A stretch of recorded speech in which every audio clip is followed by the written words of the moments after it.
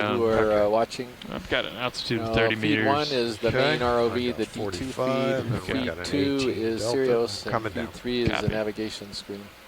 So if we make some comment about seeing something in Sirius, then if you guys can hit that button to feed 2 on your computers, then you might get a glimpse of it. Anyway, I'm sorry, Chris, go ahead. Oh, no, that's fine. The thing that you'll probably see in terms of echinoderms that's a little different is on prior days we saw stocked crinoids, and we probably won't see as many of those at this depth. Oh, and we're just viewing the bottom right as we speak. So and I can already see all sorts of interesting forms on the surface. Yeah, there's animals down here. That's what all those black things are. We don't know what they are yet, but when we get down a little closer, we'll be able to identify some of these things. They look like corals.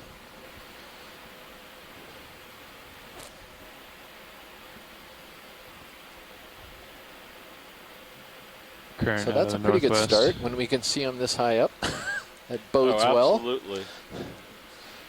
This substrate that you're seeing is probably a mixture of sediment and consolidated carbonate, old reef formations.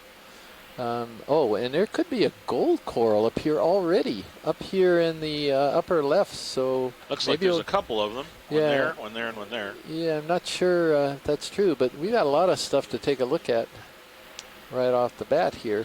And so for those of you who are new to the broadcast, what we typically do first is the ROV has to land and sort of settle out and work out its position and so forth. And then after a brief period of adjustment, we begin to survey the bottom. But as you can see, just from our main camera, there's already quite a lot of pretty heavy current diversity in the current, or in the corals we're seeing.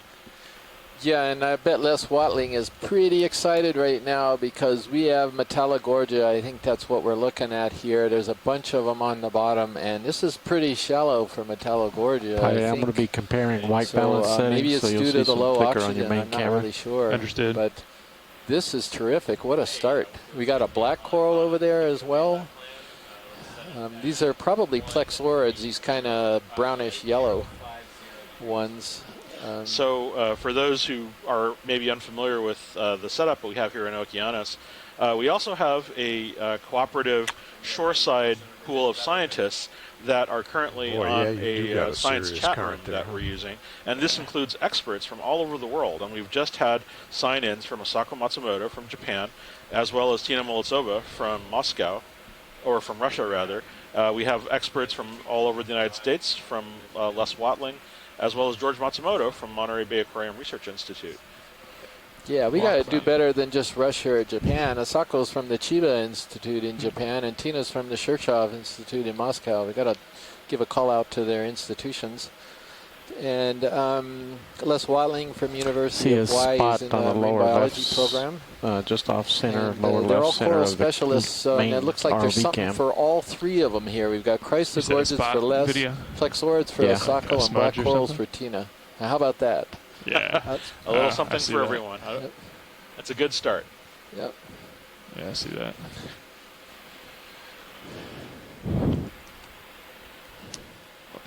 Watch the lead pilot. Roger, pilot, go ahead. Hey, fellow Chris's, we have reached bottom, obviously. Z-bias is in, and we're ready to go here. We do have just for reference, we do have a strong current north to south, or northwest to southeast. So we'll see how if that maintains throughout the day, but that's what we have right now. Great, roger that, pilot. So are we ready to start taking some close-up orders here? Yeah, I think we're... You want to deploy? I think we're all set for that. Yeah, my co-pilot's going to deploy the lights, but what do you want to look at? Well, let's start with this sort of yellowish-brown fan that's right in front of us here. And let's, because there's a whole bunch of them on the bottom, you can pick the one of your choice. Okay. And I think these are in the family Plexauridae, but let's find out. Copy. Sure. While we're getting set up, front row can introduce themselves. My name is Chris Ritter. I'm pilot. Go ahead, Andy. And navigator, I'm Andy Lister. And co-pilot, Don Libertori.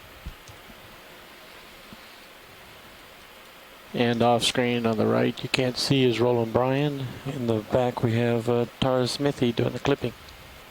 And we're all working with the Global Foundation for Ocean Exploration. And in case you missed our introduction earlier on, this is Chris Ma from the National Museum of Natural History at the Smithsonian Institution. Okay, video. My colleague here is Chris Kelly. I'm from the University of Hawaii School of Ocean and Earth Science and Technology, and right next to me is...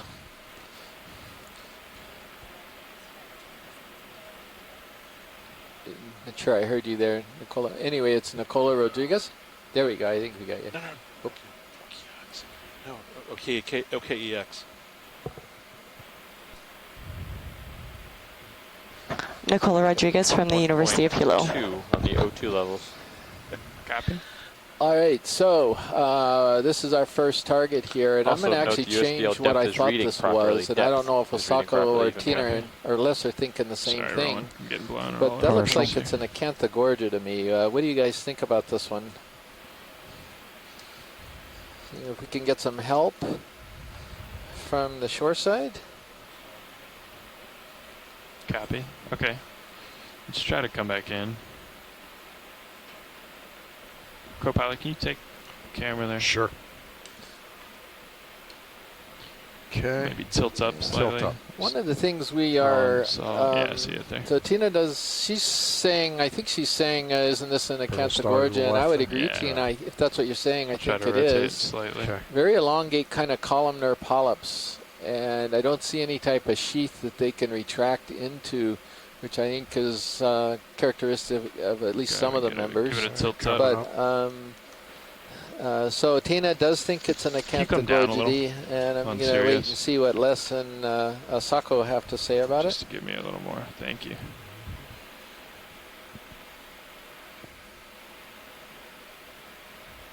Okay. Oh, shoot.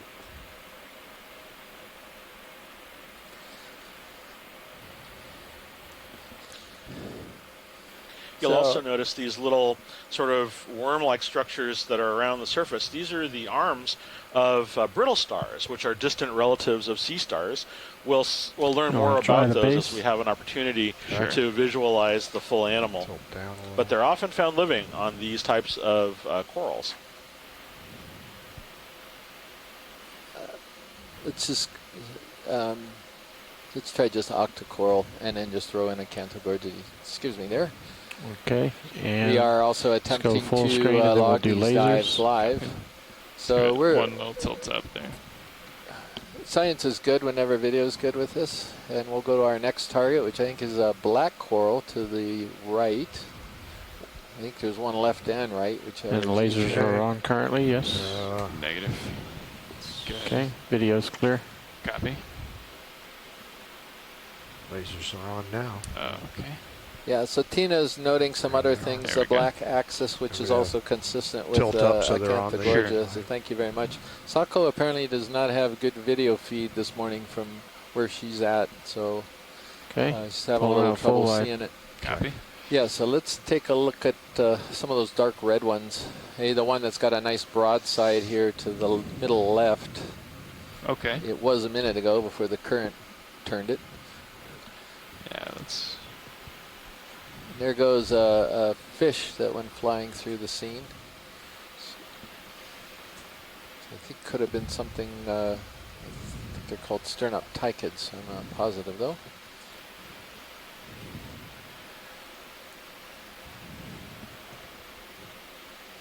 If either one of them are options, I'd choose the nearer one. I don't know which scientist is interested in. Copy.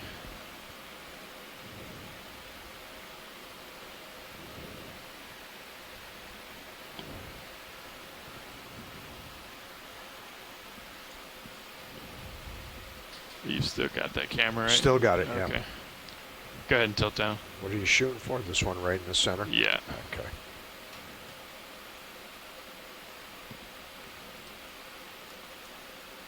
Okay, video. Go ahead and try to get that one there. This black coral More is tilt about down. 10 to some sort 15 of associate there. isn't centimeters across. No. Those two laser dots are 10 meters apart. Centimeters, you said meters. Oh, sorry. That's a really big black hole, isn't That's it? a little bigger than I'd like to be. Yeah, okay, centimeters, excuse me.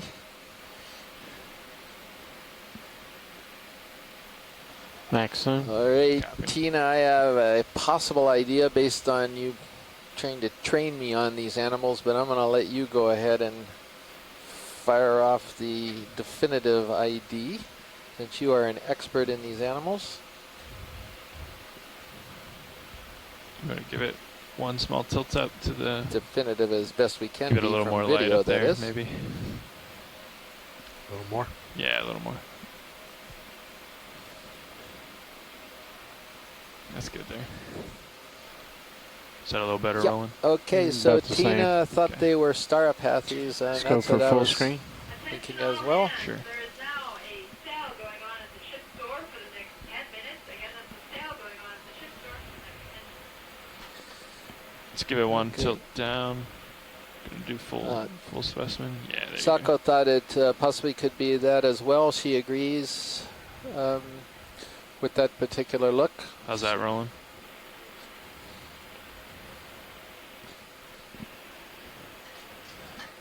Oh, there's a little armor crab over to the left. Beautiful image of this thing, that's for A sure. little armor crab over there on the right too. Sorry, I was talking to you with the mic off. They're all over the We're clear place. now. Copy that. Is that a They're not anemone exactly thing at living the like bottom? hermits here, are they? Hermit There's crab with three an of them anemone? within a short period of time. Want to snap on that one? Watch the pilot. Roger, pilot, go ahead. Hey, do we want anything else on this subject here? I'm good on the coral. I think Chris is pointing out a couple of these little small hermit crabs. One's got an anemone on it. Yeah, Okay. the one with the that's one. That's it. Yeah, so some of them have anemones and some of them have shells, and this guy's got an anemone and Give a me one shell, tilt down, go which pilot. others have as well. Great. Give it So- another little Yep. tilt. Hermit crabs are, of course, little Just make it a crustaceans that, for protection, they borrow the shells of snails that are no longer inhabiting their shells. run. Go ahead and tilt again. In some cases, there are hermit crabs which actually encourage the growth of sea anemones to perch on their shells. Video's And this clear. is What kind of size is? Okay. a win-win situation for both. Okay, So you can that come on the hermit crab sort of transports the sea anemone around, and the sea anemone sort of feeds on food that the hermit ahead, crab Rylan. brings in. Okay, we're going to go for one of those Yeah. Metallogorgia before Les just gets like out of control.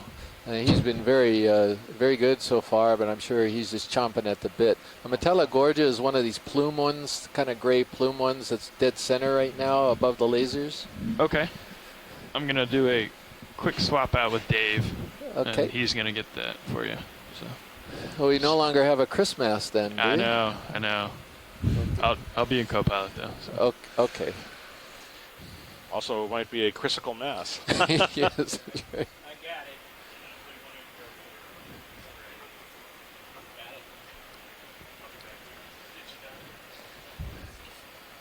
Okay, bear with us. We're having some musical chairs going on in the front row here. A little couple things while they're getting ready. This particular cruise is called Laulima Okamoana, and that's referring to the fact that this is a very much partnership endeavor, what we're doing right now. I don't know if I said that very well, but we have lots and lots of partners here that are helping out on these cruises with every aspect. We have GFOE that's taking care of a lot of the ROV engineering tasks. Chris is from the Smithsonian. I'm from the University of Hawaii. I already mentioned we've got folks on the event log here from Shirshov Institute and the Chiba Institute as well in different countries.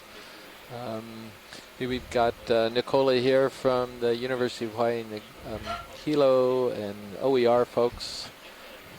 And so we've got a lot of people. Takes a village.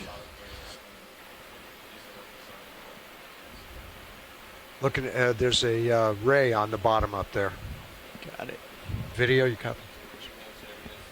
On the Sirius view, we got a Copy ray on the that. bottom. Rotate right. I'll tilt up for that in a minute. See? Maybe.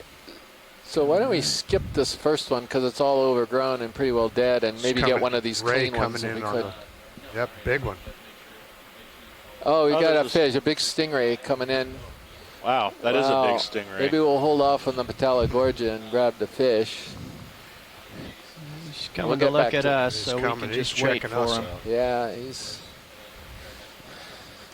So I don't see a bunch of fish guys on the line right now, but I know this guy. He's in Hawaii. Partial He's zoom really on common. Sirius. Look at Co-pilot. He's coming close to us. Oh, there we this. go. There he is. Yeah, go ahead. You can zoom in on.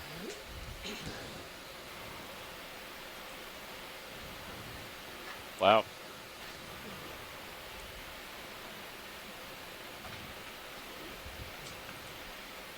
So this particular stingray is called Plesiobatus Davies eye. Not going after him, Dave. No, I'm not going to chase him down I'm there. gonna It's, go ahead and punch that into the you know what he is. You got him on the approach. annotation. Yeah, we didn't have a great Usually lose highlight battle chasing view of things it. downhill So anyway. Dave, I wonder if we could get this plume-shaped Metallogorgia that's right in front of you here, one of Yeah. the two. And Yeah, I'm Yeah, just close it. getting accustomed. It's breezy down here, and but we'll get you there. great, thank you.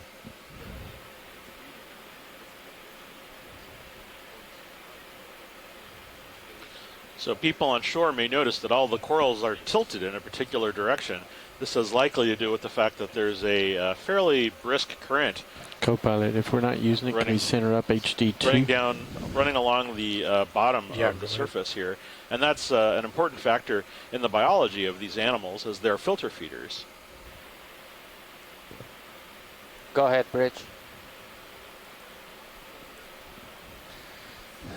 Just made a little annotation. There's a little ribbon sponge that's right underneath one of these That is coming about Metallogorgia, to 140. Chrysogorgia corals that are on the long stalks. That kind of little white thing that's Okay, on the go ahead. seafloor. And that's We are an in Co-pilot, if we're not Coastal using Astra. it, can we Say center up? again? So there's If we're not using it, Okay. can we few demo center sponges that I'm ROV familiar with. HD2? Hold on. Copy that. Yeah, you can come about if you want. Also got some, looks I didn't appear hear to be either cup corals or anemones. Oh, okay, yeah, And roger I that. think this is actually a cup coral, and maybe we'll get an image of that after this.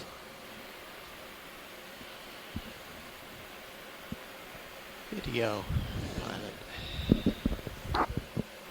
How's that? Tilt up. Okay. They're still doing a little bit of coordination from one shift to the other on the front row. Hey, Rolly. And Dave, what we're after? Right in the middle. There we Hold go. there a sec. Oh, double trouble. That's a nice view. I I like love- the two, the I love how symmetry they're in the just video. perfectly parallel to each other. I'm not sure what those black things are. I don't. Lasers Is are it clear. part of the brittle star, or is there something Yeah. else? Don, you get a Yeah. chance. I don't think Lasers part off. of, I think it's Lasers something off. else. Hang on, Rolly. We'll Please just- pardon the interruption. Your conference contains less than 3 participants at this time. There you go. If you Well, would no, like it's to part of the continue, brittle press star. Oh, it is. R1 Yeah, now, it is. or the conference will be terminated.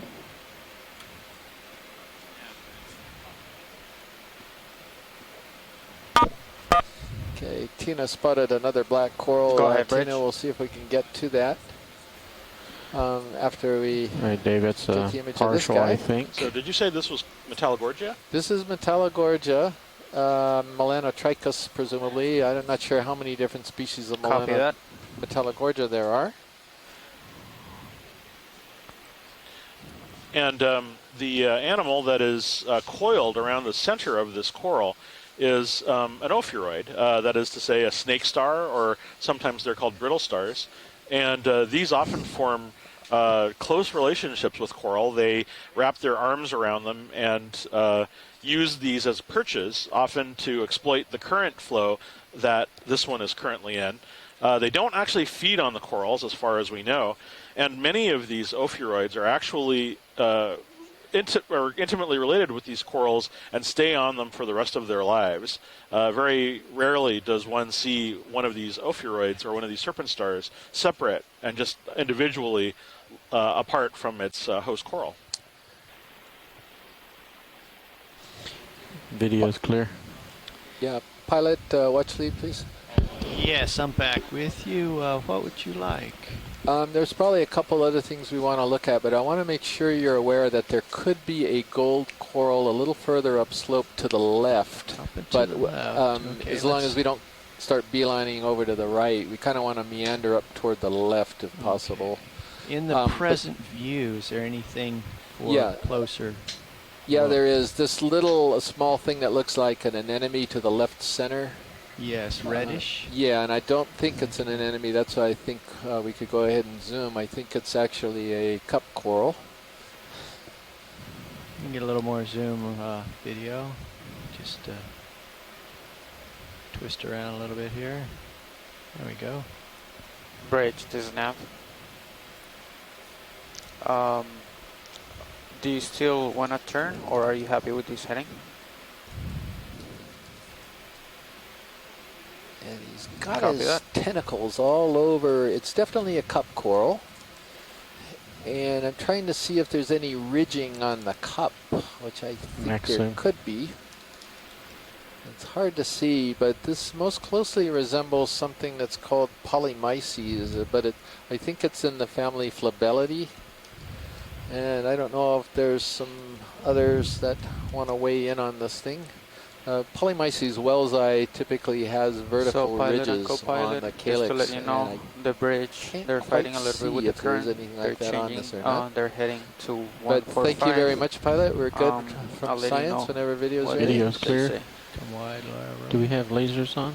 We turned them off a while ago and put them back on. Lasers are back. Lasers are back. Okay, and then if you pan up, looking up, there is, where is it? Up slope about dead center, 1/3 down is a yellower colony. Yeah, that's something we want to get to at some point. Okay, got that. And I don't see the black coral that Tina was referring to in view, so maybe we'll see some more, but perhaps on the sediment is what she was talking about. Over there in that little sediment channel, there's a plume of something. Let's get a little more zoom, please, video rolling. We'll just hold that right there. I'm noting the lights seem to be a little bit focused in right now rather than dispersed. I have a hot spot in the center.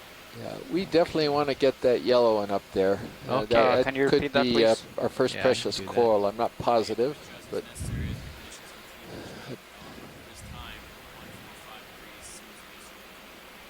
copy that. 145 it is. You said light is focused out ahead? Yeah, it seems a little too focused in the center rather than fully dispersed. Are perhaps unfamiliar with some of the things that we're looking at. These are all animals. These are different types of deep-sea corals. Further up the hill. Most of them are octocorals. That is, they have 8 feeding arms. And if we get a zoom in on some of the branches, you'll see that there are little polyps, little cups with arms around them.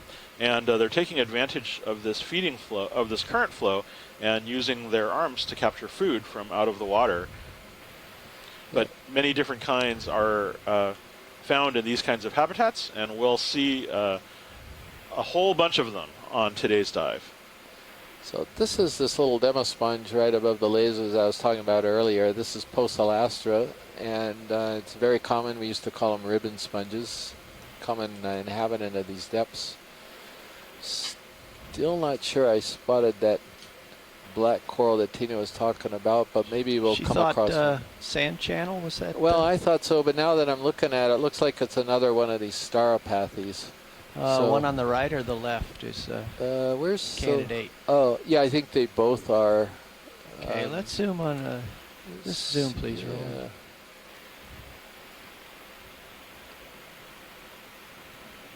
Yeah, let's see. Not sure that's the one you're talking about, Tina. Let's see, and zoom at white one left to the Max Metallogorgia. zoom. Thanks, Roland. She saw something that was next to the Metallogorgia. I'm not. Could it maybe is that unbranched thing that you were pointing out a moment ago? Okay, let's come possibly. out a little bit, Yeah. get some more Yeah. context, so we can see what you might have been referring Left. to. I'm gonna come left to the other one. Partial. Yeah, that's good. Okay, let's go back in on that me- one. I'm bringing the lasers to it here. That one. Yeah, that's. Seems a little denser, but I don't. I think they can have slightly different appearances. So she said it was left of the gold coral, so maybe we can start heading up toward Okay, that wide, please, Roland. gold one. And this would be really marvelous if it truly is Bridge this a now. Kulamana Haumei, which is the Would name be- of the gold Would you feel coral. comfortable with a move at this It's time? gone through a number of taxonomic name nomenclature revisions, and that's where it stands now. stand by. Does it have, you had called it precious coral, is that just a name in title only, or is it actually used in jewelry? It is used in jewelry if it's what I hope it is.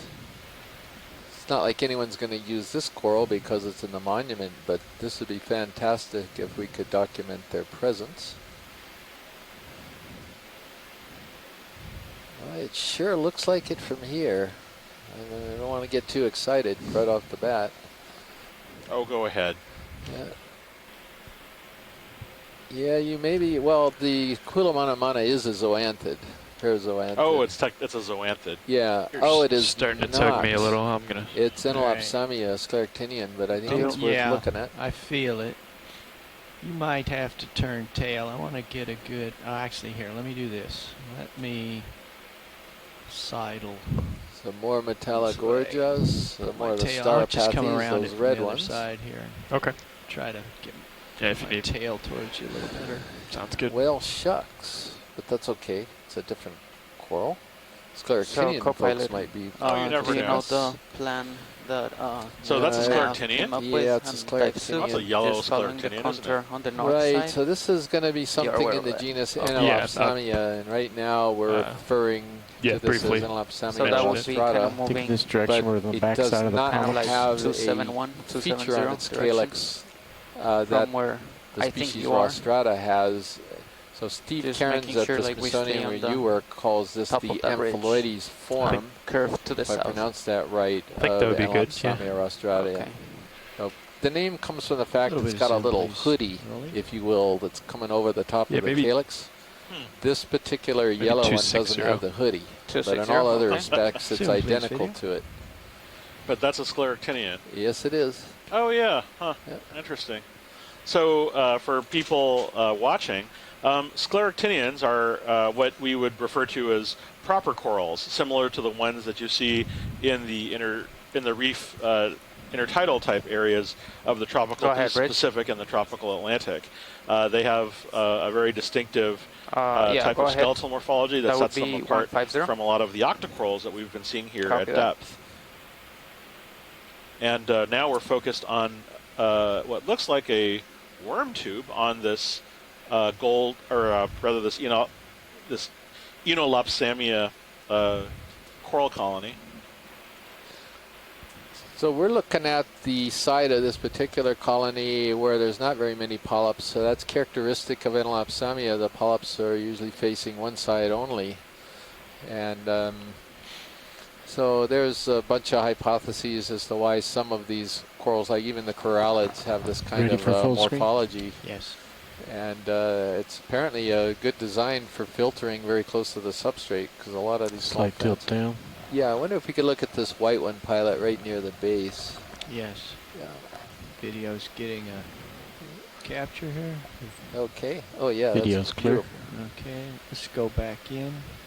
To the right What the- here. yeah, this little white thing Yeah. that's right Go next ahead, to it. Rich. What is that?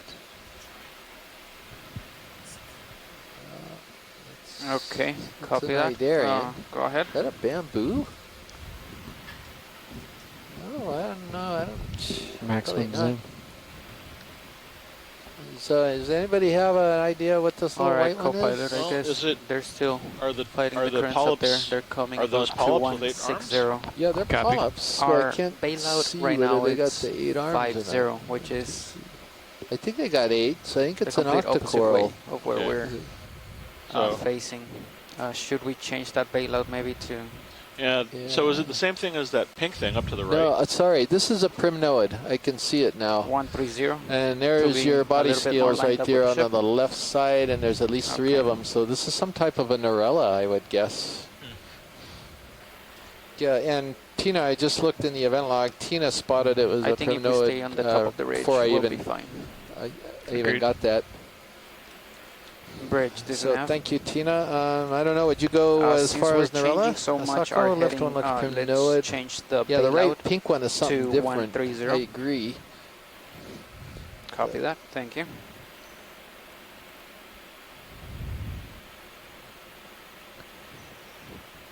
Nav on HiPAC, could you decrease the track line length of D2? It's kind of all over the place. Just maybe half it or something.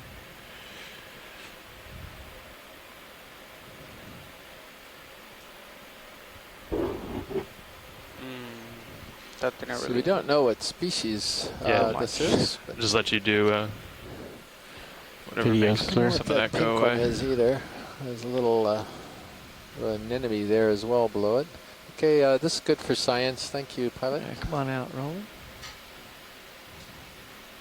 Chris, I'm going to move back a little bit towards Sirius for tether management Okay. and take a look off to the right, which would be north, and see if there's anything undiscovered. Yeah. Sure. Yeah. Pilot, check out what you got in HD2's feed looking down in between those rocks. What do you see, Rolly? My screen's too small.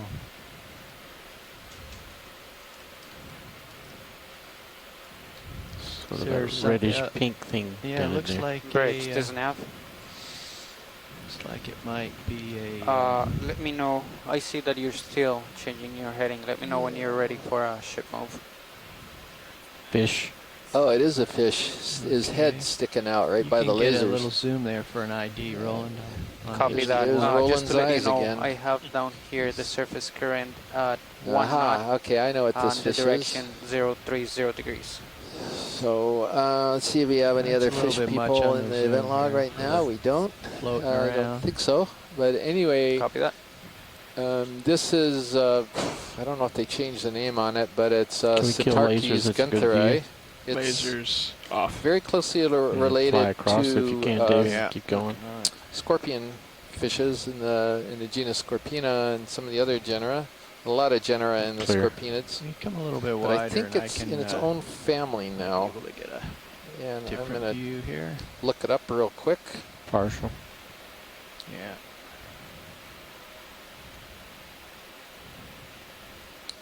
Yeah, so it's actually been broken out another into fish its in the own family, background. Sitarkidae. And we're just past going to the go stub. Tie my Sitarkes swing arms species. for me there, Chris. Sure. Say, pilot, what is that spiny thing in the upper part of the screen? Could we focus on that? It looks like a gourd with See lots the of second fish. spines coming off of it. Oh, I see that. Yes. Yeah, give me a moment. Yeah, of course. I'm kind of waving around in the breeze here. Maybe a Yeah, there's sponge. another fish there too. Go ahead, Bridge. Yeah, we have two fish. Yeah, two fish. I was looking at that thing too. Yeah. All right. Oh, yeah, here's a black coral Copy right that. Go here. ahead. I Move haven't to been looking in the 170. event log. I don't see a whole lot of entries in here yet at the moment. Okay, well, let's get a little zoom on the. Yes. Hold that a moment. What is it? An Never. urchin? That's a good question. That's too Might much. it be a sponge? Sorry. Oh, you're right. I'll bet it's a sponge. Wow, that's a weird one. Do you think it's still alive? Well, I don't know.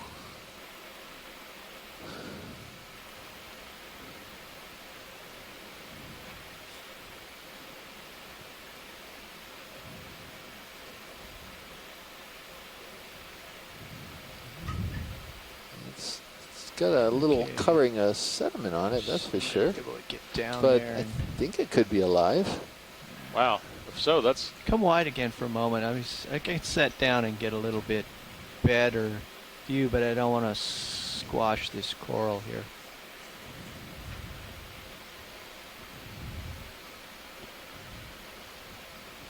Sponge on the end of the rock also.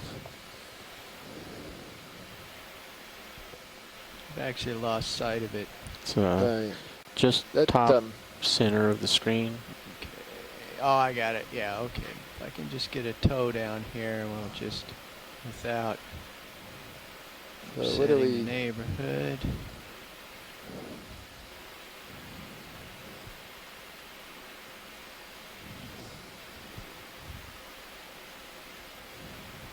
Okay, zoom.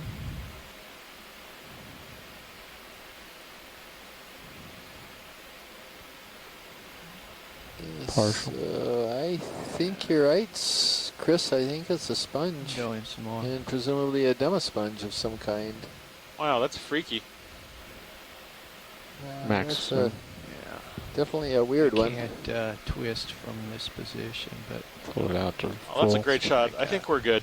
okay, wide please roll. Yeah, this is the limit of my tether. Okay. The ship position, but what I'm going to try to do is. I think, Chris, are we good here? Can we move on?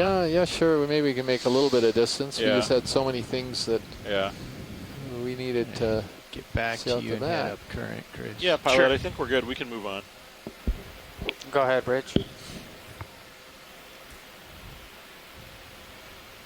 Copy that. Stand by. Alright, co-pilot, I think they're happy with their current heading and they would be ready for a movie view if you want. Okay, great. Yeah, I think whenever pilot gets back in line here, 260 still sounds pretty good. Or looks pretty good. I'm happy here, Sounds Chris. good. I've just got my head into the current. It's easier. Sure. And I'll go wherever. Okay. Yeah, go ahead and I spy some get a little movement on the movement, lower Nav. right there. Maybe 10, 15, or 20 meters would be. Is that a coral? let's do 20. I was actually Sounds looking up. good. 20 Oh, meters, that's 260, 0.2 coming up.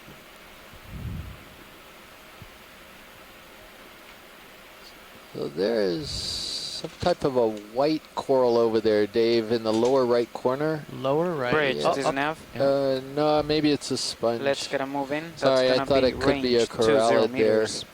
for a moment. Bearing 260. Speed Not sure what that 0.2. white thing is, unless it's another Metallogorgia. Let me back up a smidge here. That is good copy. Yeah, you down. can see how much current there is. There's not much sediment, and yet there's still bed forms on these rocks, even with what little sediment there is. By bed forms, I mean the ripples. Let me, speaking of that, while we're waiting for the ship to get going, one of the things you can do is put the corner of your red skid shrimp. down and see. Copy, Bridge. Thank you. Got a potential starfish to the upper right of the shrimp. Where is that? Roland, how can you spot that? You see what he's talking about? Oh, he does. just right Spotted over a the lake. starfish. They're right there. Oh, What my a God. set of eyes he's got. It's a screen. Roland, you're a miracle worker. Well, we're looking at the same Thanks. quality screen he is. So, It may have something to do with doing this for 7 years on this straight shot ahead. He's cheating. okay. Stacking the cards. Okay, Shrimp or star? Ship Zoom is there, moving. rolling. Finally. So Agoni asteroid. This is what I would colloquially refer to as a cookie star. Center him up some more. Oh, we've got a little shrimp up to the side there. 1, 2, 3. I'm down hard. I can't twist. I can reposition. We can Oh, get wow. closer if we need to. This is astonishing to me how much the image is such a powerful Yeah, if we quality could center it up. picture that I can see the Come wide, details I'll on just this. go there. So this is a cookie star called Plinthaster, Plinthaster, or something close to it. That's Latin or Greek, I think. Aster, of course, means star, but plinth or plinthos, meaning stone or sort of a walking stone, because the surface of these animals are composed of flat, sort of ceramic-looking plates. One of the things that you often get with seeing living observations like this is how the disc is inflated. These have their gills extended up into the water, and so we didn't know until we started seeing them alive that the disc actually inflated with water in order to sort of, I would assume, facilitate gas exchange across the little finger-like gills that come off of the top.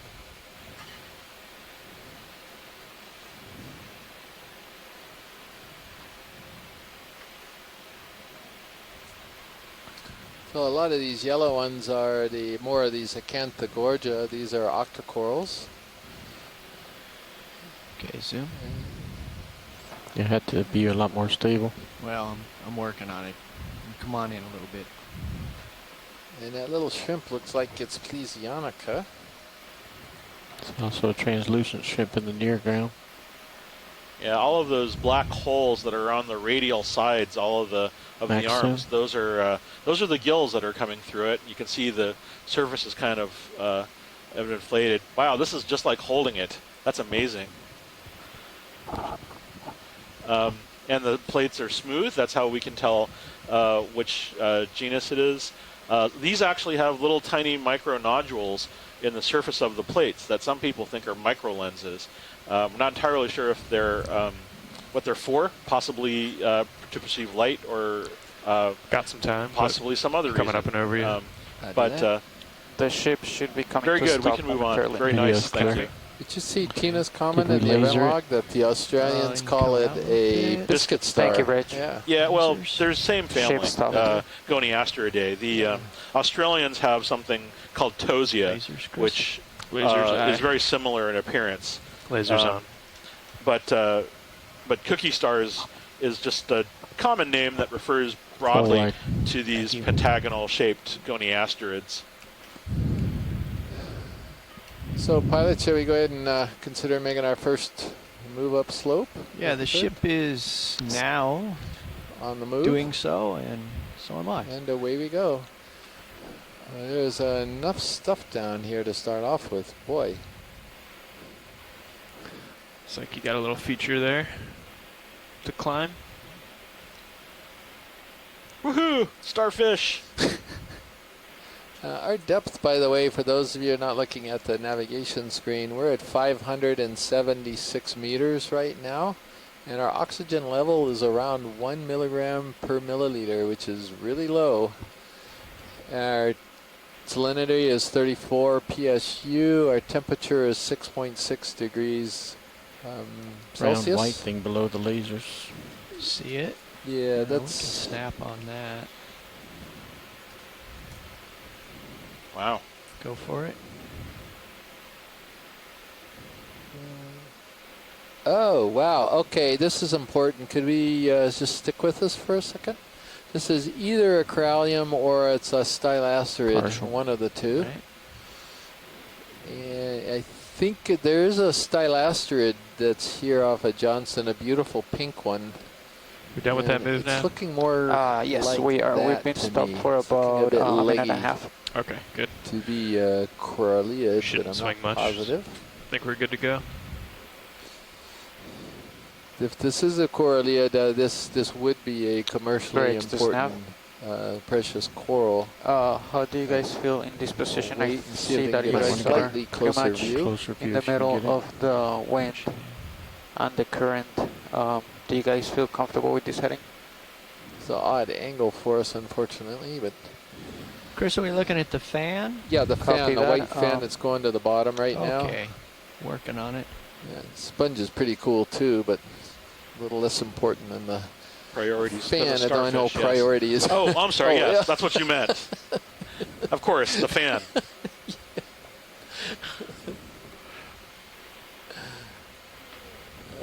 What are you? Are you? That was good. That's very good. Simply speaking the truth. I don't know what that sponge is, but boy, Got to do the corals. We got to know what. I'm thinking this is a coralliid. You want me to pull out? Looking at Sirius, you're still out there. You're okay? Yeah, boy, I wish Amy to get a Bacco Taylor was on the line right now. She closer could so help he us can get his out here. ID. Tina, let's see. I can't perch with my We're swing still arms talking out about here. the Sea Star. You've got You want me to bring him in? You've got her corrupted Nah, and let's focusing on sea stars rather than corals. see I if can't I can believe get it. this. But I'm sure she's just watching out. I know. When it Jamming out the becomes video. important, we'll pull in port side. And I'll Boy. go side two. I think it's Copy. a coralliid. I think it's I think they're hemicorallium, going to need to possibly. see the polyp tips. Polyp Yeah, tips. however close you can get would be. Okay. Has to have more zoom also. Well, yeah, but I don't have the control. I'm just out here in the breeze. Let me have a look around here. Come wide for a sec here, and let me see if I can't. Full wide. Go ahead, Bridge. By the way, this toe carbonate terrain here is, it looks to me like it's quite karstic, which means it was dissolved yeah, by go ahead. fresh So that water would at be some point in the 180. past, which also means that it was above Copy that. ground. Yeah, it has a very recognizable pattern, Okay. I think. It 160. almost Yeah. looks like coral itself. Yeah, those of you watching, just bear with us for a moment. If this is what we think it is, this is actually one of the priorities of this dive, to document Okay, really this good. type Yeah, of coral. bear in mind, we're in an area with quite a significant current flow, so yeah, little navigation can often be a bit tricky. Ah, a little brittle star. wow. So I'd mentioned brittle stars earlier. They're distant relatives of sea stars, and they're frequently Some more light there. encountered on Thanks, different types of coral colonies. They are cryptic animals for the most part. So I'm going to go ahead and mention this absolutely is a coralliid. It's an octocoral. You can clearly see the pinnate 8 tentacles, and that is fantastic. This was the target of the dive, documenting the presence of these. So I'm going to go to hemicorallium on this one. I believe that's what it is. Yeah, and you also tell by the texture of the actual branches as well. This is fantastic. So that other one turned out not to be a gold, but then we find a precious red coral. Neato. That's beautiful. High five. Well, what are we going Thank to do you for so the rest much. of the watch? Look for more. Okay. Look for more stingrays. Well, I know what to and look for octopi. here. It's Yeah. white, Oh, yeah. pink.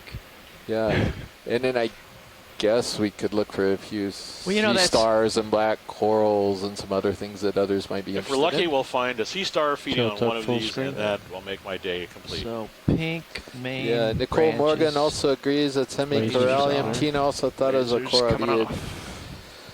Fantastic. Okay, white tips, pink branches, That's it. big base. Okie dokie. That particular Video's clear. colony probably took on the order of about 200 years to get to that size. Ooh. Don't want to knock that loose. So red, something under the ledge to the I left. see it. I can't So, twist from here. I'm Video's full clear. okay. Yeah, we're you good. full We're wide? good for science. Okay, let's go wide. And maybe we could. Thanks, Roland. Now we're full I have a wide. feeling we're going to be distracted on every opportunity to start heading up slope today, because there is so much stuff here. Well, We'll go ahead and try to make progress anyway. Good thing is, Chris, is that means later you'll have already seen it, and you can just keep going. Yep. that means There's another another one. coralliid. Yeah, we Right could there. probably Go ahead, pass this by because clearly that's what it is. wow, Thank it's a you. stunning landscape, though. Yeah, another one of the ribbon sponges. Okay, go ahead. What is that black lobster thing? on the Yeah, maybe we black. could take a quick zoom at that thing. If we could have snap zoom. Thing being. That squat lobster Oh, that yeah. Roland just pointed Okay, out. come in about halfway, Roland. Okay, I'll fly it. I think it's on a Stauropathes. I'm not sure. Let's see if Tina. I think we're just seeing an odd angle, and There's also a fish and another coralliid off to the left. So co-pilot, right now this ship wants to change the heading again. They're going to about 150, What do we got here? Let's 145. Okay. In the event log, I sort of suspect an they'll odd be bouncing angle, around but for the majority of the day. Tina, I think I get a little jump on you. I think it's going to be Copy that. another Stauropathes, but this one's got a chirostylid squat lobster on it. Swing arms look good. We're back to normal config. Small snail to the right.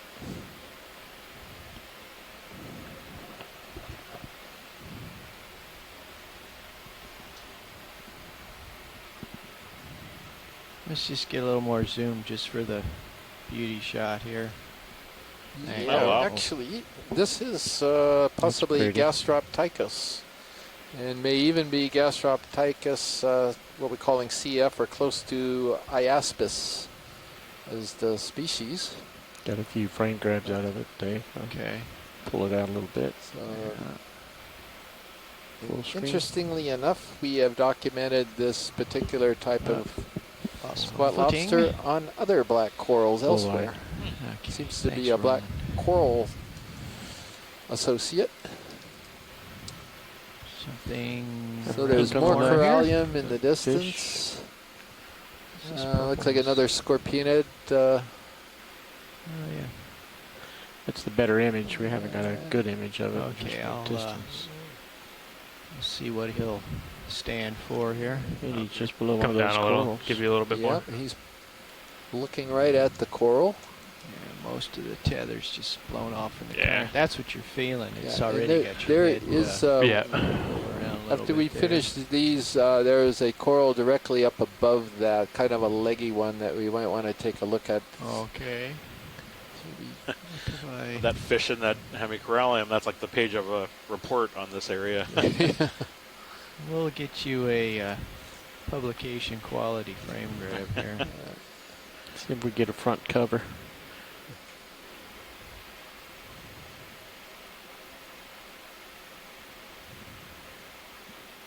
Okay, rolling. Slight left. Alright. Get on it. Okay, so this is a Go to Satarkid, the I eye, believe. the fish. As one that we only saw the head of Bridge before. this now. This is Satarkis. Are you still It's changing your a heading? type of scorpion fish, or at least in the order Back, Scorpiniformes. stand Used to be in the family Okay, Scorpinidae, copy. and they moved Let it. me know whenever you guys are ready Have for a subtle move. differences to it to give it its own unique family. Thank you. Okay, slight tilt down.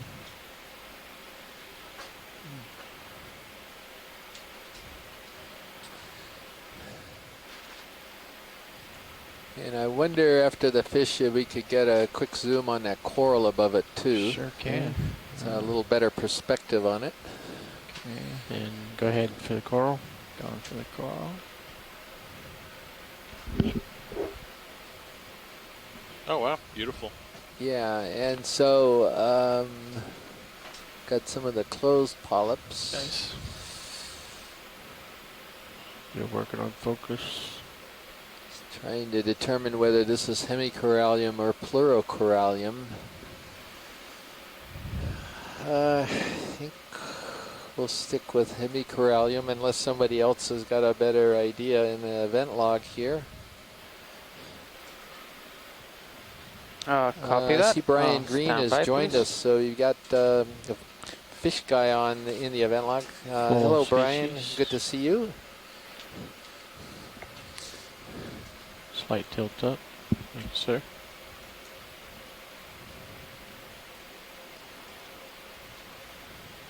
Okay, and we're good for science and our videos ready. Video's clear. Have we lasered these? Negative. Pull them for lasers. Okay. Lasers on. There's your coral. All right. So then And These are video's fish. clear. How are you feeling right now, co-pilot, with the tether? Do you want to get a little bit close? And you're full wide. Thanks, Ron. I think Or your once guy? I think once he comes off of these two subjects here. We'll I probably think those be are ready for another just move. to So camp the gorge just up stand above by. it, so maybe Copy we that. can skip those for the moment and see if we can cover a little ground, which I keep trying to do before we find something Tell really you what cool I'll do to is pitch. go around the other side of this rock here while we're waiting for some tether. Yeah, we can go ahead and get a 2. This does look like a good rock. 250, 260. 250 sounds good. Okay, 250. So I'm moving to the up current side. That's gonna be another 20 meters, 0.2. Sounds good.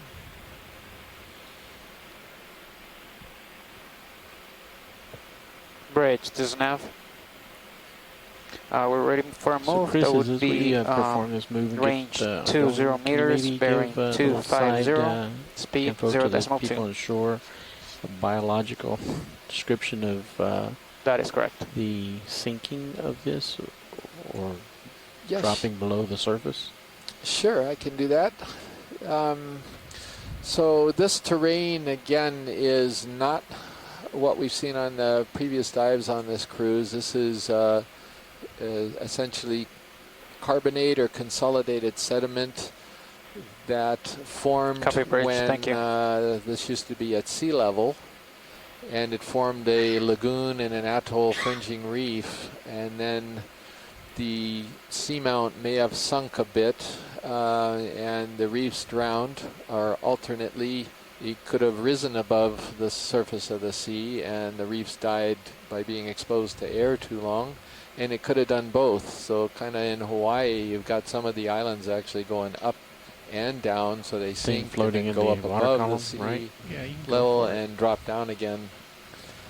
But when you see this kind of very fascinating terrain that's got all types of grooves and overhangs and holes in it, Probably good enough. that's usually a result of dissolution, like what you get in like a cavern, Why? for example, one of the Carlsberg Cavern or something like this. You get water eroding through this old reef structure and creating these pockmarks and Co-pilot, holes. we're currently moving. So I'll at let you some know when we point, stopped. we Copy sort that. of think that this area was above of sea level.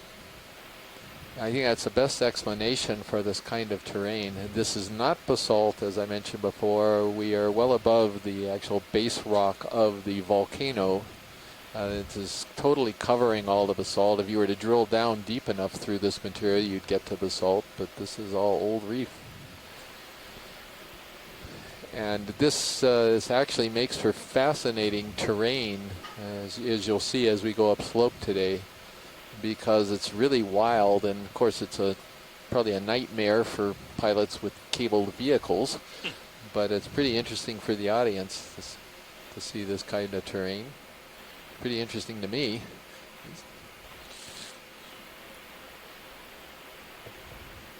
Go ahead, Bridge. So Johnston Atoll was formed originally by a volcano, copy that. probably again about 80 million years ago or so. And then as this volcano broke the surface, copied that, yeah. the eruption Okay. stopped at some point. And by the way, there's 3 beautiful corallium colonies that we're passing by here. There's corallium all over the place, so that's great. But there was probably a pretty good sized island here at some point, and then the eruption Copy. stopped and the island slowly started sinking. The mass or weight of the island was actually pushing it down into the mantle, and also sea level was rising, and the island itself was eroding, and reefs were building up along the flanks of it. And eventually it wound up having a very flat top, An enemy off to the right. where the entire old volcanic cone was Side of the gone. rock. Or corallium. And then it sank below the surface for good, big which one is back probably there. now. I don't think this is ever going to be pushed back above the surface, particularly in our current climate change, or what I people think it's on expect the side of climate the to rock, do. Maybe directly below lasers. I don't see the lasers. It's tip of the rock. center screen almost. That's where the lasers are. Oh, there they are, way out there. Yeah,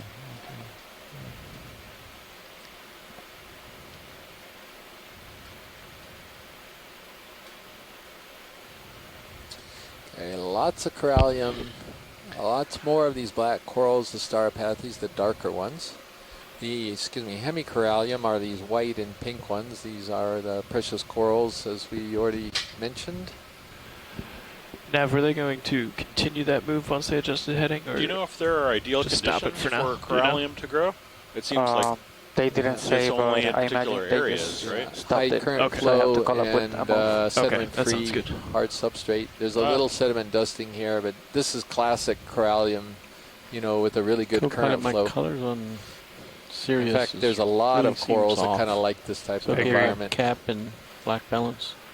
Sirius. I think we're pretty Have there safe been for many that. studies Yeah. into I'm the okay with sort of that for the development and moment. the settlement of See where I corallium? am. Seems like something valuable like that would be somewhat heavily So studied. Dave, the ship is struggling to Yeah, hold they position. have, and They Amy stopped Bacco-Taylor our out of last Florida move. State University is one of the premier I can relate to corallium that. biologists, down if you will. She here. knows a lot of things, but corallium has been one of her specialties.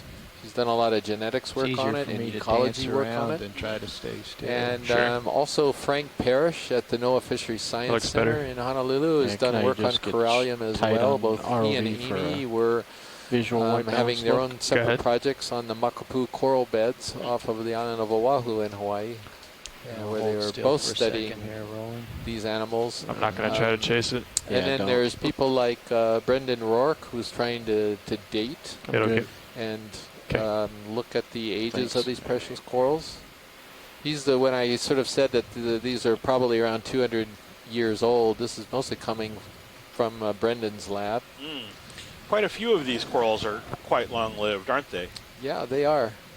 As I recall, some white of these strip on Antipotherians, that rock with or a at least extra white Antipotherians dot in on it. general, Yeah, are quite looks like long-lived. an old dead spring also. or something. Yeah. I'm just gonna go around the corner here while I can.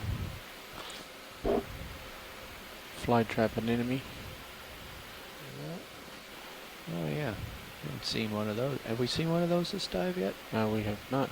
Okay, I'll just. Yeah, we could do a snap zoom on it just to document it, but I would agree with Roland. It's one of the Venus flytrap anemones. It's in the center of the screen now.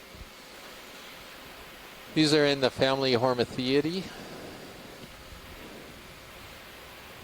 So it looks like some other type of enemy or something on the right-hand side of the edge of the screen. Yeah, see that one too. Not sure what that is all about. You can go ahead and go in on this one while Bridge, there's an app. good float here. Can you give me an update, please? Looks like he's at a meal. He, she. Chris, do these have gender? Excuse me? Do they have gender? You mean male and female? Yeah, I called it he, and then I thought, well, how would I know? Copy that. You completely stopped that move, right? When So we get Chris to Ma, 170, I'll you just call want up to with handle another that move. question? I think only they know for sure as far as that goes. How do they reproduce? I think they are, I mean, Copy that, thank you. generalized from a sea anemone perspective, Video's clear. they usually produce gametes into the water. So they release the males. I believe they are male and Right female, there. but they produce Come right. reproductive products that are expelled into the water, and they find themselves fertilized in the water column, and then the larvae settle out. Some of them have brooding, but I think it back probably, sea anemones are quite diverse, so they have a lot of different reproductive strategies. That's just a generalized one. So, but those particular kinds of sea anemones are found all over the world, frequently in the deep sea, and that's one of the sort of mysteries about the distributions of deep sea animals, because some of them occur quite widely, sometimes even in more than one ocean, the same species. We have some sea anemones that we're looking at here. So sea anemones are basically kind of like large upside-down jellyfish in a structural sense. There is a big mouth. All of those rings of tentacles have fairly potent stinging cells. Those stinging cells capture food, oftentimes small shrimps, fishes, and whatnot, and they go right into that mouth where they're digested. They don't really have a gut, so food goes into the mouth, it's digested, and then it gets ejected out through the same hole. These get to be, I think, quite large in some cases. Some of those hormetheids I've seen easily, let's see, about 6, 7 inches across. Just underlaid So right next to lasers. I'm not sure exactly how old that would be in sea looks like anemone, the one we but tried to collect yesterday. but if they're anything like any of the other cnidarians, it's probably quite old. Yeah, so I think Roland has spotted a fish, and is this the thing sticking No, it out of was the a rock fish. there? It was Roland, no, it was an anemone. Oh, it was an enemy, okay. Purple. I wonder if we could zoom in on whatever's hanging off of the right side of this rocky ledge here, that sort of frilly thing. I don't know what Frilly? Oh, I'm sorry. Never mind. That's the rock. It was a lighting effect. Okay. Excuse me. Never Shrimp. mind. Yeah, this is Chris Ma making that wrong ID there. Sorry. What? Well, we're both Chris. They'll never know, right? So I can attribute all the bad IDs to you. Do we have a Thanks. crisis of Chris's? I'm just not going to make any IDs. That's Oh, another and- type of anemone there. Does it have a secondary ring of tentacles in the inside? Maybe it's another one of those cereanthids.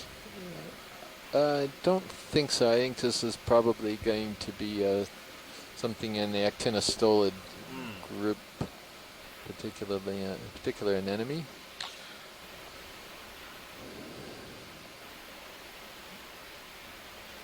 For those who were watching yesterday, we managed to see some fairly interesting sea anemone behavior as we attempted to grab one with our manipulator arm, and it began to move off and escaped our collector.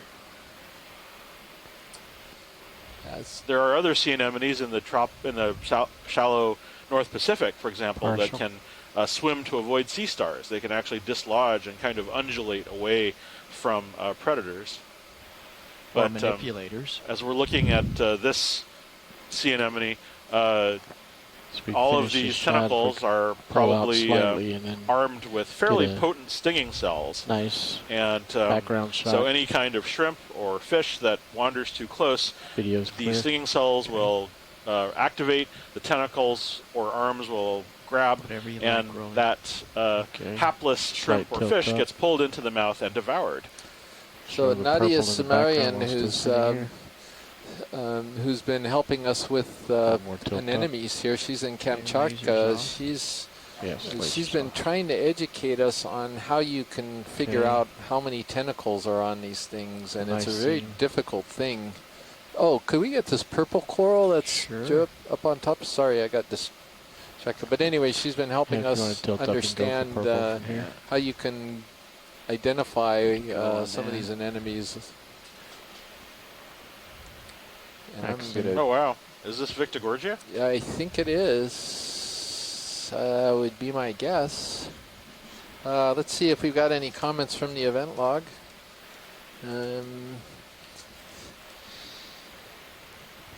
It's a really beautiful octocorals. They're always a treat when we come across them, because they're always this beautiful purple pinkish color. Yeah, it's not common to find deep sea animals that are purple, but there are a surprising number of them. Victigorgia, which is this octocoral, Okay, pull on for as well as full some many sea cucumbers. When we zoom in on it, you'll notice that the many tiny little flower-like structures are actually polyps, very similar to that sea anemone we were just looking at.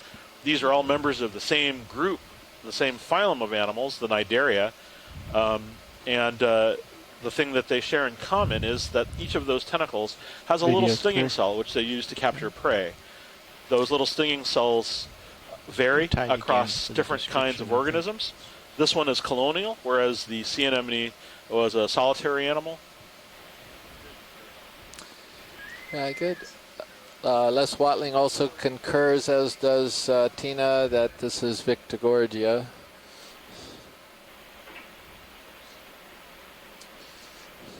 Just a really beautiful scene here today. These beautiful rocks with the corals on them. Oh yeah, Really rather beautiful, stunning imagery at this beautiful site. terrain. I have to admit, I was not really expecting this. I was thinking that we might wind up on a pretty sedimented, barren slope today. So this is just a delight.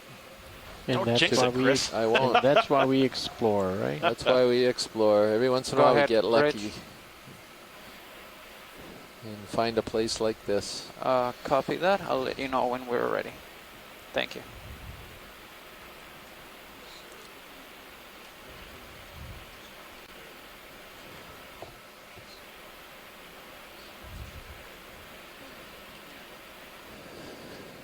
All right, what else can we find in this wonderful community? There's a sponge. I don't know if anyone would want to waste their time on a sponge except for me. I wonder if you could get a chance at zooming in on that sponge in the center since it's different. We won't leave it to chance. Thanks. Well, So let's get a this lot is closer one to it of and the look down on it. shallower glass sponges, I'm pretty sure. We'll get a Nav. little bit closer. And once we Go get a ahead, little closer, co-pilot. I'll Let's do 2250. confirm Get us a that. little Copy. closer for him.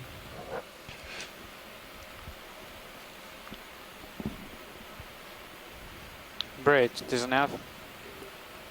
Ready for move. That's gonna be range 20 meters, bearing 250, speed 0.2. That is correct. Okay, Roland. Wonder what that activity on that rock on the right is. There's some sticks sticking left.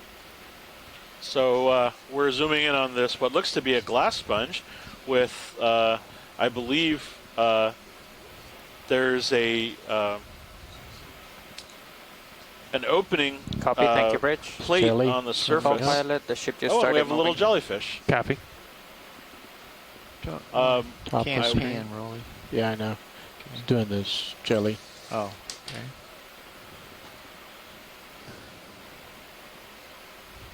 Oh, look at that. Oh, wow. Oh. I want to say a narcomedusa? The jelly that's Yeah. on the right-hand side. That's what we're looking at. You can barely see him. There he goes. He's shooting up. Please don't lose the sponge until we can document that. It's not going yeah. anywhere, and neither am I. Yeah. Okay. All right. A moment's So, distraction. Yeah. So this sponge is in the family Euplectellidae. I knew it. Yep. It is in the genus Regadrella. I knew it. Did you say it? I'm sorry. I'm just kidding. Oh, okay. I had no idea. I knew it was a euplectellid, but I didn't know it was rare whatever it was you said? Yeah, Regadrella. Regadrella. Yeah. So this is in fact the shallowest glass sponge that at least we've documented in Hawaii. So I figured if we would see a glass sponge, it would be in this genus. And So you're it's as far left as this you is can one of get these safely? classic sort of Well, I'm vase planted sponges, to- glass vase I don't sponges. have It's pivot soft, Yeah. sort of soft, semi-hard. There's some fusion of the spicules along the wall of it, but then it's generally softer than some of the sponges we've seen. Well, maybe lift off and hover as we get ready to pull out away from it. Okay. Given that Sort of we're center on it as you go away. 565 meters, this is not. This is pretty normal depth for this genus. And behind it is another one of these Stauropathes black corals too.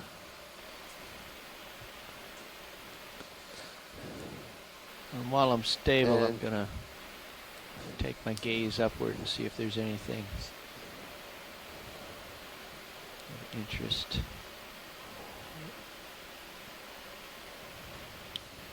Well, looks like Sometimes these fairly well infested, or not infested, but populated rock face. This is another one of these ribbon sponges in the genus Poecilastra. It's a demon sponge. And so this is in the different group of sponges than the one we just imaged. Those little discs. Yeah, I was about to say, what are On the those? Are rock they limpets structure. or something? These little round discoid things with center holes on the rock face in the foreground. Slight When tilt we're done down. with the sponges, of course. Yeah, sponges, fine. We got images of them before. Maxim. Tunicates or? Huh. There's 2 holes on this one, so it could be a little tunicate. Oh I yeah, don't know. yeah. Maybe. Tunicates. Or they could be sponges, I guess. Okay. Okay. And there's lots of little worm tubes, as well as other things. The wall to our right had a. Ooh, There's what's a that big big shrimp. lobster on the right? Or is it a shrimp? Copy that, About Bridge, wide thank so you you. can know your distance. You're full wide. Yeah, okay. You see the. Co-pilot, we Just should be get coming that to a stop. Get that shrimp there.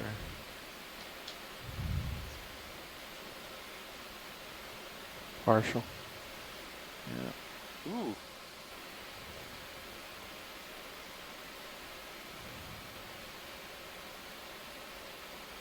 Oops.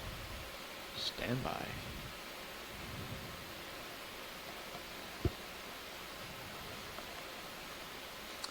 So this shrimp is going to be in the family Pandalidae, I'm pretty sure, just based on its size and the fact it's just sitting on the ground. And I'd go as far as to say it's in the genus Heterocarpus just from this view. These are usually when you see shrimp like this at this particular depth, that's what they turn out to be. Now? This guy looks big. Okay, go for a zoom here. You say go for it? Here, let me get the lasers on him here real quick. Okay, yep, this big fella. Hang on. I'm in a precarious perch here. Your lasers are clear.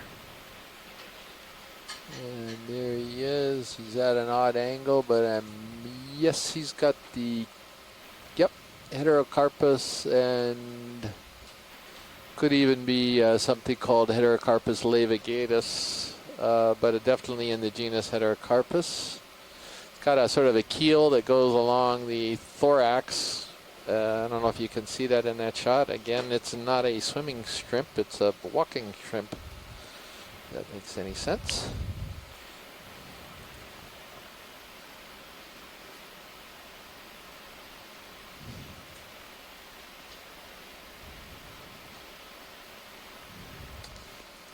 We're good for science whenever video's ready. We'd like a super tight of it centered if we could.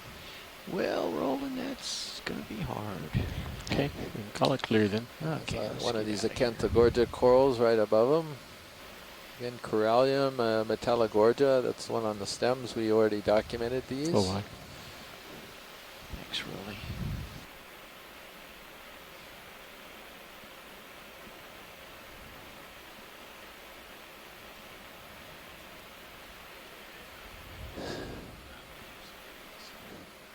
So we have a different coral go that's around. coming into center, Dave, as you're swinging. Yeah. It's kind of this white one that's just Yeah. to the right of center there. I Yeah, wonder got if we could get a quick snap zoom on it. Also, what is that weird thing in the top right corner Okay, on top of the black? Let's go in on this and see if we need to get closer or.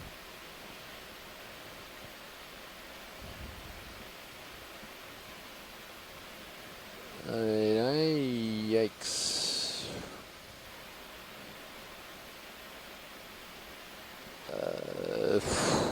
I could be I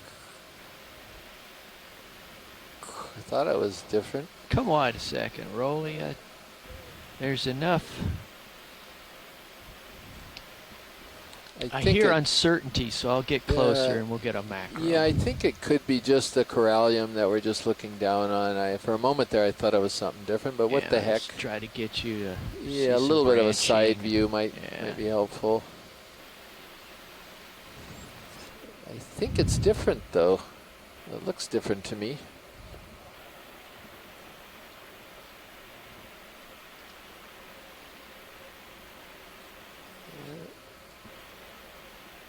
Okay.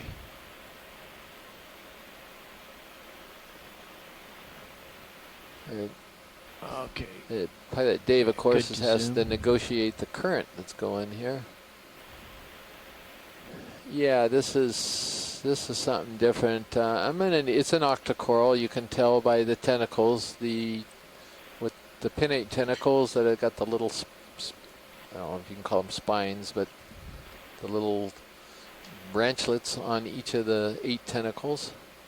I'm going to need some help with this, guys. Asako, what do you think here? Sakotina, less Paragorgia maybe?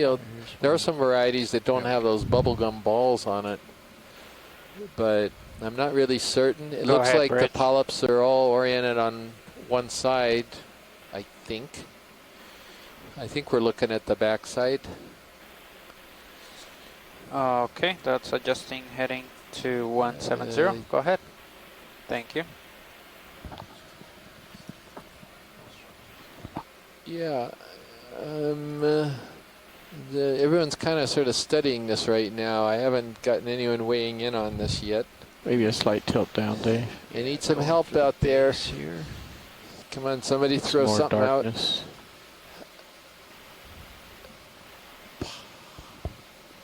What do you think, Asako?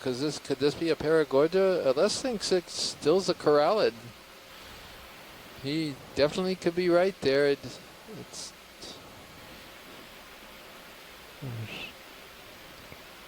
yeah, he could be just a white morph.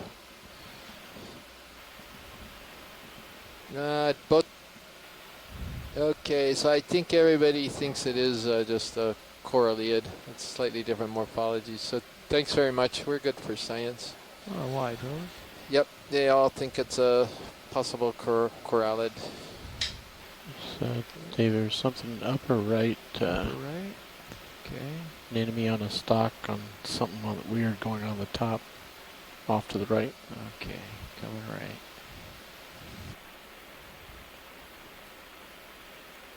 That thing? That weird thing. Barnacles. Oh, very large. Bunch of barnacles. It's barnacles with an Second anemone here. under it. Well, the Actinoscyphia is my guess on the anemone. Don't know if I've ever seen translucent barnacles. Barnacles are scalpellids. It could be, well, I don't know if they're scalpelliform. Stalked barnacles. Could be in a family Heterolepatidae. I Just think a it's little a family bit. I'm still Heterolepis. kind of wobbly. That's good. Yeah.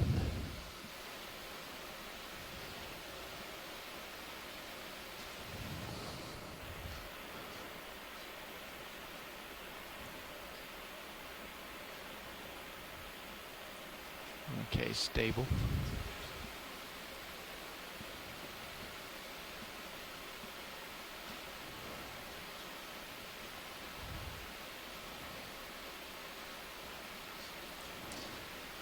I'd say, yeah, they are.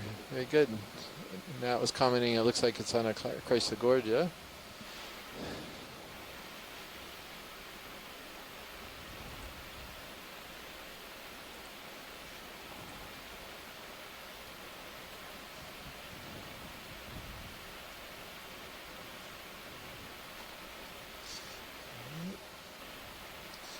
Just annotating that right now, and the thing's covered with these little brittle stars. Sorry, I was looking down, typing in some notes here.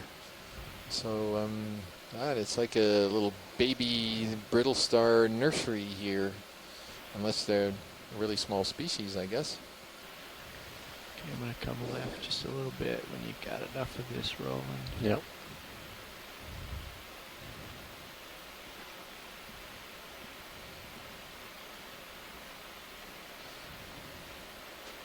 We'll try to tilt down.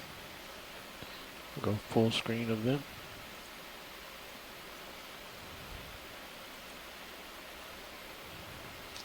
Okay, science is good whenever a video is. A little bit with the anemone. There's the You anemone. call it, Rolly. Okay, about 6 more seconds of this. Yeah. And video's clear. Okay, wide. Wow, that was Sure whether that's strange. Actinoscyphia, but it's an anemone, for sure.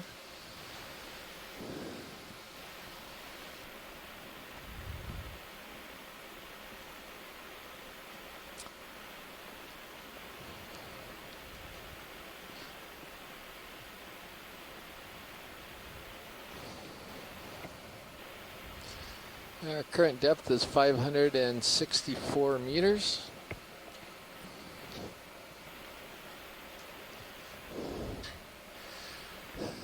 So, pilot, one thing we want to make sure we don't do is drift too far away from that ledge that's on the western side of the feature.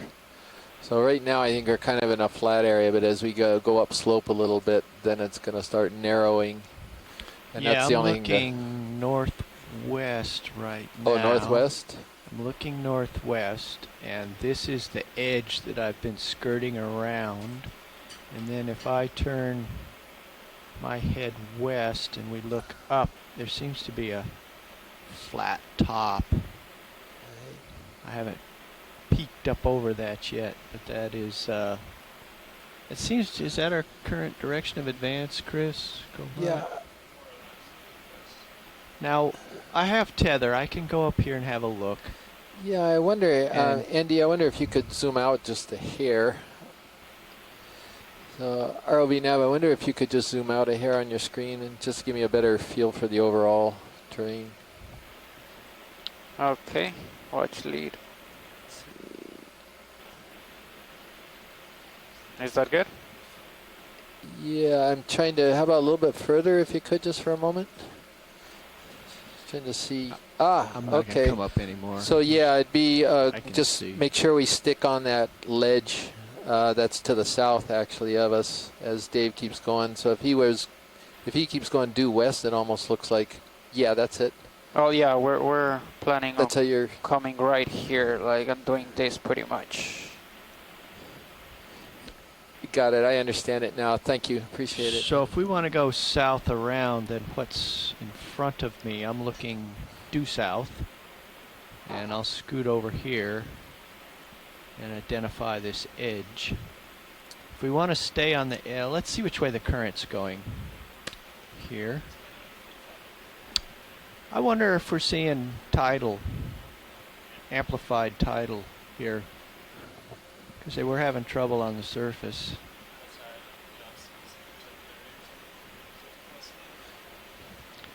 I can look it up if I want. What's our tide range here? Well, a couple feet, that's not insignificant. Some of you may have noticed we haven't heard Chris Ma's voice for a while. It's because he's down there grabbing some lunch. And so taking over Sea Star watch for him. The idea that we had, at least with the dive soup, was to come more up of the these ridge ribbon sponges in and front try of not us. to Another be Venus flytrap and west, enemy. I mean Imaged east a little of while these ago. really steep Understood. terrain, just to be glass safe. sponge in the Okay. Regadrella So he wanted group. to just come up and stay pretty much on top of the ridge, and then when we Genus, get up that is, here, we'll be Regadrella on top of genus. that, A bunch of cliff. coralliums on the top just of to that be feature. safe if there's any currents, if And I anything think there's happens some more coming from the scleractinians east. too, those yellow So this ones. feature I'm seeing here is very local and it isn't reflected in that bathymetry Okay. at all. I don't think it's just a nice little knob here, and all of this coral is right on the crest. Pilot, I wonder if we could get that brown colony that's just at the bottom of the screen by any chance. I think it's a Sure. little different. Sorry to interrupt. I was listening to you. No, that's all right. We're just strategizing here Yeah. because I understand you want to stay in the coral-rich areas, and the top of this thing is barren, but the edges are not. Yeah, that's exactly right. Thank you. Oh boy, this is neat. I already have an idea what this thing is. This is great if we can get a zoom in on it. Pirouetted left, that'd be a good view around that section. Or we could do it vice versa too. Yeah, it's actually better for me to land to the left. I'm going to throw this out to the group as you're lining up. As we look at this, some of you might be interested in considering this for a collection. I think it's going to turn out to be Swiftia, but I'm not positive. They're going to get a close look, and if that idea is correct, then perhaps you can weigh in and let me know whether or Sorry, not you I'm not think sure that's how worth it, or low you want. talking- There's so much that's a stuff good here angle that we there. got all Yeah, types of choices. We could also pass it up if that's what the consensus is. So it's another starfish just to the right of that coral of interest. I'm going to go back to where I started from. There's, otherwise I'm going to cause damage on landing.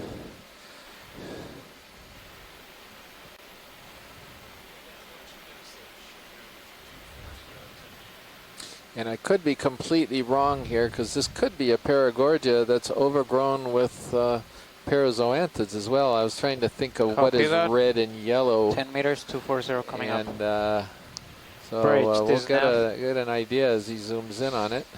It's probably going to be one of those two, because it's got a unique color that we don't see very often. Let's get a move in. That's going to be range 10 meters, bearing 240, speed 0.2. Clear to zoom.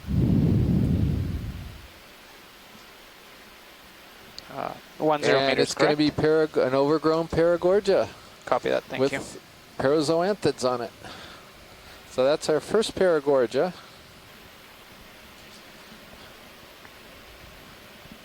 Yeah, I'm going to go ahead and...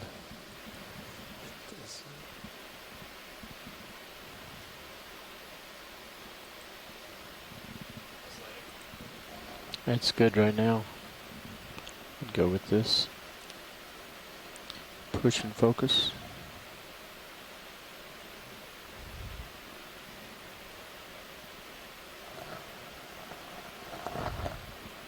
Large brittle star.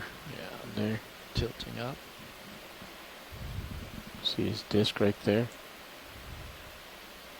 Well, that's a big color. Yeah, I'm trying to figure out how to get everything here. I think we ought to be logging this separately, or...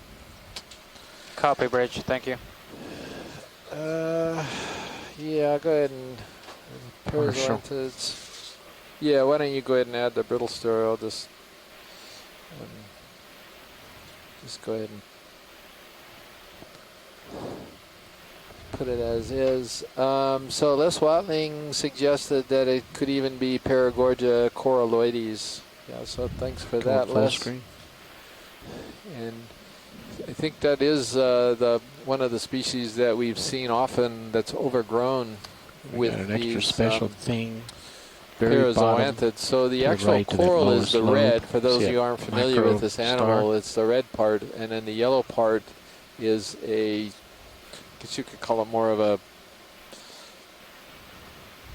parasitic associate, I guess, or something that's, I mean, it may benefit the coral. I don't see how if it's overgrown so much of the tissue, but anyway, it overgrows this type of coral, and that's what's giving it the yellow color. It's all these parazoanthids. There's two very different types of cnidarians. One is an octocoral, and that's the red one, and the yellow one is a hexacoral. Do we want to look at the microstar? Where is it, Nolan? Very bottom lobe to the right of the... Just come on back in. I don't have it yet. And now it's to the right. It's to the right. Oh, yeah. Oh my goodness, who spotted that? That's Roland. Wow. Unbelievable eyes again. That, I guess it's a baby sea star. All right, video's clear. Okay. Alrighty, Copy, thank Bridge. you very much for that. That was a good stop. Is that when was that little sponge down lower? Just pop back in just for a second. Is that anything? Do we care about this?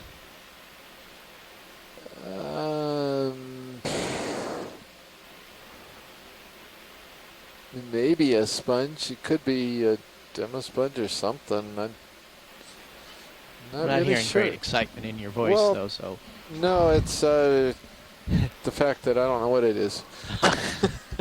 oh, neither did I. Thanks for making me admit that. So. Well, No, it could be a demo sponge. We could put it as a question mark. okay. Scale worm to the left of that. It's in yes. view. It's actually centered. You missed the baby sea Is that an star. isopod? Scale worm. No. max zoom I already. didn't know Yeah. what this is, Chris. We were thinking it could be a sponge. So I'm going to leave you to it, and I'm going to run down and grab something to eat. Okay. Still a lot of stuff. We just saw a Paragorgia octocoral that's overgrown. We just got some beautiful imagery on it. And they're heading over to the left here to get closer to that ledge when they get Wonderful. up and running again. So this is Chris Ma, an Okeanos Explorer. I'm back from lunch and refreshed and ready to find our next sea star. Sea star. Roland, find us a sea star. Should we flash you the microstar since you're sitting there? Okay, come on in.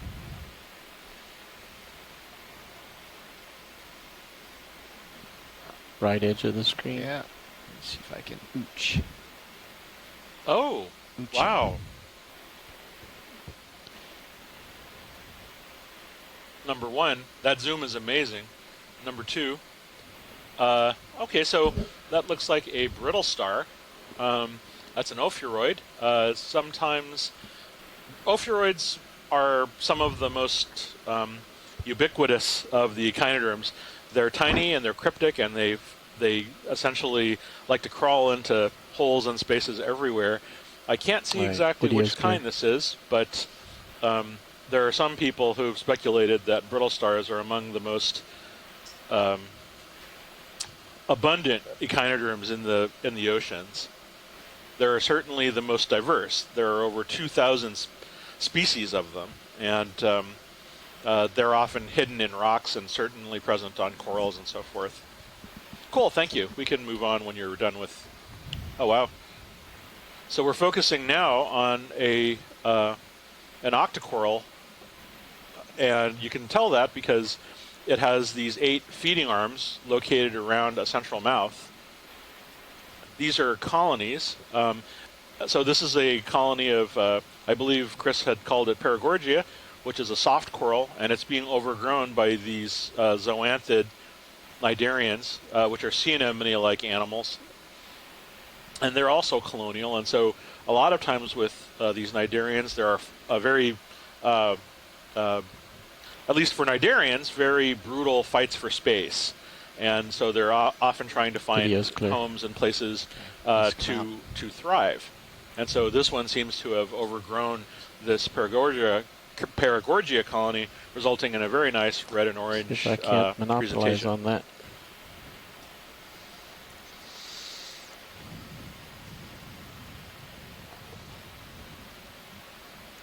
Okay, so pilot. Yes, navigator. You guys were talking about moving maybe a little bit more south. I defer to my co-pilot, and who has the big picture.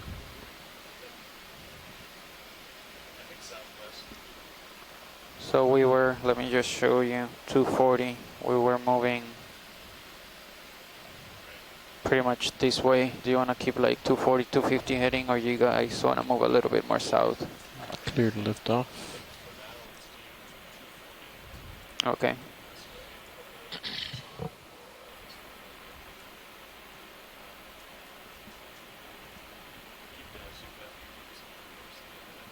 Okay.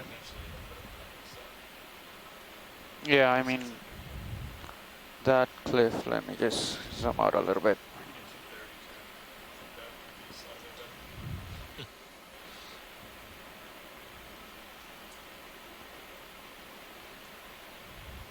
That should be about maybe 120 meter wall. I admit that while a starfish would be outstanding, I would be really happy to see an octopus as well. All right. Right now we're stopped. Whenever you guys are ready, I can call in for a move. Okay. Yeah. 230, 20 meters, 0.2 coming up. Amy Bako Taylor from our shoreside team of scientists calls that yellow zoanthid Bula gummizoanthus, as in zoanthid on bubblegum coral. Are we ready for a move? Okay, move's gonna be 20 meters range, bearing 230, speed 0.2.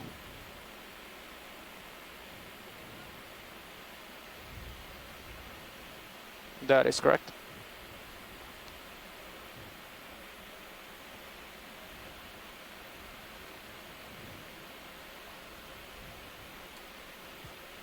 So we've been surveying this area for various different species of corals, and one of the types of species that we're seeing in this region is one of our target species, which is hemicorallium, which is precious Copy coral. bridge. These are corals which are Things have used settled out a little bit up there. jewelry, and so are important to management by Copy, NOAA thank you. and other agencies who are regulating this area.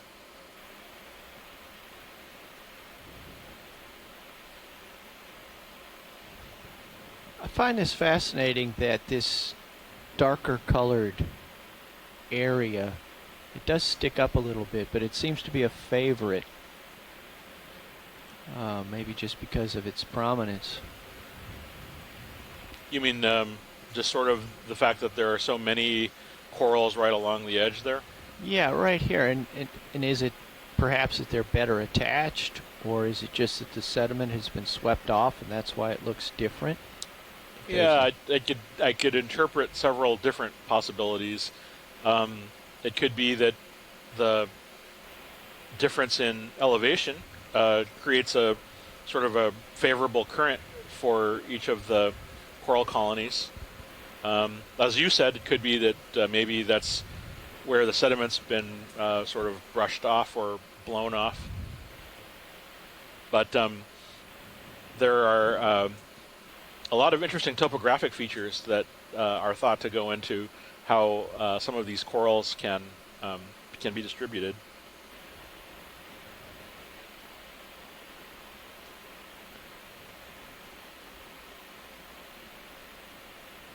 But I think it's the same general kind of dynamic that is on the large cliffs when we're in the deeper regions surveying. Those promontories and so forth are where the water currents are affected the most by the solid bodies, and so the changes are what are attractive to the corals in order for them to exploit the currents as they flow over the surface.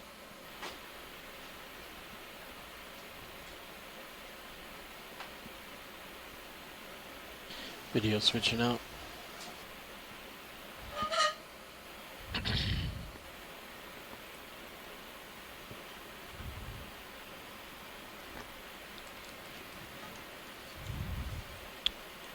There's much less current here.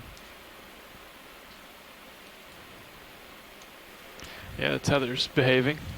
Yeah, when I came in, it was exciting. You had your hands full there for a while. Yeah. So it looks like we've left the sort of karstic hard bottoms that we were just looking at, and now we're on sort of soft bottom terrain. These are the kinds of changes that deep sea biologists are often looking for, looking at how the communities change as the bottoms and the habitats that are present on the deep sea floor change. What kinds of factors affect the dynamics that different communities that affect how different communities are present on the deep sea floor. Earlier, Chris Kelly, my colleague from the University of Hawaii, was talking about how some areas have low oxygen, and so how for this area, how low oxygen might be affecting the communities of deep sea animals relative to others where you have higher concentrations of oxygen.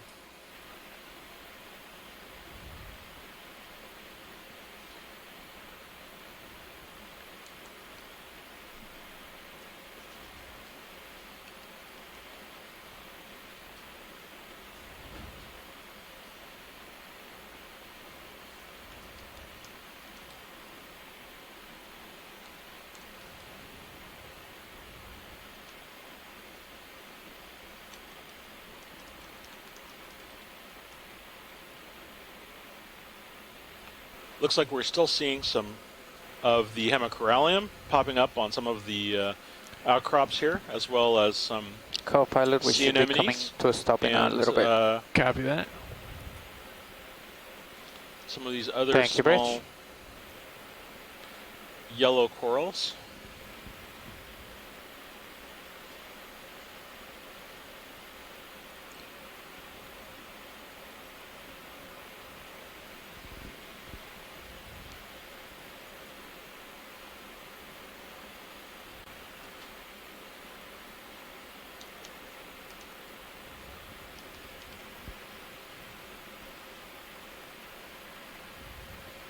Looks like we're coming on some interesting terrain here.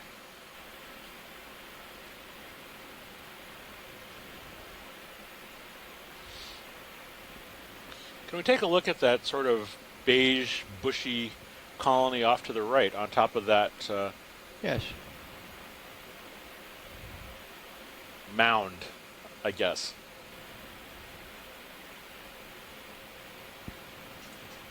This looked like 1970s album cover art.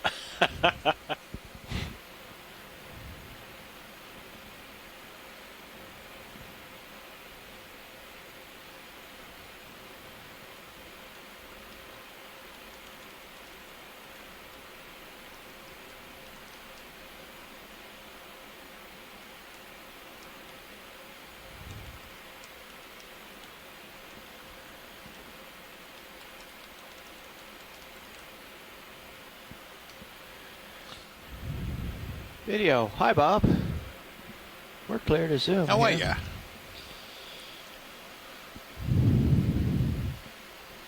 Coming right. So, for those who might have just tuned in, this is Chris Ma from the National Museum of Natural History in Washington, D.C., and I'm working aboard the Okeanos Explorer. We're currently looking at coral and other deep sea animals in the Johnston Atoll region. Right now, we're looking at an interesting deep sea coral, which I think we identified earlier as Acanthogorgia, but I might be wrong. We have a pool of scientists that are working on shore that are helping us to identify things. Tina Molodtsova from the Shirshov Oceanographic Institute tells us that this is Acanthogorgia, which I believe is the same species that we saw a little earlier, or at least the same genus rather. So, okay, that's good. Thank you, science. Or Come wide, thank you, Bob. pilot. We can move on.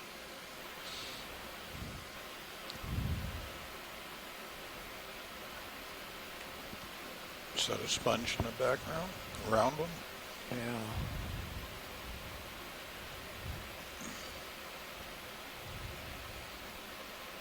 We actually are good for another move just like that. It took us right along the dense axis of this ridge here. Sure. That sounds good. That was 230, 20 meters. If you feel comfortable, co-pilot, I can call the next one in. Yes. Oh, sorry to be speaking. No, that's okay. Let's make it 240. I think that's perfectly in line. Copy that. Bridge, this is nav. Let's get another move. That's gonna be range 20 meters, bearing 240, speed 0.2. So, I, in addition to my colleague Chris Kelly, are part of the La Lima Oka Moana NOAA Okeanos Explorer expedition to the Johnston Atoll region. We have a number of shoreside experts that are helping us with the many different corals and other types of marine and marine life that we're seeing down here, including many invertebrates and fishes. Please pardon the interruption. Your conference contains less than 3 participants at this time. If you would like to continue, press *1 now, or the conference will be terminated. *1? How do you do that?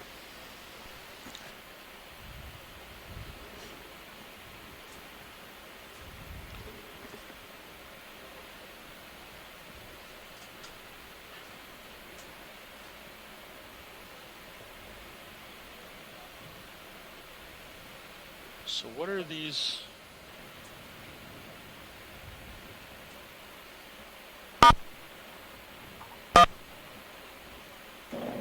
You have activated the participant help menu.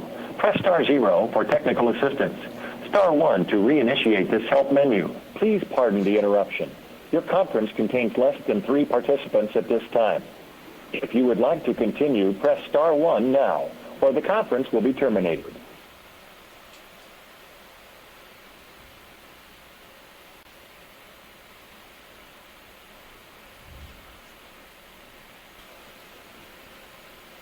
You're puppying off there a little. Yeah. Yeah, I went over there to get a look around. Yeah, See sounds if, good. Got a little pile of rocks here to climb, and it looks like that one has rolled down. Yeah. Get back on the true path here, sorry. No problem. What is that colony down on the lower bottom part of the screen? That is one of those Please purple pardon things. the interruption. Is that Your conference Victor contains Gorgia? less than 3 participants at this time. If you would like to continue, press star 1 now, or the conference will be terminated. Let's take a quick zoom on that Sure. black coral that's to the right Yes. of it. Please. Thank you. Sidled for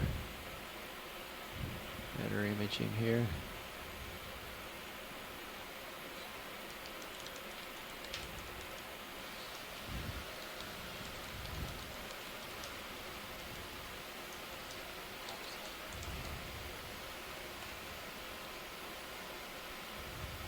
So we're looking at 2 more colonial forms.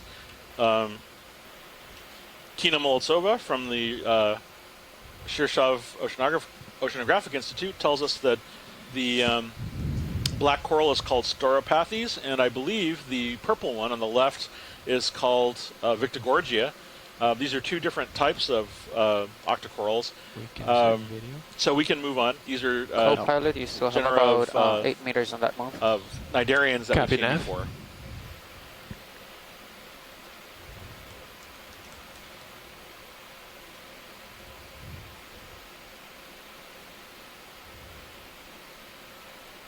Oh, what's that gelatinous thing?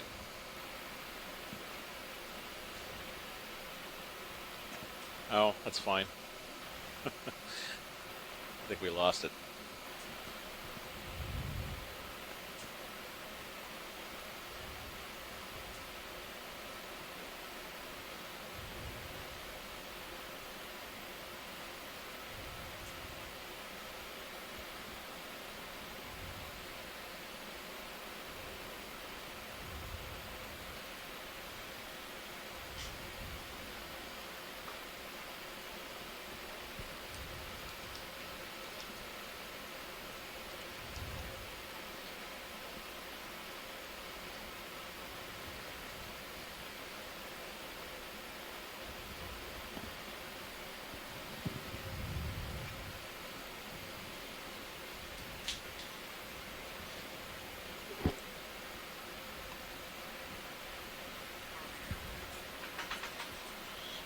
Copy bridge. Looks like some more of these black corals along the Co-pilot, bottom. we're Just making stopped. a note of it. Copy that. Interesting rock in the center. Is there anything on there? Around the back here, there's a little something.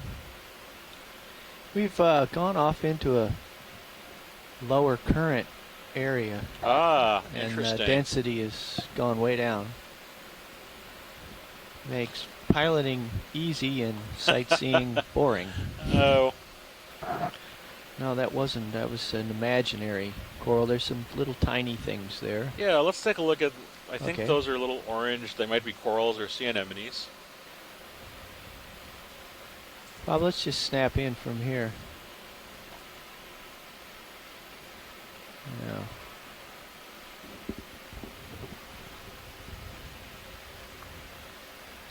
Oh yeah, they look like...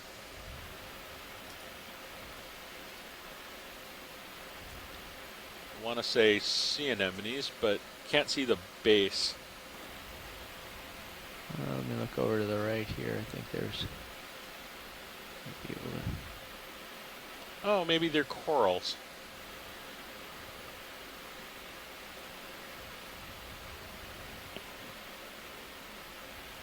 Oh, that's interesting. Is that a tube around the base? Huh. Is this worthy of a more stable look? No, I think we can move Okay. on. Wide, please, Bob.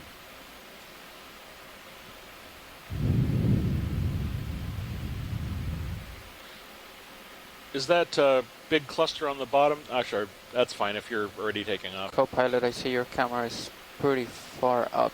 Are you thinking about another move? Yeah, I'm just kind of down by him to give him a little Okay. more tether and light up. So, I think we could probably get another one in. Yeah. I think 240 is working for now. Okay. What do you think?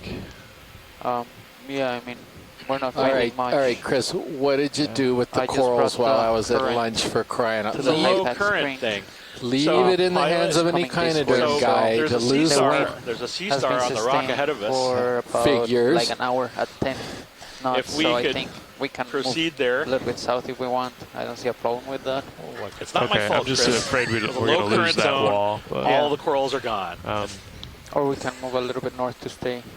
yeah. So 240, all you we think got it's are good some right now? Yeah, let's give it staropathies one and more things. 240 and check out the end of that move. Okay. Move coming up. Copy. Bridge, this nav. If we're ready for a move, let's call one that's gonna be 20 meters range, bearing 240. Oh, there's your sea star. I see it. Speed zero Right on the edge of the reef. decimal Oh, back and this up. looks There's like not enough light. Giovannia, this cup coral. That's classic. I mean, sorry, polymyces. Polymyces. Polymyces. We saw a bunch of those on the rock we just looked at, so Yeah. it's That is possible correct, those were the Rich. same thing. Yeah. It's hard to tell when you're looking Yeah. down on them. You really, when you get that side view. Okay to zoom. Zoom, zoom, zoom.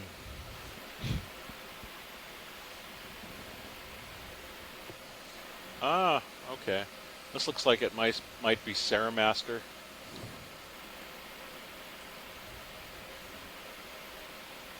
Or maybe Plinthaster. Yeah, I think it might be more of the same cookie star we saw before in the genus Plinthaster. Neat. It's next to this coral too. I wonder Copy, if it's Bridge. Thank you. anything significant. Thank you, pilot. Wide, please, video.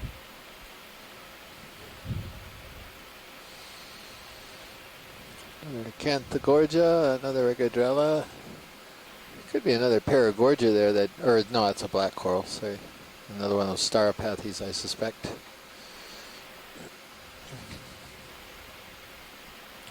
Okay, I turned to look at you a little bit, so you're going to want to come port. Yeah. Oxygen is doing something really weird on the ROV CTD display here. It's really kind of spreading out quite a bit, and it's jumping around. I don't know if it's just the sensor itself. It's jumping around. It looks like almost to 0 up to 1.8 or so, just looking at the graph. One of the things that could be happening is that I'm stirring up the bottom and swirling around a bit. I don't know if that affects it. Yeah, it's good chance that's right. I remember in the submersible it's the same thing because of these membrane sensors. A little bit of sediment can wig them out a little bit, but it's still holding. It's still averaging right around 1. So it seems to be a temporary effect if you do stir something up. Now, you'll be pleased to know we're getting into some more current here, so Yeah. you see a lot of stuff drifting by. Some more corals here. And it's opposite of what it was this morning. So our current depth is 547 And it's meters. coming out of the south now. And what else? Let's see. We're at a temperature of 6.8 degrees Celsius for those of you who are not looking at an event log or seeing the data stream. We are right on the eastern flank of the seamount that Johnston Island and Johnston Atoll is part of. So Johnston Island is a sort of a section, very small part of the Johnston Atoll. which is the top part of the seamount. And we're right on the eastern edge, quite a ways away from the island, so we can't see it. Darn it, I was hoping to see Johnston, but... Oh, is this a new kind of... Is that still Stauropathes? Which one? The black coral that's coming up there. Oh, yeah, let's take a look at that. Good spot, Chris. Dead center. We saw one before, and Tina pointed it out, so... Yeah, this is not Stauropathes. Okay. I'm pretty sure I know what genus this is, but I'm going to let Tina go ahead and comment on this. Give us a good ID. I've got an idea in mind.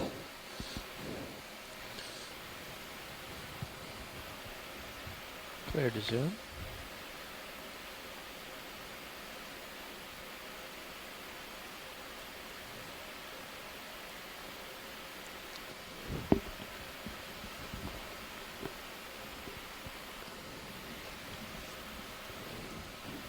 Little squat lobster behind it.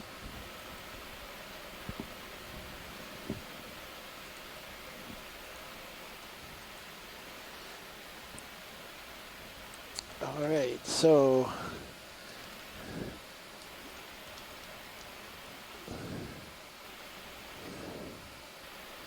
I'm pretty sure I know what the genus is. We're still waiting for Tina's response. She's on a little bit of a delay where she's at. It's definitely a black coral, for sure.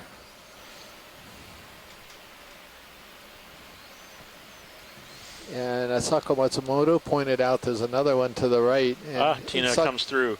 Yeah, Bathypathes, yep. Thank you, Bridge. Hey, thank you, Tina. Co-pilot, ship has stopped. You can come wide, please, video. And the other black coral is another one of those Stauropathes, kind of on end, I think, or we're seeing the side of it. I'm not absolutely sure, but I think it is. Pilot, you see that kind of white finger sticking up above the boulder? Yeah. I wonder if we could take a peek at that. Okay. It's kind of waving at us. Is that a come hither wave? Come hither wave, yeah. We just stopped, so you should have. Yeah. Big Plenty of corallium time. colony in the background there on that one rock. Call it corallium. I think Asako calls it corallium too, because we never used to have a hemicorallium and pleurocorallium. Is that a more recent name? Yeah, so these all used to be in the genus corallium until a bunch of people, let's see, Amy Bacco Taylor was working on these, and what is his name? I've forgotten. Down in Columbia, I think, is where he's got his lab. Is working on these. I'm having a senior moment, but any case, they started working on this group, and they were able to come up with some pretty good genera distinctions.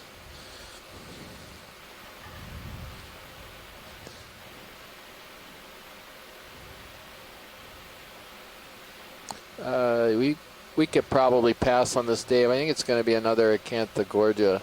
I can get over there. It's just my chosen landing spot was occupied by a happy community, and this is more in the direction we need to proceed anyway, so no worries. Okay. Yeah, look at that beautiful colony of corallium, hemicorallium. Oh yeah. Even I can recognize pink branches, white tips. Yeah. Yeah, okay, so that fingery one that's over in the well, it's probably a Acanthogorgia, but thought it was something different. Over yeah, where away? I think I was mistaken. We may have another overgrown Paragorgia up there to the upper left. That's off screen right now. It looks like it. The kind of brownish one, center. Here we go.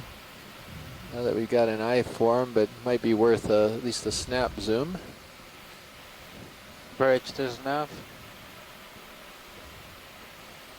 Come on in there, video. And another Bathypathes here on the bottom.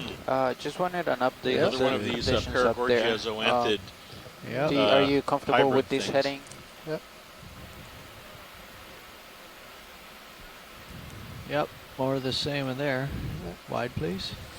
I'm actually going to throw out Paragorgia coralloides, which is what Les Watling was suggesting. He's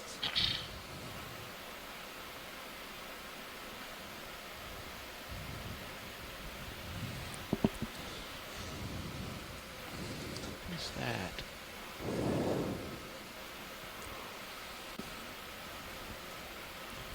Okay, sounds it's good. a little Let me less know if you need to change consolidated, the anything. substrate here. It's kind of a little more Yeah. bouldery. And, Yeah, and it's maybe, changed from the karstic solid stuff we were seeing earlier. and maybe that's why we're getting a little bit of a reduction in the density of the community here. Well, there's still plenty of stuff here, though.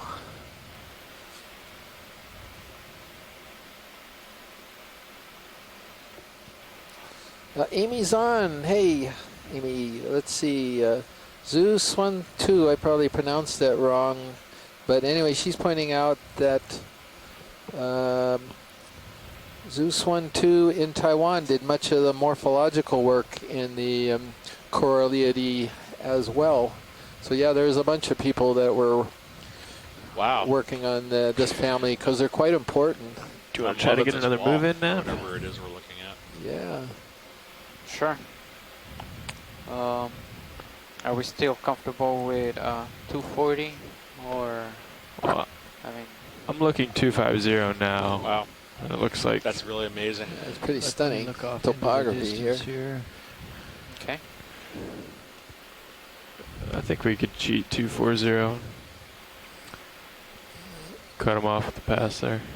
So what we're seeing is we're just running this edge of this escarpment or landslide, and it's where we suspect we're going to find our best bunch of corals.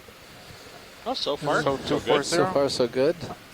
A little bit of sediment at this location. Yeah, oh, I look think at that'd be that. good. That's pretty dramatic. Copy that. Yes, my sediments exactly.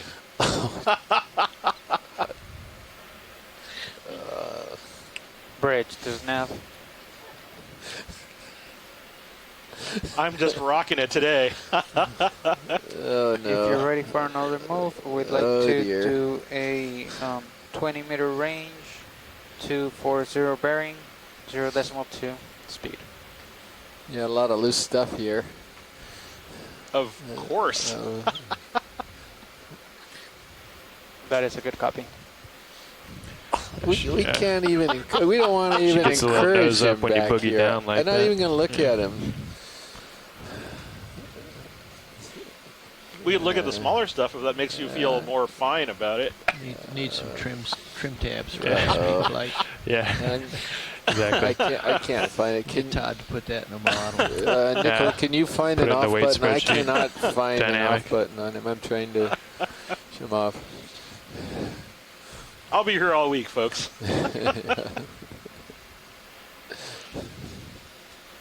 Coming your way. Good. We've got to find some more sea stars. I think that's the only remedy for this. Copy bridge. Co-pilot, we just started moving. Copy nav. So yeah, there's some nice relief, but not tons of corals on it. We're a little far off the bottom. It's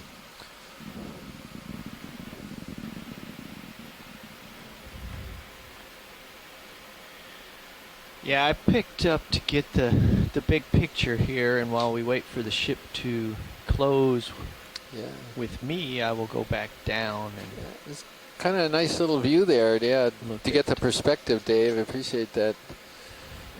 Clearly see we're right on the edge of this this landslide escarpment. Here's some more of the hemicorallium. Red corals. There's another Bathypathes here in the lower center. Is that a sea star inside that little hole above the Bathypathes? I I certainly saw can go something. look. That's the Bathypathes, is Yeah, that right? that's it. Thought I saw something There's inside an there. orange little widget. Oh, I bet those There are it more of is. those corals.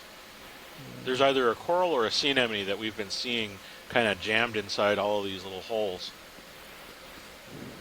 Yeah, not I seeing think it. earlier we said, Tina or someone said they were sea anemones. Yeah, Tina said they were anemones, but because there's, I think Clear to zoom. the bases of them were tucked inside video. Yeah, I don't see anything in there. No, there's there. Oh yeah, there's those. another one there. I didn't see what I was looking for. I'm trying to look out for you there. Thought it's just the artifact of the light. Go all the way in, Bob.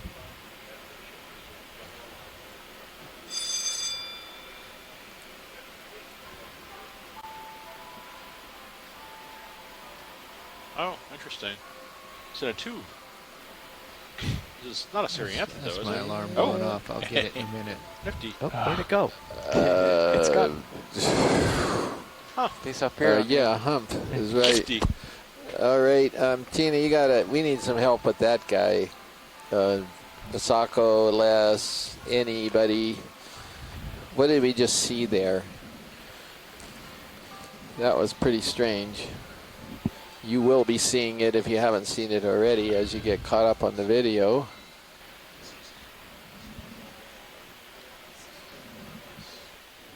I gather it was just some kind of an enemy, but that was quite a retraction. Yeah. Yeah, Tina said it was an enemy, all right. Just almost looked like the whole thing just pulled back inside of it. Yeah, those were the things that I noticed before. They have what looked like kind of a paper-like tube or something.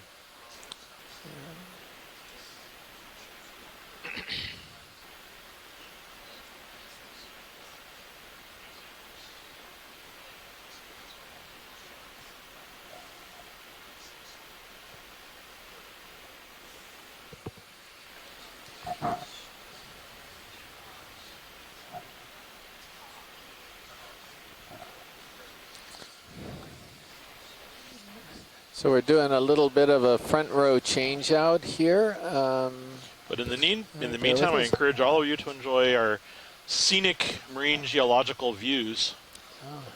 Also see that Tim Schenk has joined us in the event log. Hello, Tim. Good to see you. George calls the What's that? Okay, so we have a bit of contradiction between, not contradiction, but discussion between experts on those sea anemone-like animals. Tina says Serianthids never retract tentacles. George Matsumoto from Mbari compares them to those in Monterey, but haven't ever seen the tube retract. Yeah. Huh.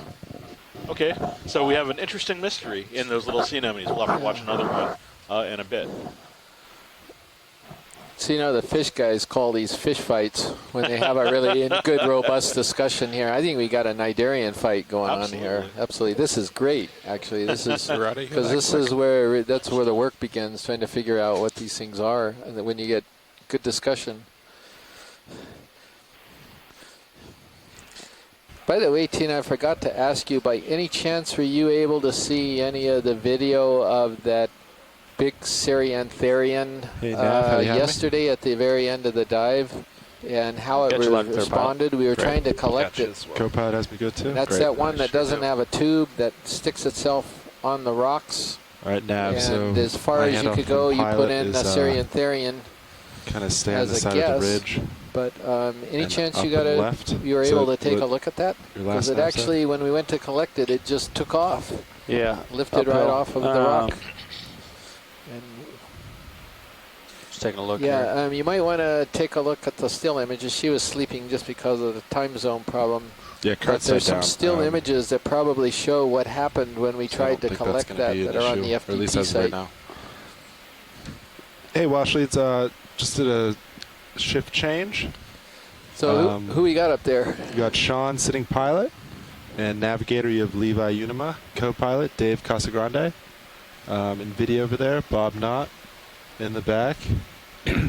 Emily clipping right now. And we are all from Global Foundation for Ocean Exploration. Welcome. Yeah, great. Thank you. So we've seen a lot of the animals that on this wall already, but we've been surprised. So it's got a lot of these precious pinks and some black corals and a bunch of stuff, but we'll... So right now, would you like to just keep moving up Yeah, let's go ahead and keep moving. We're sort of following right along the ledge of this landscape escarpment. And if we can just keep working our way right along the ledge, then that would be great. Kind of along this contour, pilots. Yep, I'm looking at you at 245. Tether's great. You're out in front of me a good ways. So after I say we keep moving, you see this correlates to the left center? Left center. Yeah, kind of leggy thing. It may be dead, but I think it's worth a zoom on it. Looks like kind of a broken white tree. Copilot, do you want to go 245 or do you want to go a little bit south for a moment there, I thought it could be a bamboo. It may not be. Maybe just a dead corallium, but... There we go. Is it center? Yeah, that's it. Copy. Center. Can we get up to it? I think current is pulling me a little off my set I haven't line. seen any of the shallow water bamboos. I'll come back to 240. Awfully leggy for corallium. Video, you want to come on in?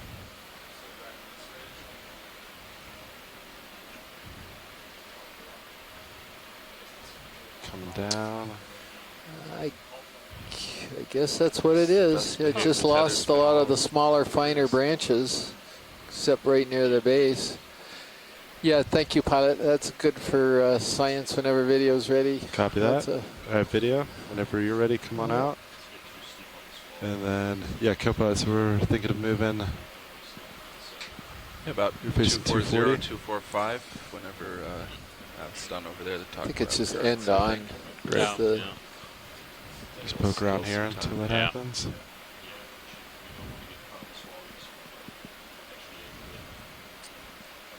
I guess, it's a piece of corallium, I think. Yeah. It's a corallium falling over. Right. That's about all the tether you got. Copy that. Let's kind of sidle then until we get some ship move. Yeah, those plinth asters are all over here. Prismar, Sea Star. Yeah. I think that's the same one we've been seeing, though. The plinth aster. Yeah. Okay, so no interest in Sea Star? Never say that. But in the order of keeping us on track, we can proceed until a convenient one shows up and we can take a measurement or something. Yes, we are. I'll go 20 meters at like 230. Sound good? More like 240 if that's all right with you. Yeah. But you could almost see Chris's hand start shaking when you said that. I don't care about Sea Star. I didn't mean it like that, but I'll choose my words more wisely in the future. Bridge, RV nav. Yeah, you guys ready for a move? All right, 20 meters, bearing 240 degrees, speed decimal 2.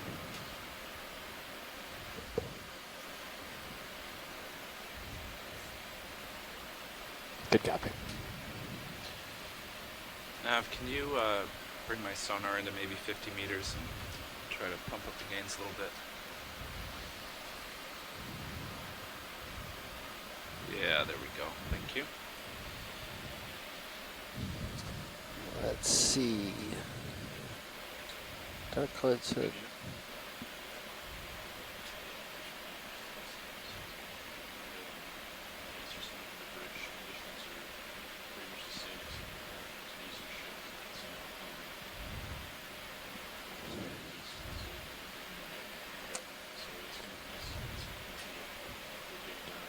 Move initiated. Thank you, Bridge.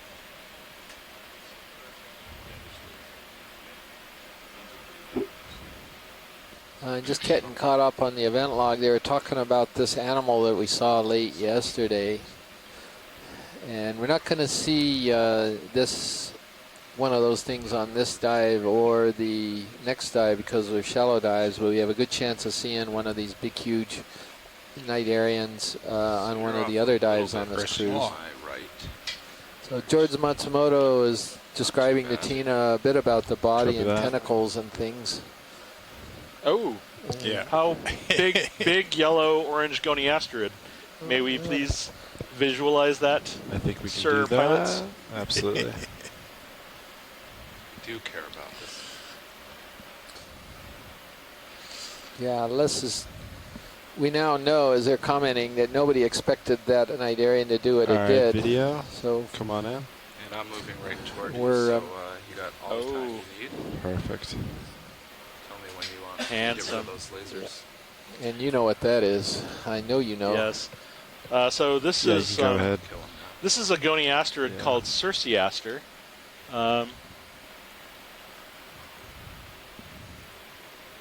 Yeah. This is Circeaster pullus, P-U-L-L-U-S. This one is actually kind of an interesting mix of names. Circeaster, named after the goddess Circe, actually named originally from the Atlantic, and then named after Craig Young at Oregon Institute of Marine Biology in a very indirect way. Pullus is Latin for young. And but very handsome animal, and I think this one might have been feeding on corals before, I'm not sure, but really hope we'll get to see it eating something at some point in the future. But we can move on. Very nice. Oh, do we have a size on that, the lasers? We got it on the way in, but we can get it again. Yeah, you would do it again. Oh, yeah, that's a big that's one. a big animal, yeah. Maybe that's what's causing all of these dead little skeletons around. I'm come back out. Because I think I actually saw one of these on a coral skeleton in direction the first time I described it from some of the early pictures that I was sent. Perfect, I'll sidle over. So this is well within its known depth range? I always think these things are a little deeper, but we just haven't seen them right. that It's in the often. lower end. Lower end? I think it's, I mean, I think the original specimens were 400-ish, but this is around the right area. The right depth area, I should say. More corallium and Acanthogorgia, Staropathes. Oh, here's a nice little bunching. See, right on the edge of this wall is where we often find these corals hanging out. Some beautiful colonies there. There's a fish. We got quite let's see, there's a fish. Where was the fish? Is that of interest? Or have you seen it? Yeah, I don't see where it is. I'm trying to... Video, come on in. Quick zoom. Oh, there it is. Okay, yeah, we've imaged that fish a couple times already. This is Satarkes. It's it's related to scorpion fishes. Thank you. Copy that. Come on out, video.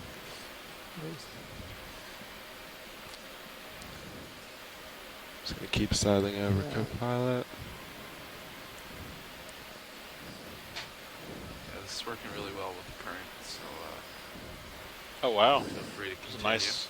There's another fish right down there. Yeah. It's right on the rock. Is that the same scorpion fish we've been seeing? I think it could be, but let's do a quick snap zoom. It just may be an overhead view of them.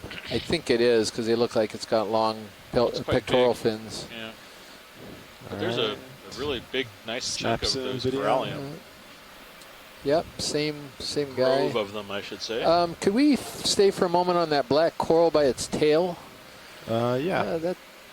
So this is a type of black coral. I don't think we've seen this one so far today. It looks like the ship just finished that move, so we shouldn't be long behind. Shouldn't be very much of a delay at all today. So great.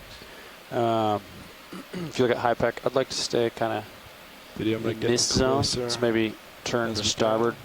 Yeah, great. Thank you. I think that direction to stay away from the bowl. Do you want more views of that? I think we could. I think that should be good enough. Yeah, or even copy that. 280 or something. Yeah, that'd be. I'm gonna wait and see what Tina's got to say about this.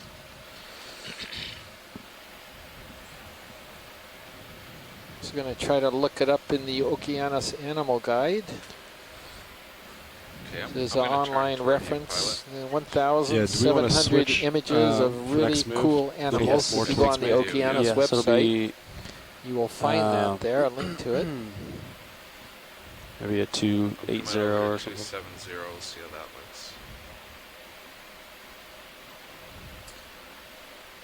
And she can't quite ID it yet. Hopefully, from the glimpse we gave her.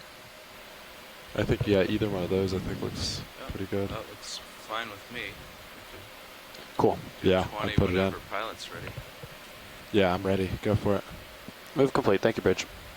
All right. So you guys thinking 280?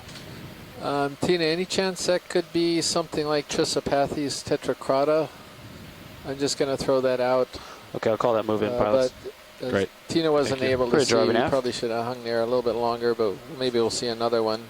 Yeah, we'd like another move. 20 meters, a little more bearing time. 280 degrees, speed decimal 2.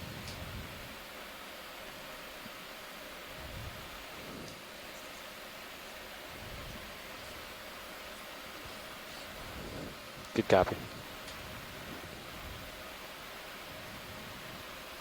These are things that we've already gotten a pretty good look at already. There's very little wispy coral. Those are going to be hard to spot again.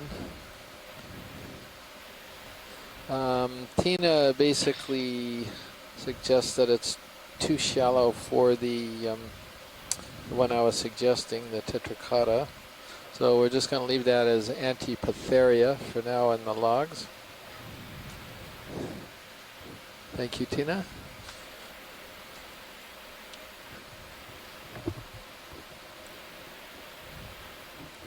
You're still well to the right of moving, but that's fine. Oh, we're moving 280, right? Yes. Okay, I'm still That's in. fine. You can slide along. Move Still initiated. video. Thank you, Bridge.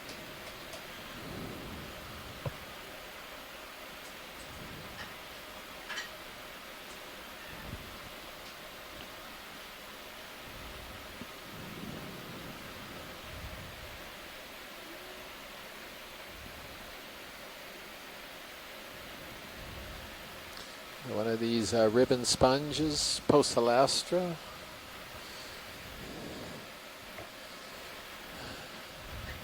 We've probably seen several hundred corallium this morning, at least 100 Wow. to 200, I would say. Those are some minimum. really spectacular. Yeah, beautiful big groves. colonies. Probably very old, several hundred years old.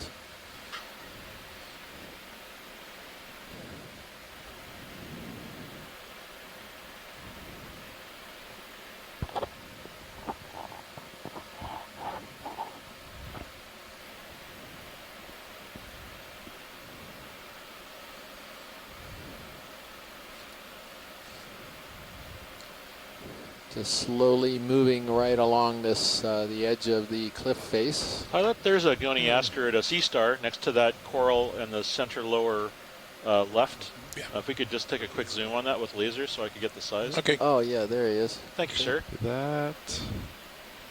All right, video. Come on in.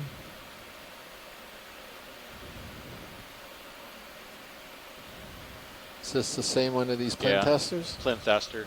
Okay. I just wasn't sure how big they were, so. You can see the tube feet coming off of the tips there.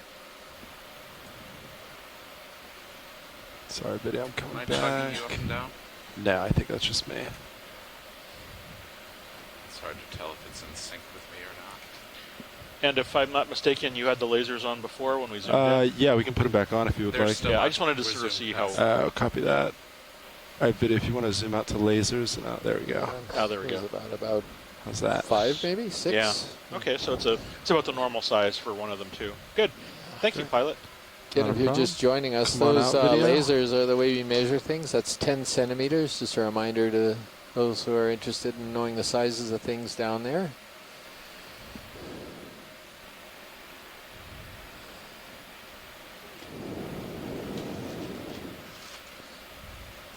So, pilot, we have not collected anything today. We're probably less interested in rocks today, just because this is mostly carbonate. I don't think there's tons of interest in there, but I'm wondering if an appropriate moment comes up, whether we should consider collecting one of the coralliids, just because they are clearly a dominant member of this community. They're probably going to be a known species, but none have ever been recorded from Johnston before. Okay. Yeah, if one speaks to you, just let me know, and I'll do my best to get it. Yeah, I'm going to throw this out to the participants here, see if they have any opinions on this.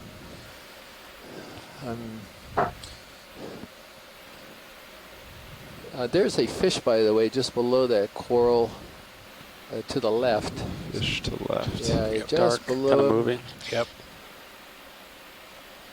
Looks like a fish. Is it, oh, left. Okay. Go. I think I know what this fish is. All right, video, come on in. Move complete. Thank you, Bridge. Gorgeous corallium colony. Yeah. I'm watching your swing Yep. arms. Okay. Great. So this guy is not really in a dance competition here.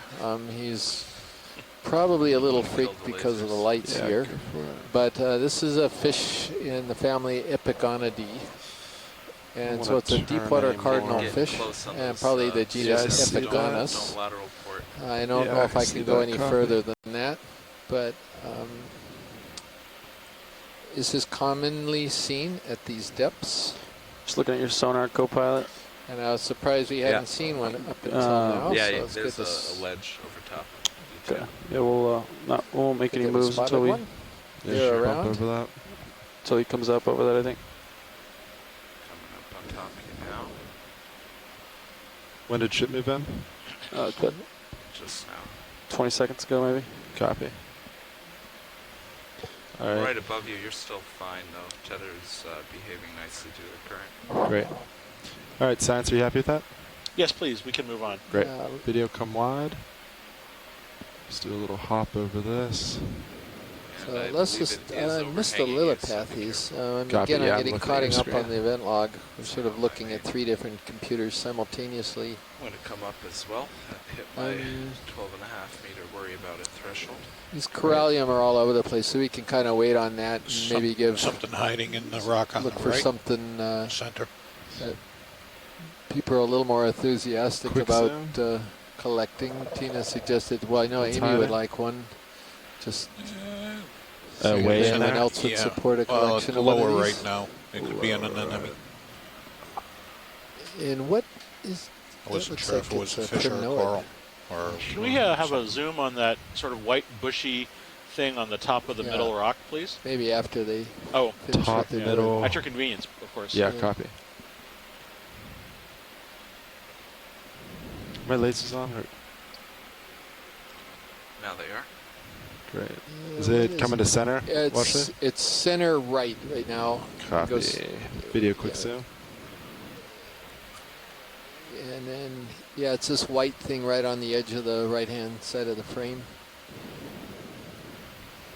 Go in a little more.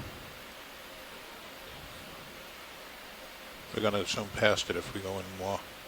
Right-hand side. Oh. Yeah, right-hand side, that white. Yeah, there we go. The wrong item. There we go. And then up a little bit. Up. Yeah, there he is. That's it. Well, what does it look like to you? I'm thinking it's a white acanthogorgia, and there's that possible Serianthid. Yeah, that's weird. Is this? I guess it's an enemy. I've forgotten what the. I don't think there was a consensus. There was it. I think that could be some type of acanthogorgia. I don't know if anyone's. Tina's screen is frozen. Chuck's okay. My guess would be an acanthogorgia, so we'll just go with that. Thank you very much, pilot. Whenever video's ready. All right, video, come on out. Let's hop over the sledge real quick. Yes, please.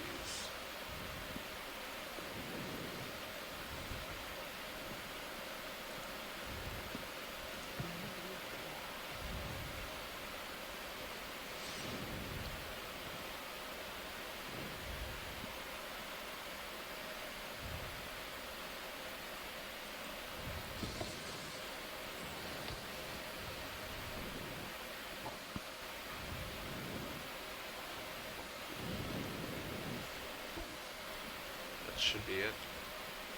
Yep. Not bad.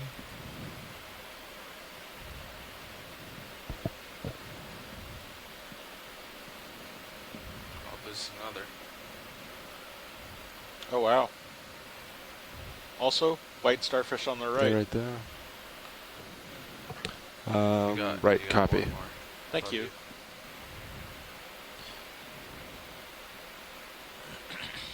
Yeah, copy that, copilot.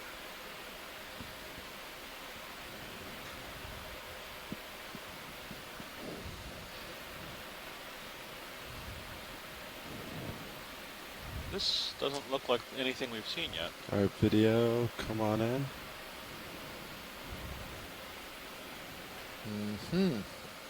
Oh. Huh.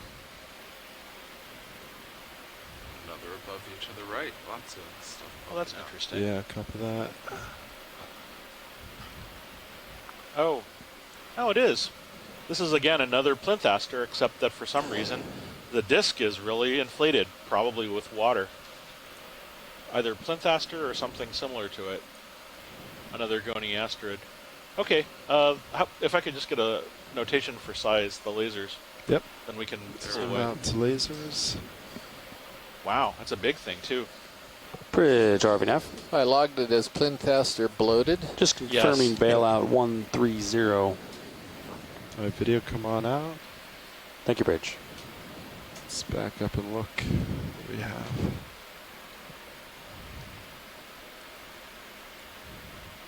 Well, actually, I'm just going to take a quick look. We have a couple overhangs. Just make sure there's nothing to be worried about. Sure, yeah, thank you. And boy, that shows you how many Big corallium crab there on the are. right there. Yeah. See how To many- the right and to the left. All right. Oh, look at all Great. the corallium Wow. everywhere. That's fantastic. You know, Pilot, I think we probably ought to grab one of these corallium just to make sure. Again, since none have ever been recorded from this area before, we don't.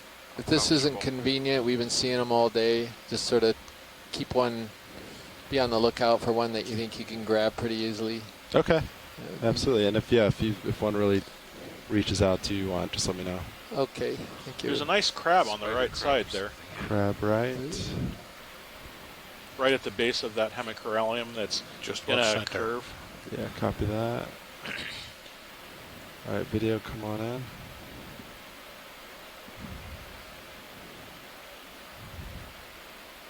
Aha. Ah. I know who you are. Yes. So we don't have any arthropod guys on right now, I don't think. Is There's a fish. This is Cyrtomia, possibly Cyrtomia smithi. I think it's below my brow. Okay. Saw the fish. You're right. Cyrtomia. I'm Cyrtomia. Dove. That was really stupid. Jokes are. No, they can't even say they're deteriorating. They started off bad from the dive get-go. forward. Okay, Correct. so Cyrtomia CF Smith. Dive forward. Bad jokes. Pretty good guess on him. So these, I guess you could call this sort of a form of spider crab, if I'm not mistaken. But I'm gonna go look it up right now in the guide.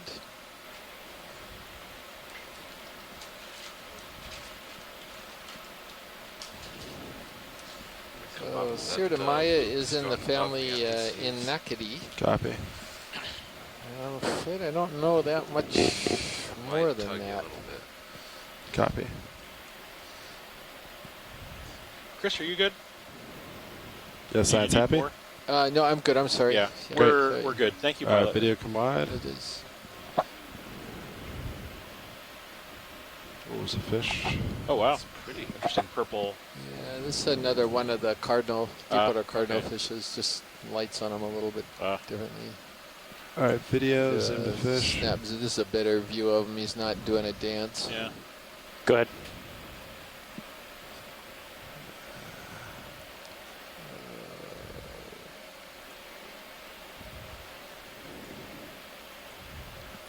Again, it's in the Yeah, genus confirm center of rotation Okeanos. A-frame. All right, video, he's swimming away. Let's leave him. We're missing Bruce Mundy here because Bruce Mundy could tell stories about these things. Yeah, sounds I good. can identify You him, can but do I don't have the left really hand. in-depth. There's a really great view knowledge. of just the sort of distribution of all of these hemicorallium on this rock. Yeah. This boulder. Geez, look at how many of them there are. Yeah, they're all over the place. Wonderful bed. Maybe when you get up Are those over the top. Are those rocks in the background, or are those? Yeah, Yeah, there's there's just more rocks. Flat Okay. spot with clear landing zone. Be preferable. So, Pilot, have you ever tried to collect one of these before? These are. I don't know if it's been exactly one of these, but I think something similar. Are they Okay. brittle? Yeah, they're brittle. Yeah. So, Trying to grab at least one of the main branches would be a good idea, but the whole thing may come off. And we probably don't need a real big one. We could probably, even try to get a whole smaller one. Copy that. I love how so many of these are arranged into sort of these parabolic fans. Yeah. Also, they're current. Yeah, they're current indicators too. Just how they're all kind of lined up. Fish coming in. Video quick zoom on fish. Yeah, another one of these guys. Same one. Deepwater cardinal fish. Yep. By different individual.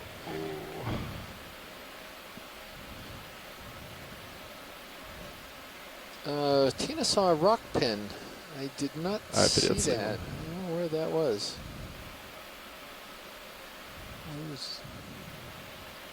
Where's the rock pin?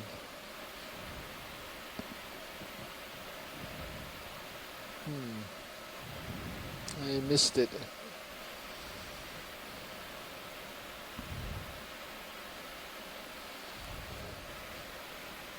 Yeah, I might have been looking down right when she'd spotted that. Did I miss something, Washlets? Yeah, I think we all did. But Tina on shore saw it. But we'll keep an eye out. Oh, there's a big fish. Yeah. It just went behind that ledge. I even think I know what the fish was. Yep, sounds good. You can do that.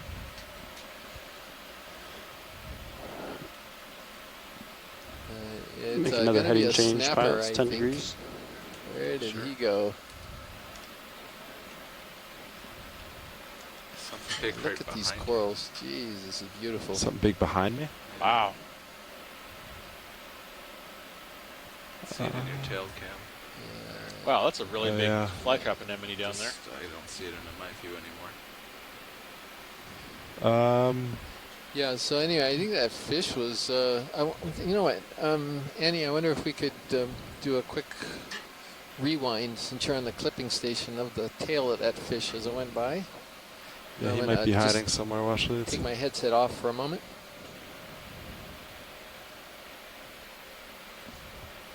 Oh, turn left. It's left. It is, it's left. It should be coming in. Now you got it in a manip. There it is. Swung.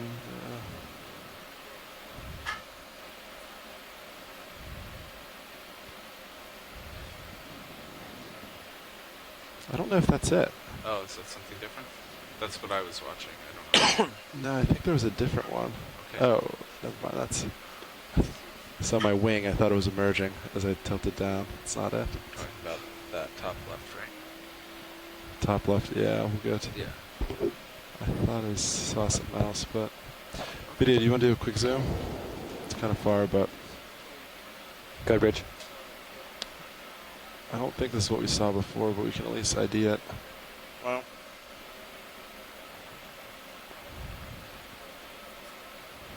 Sounds good. Coming to port. All right, video, we'll let him swim out. I don't want to get too far off track. Great. Now we're okay, but the tether's kind of curving around that rock. The current's Yeah, I can holding come there. above it. It should be, if I'm above it, it should be above it, hopefully. Yep. Yeah, it looks fine.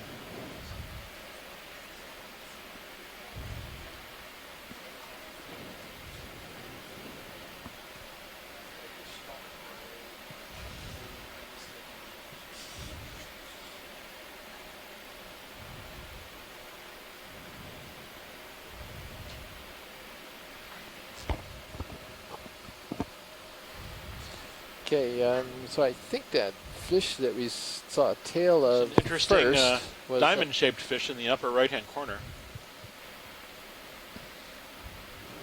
I was going to comment, the one that we saw a brief glimpse of a tail might have been Randolithes. Then we saw something called a barracks. It's an Alfonsino, and actually it's a commercially valuable species of fish, not here in the Hawaiian Islands, but further to the southwest in the Pacific.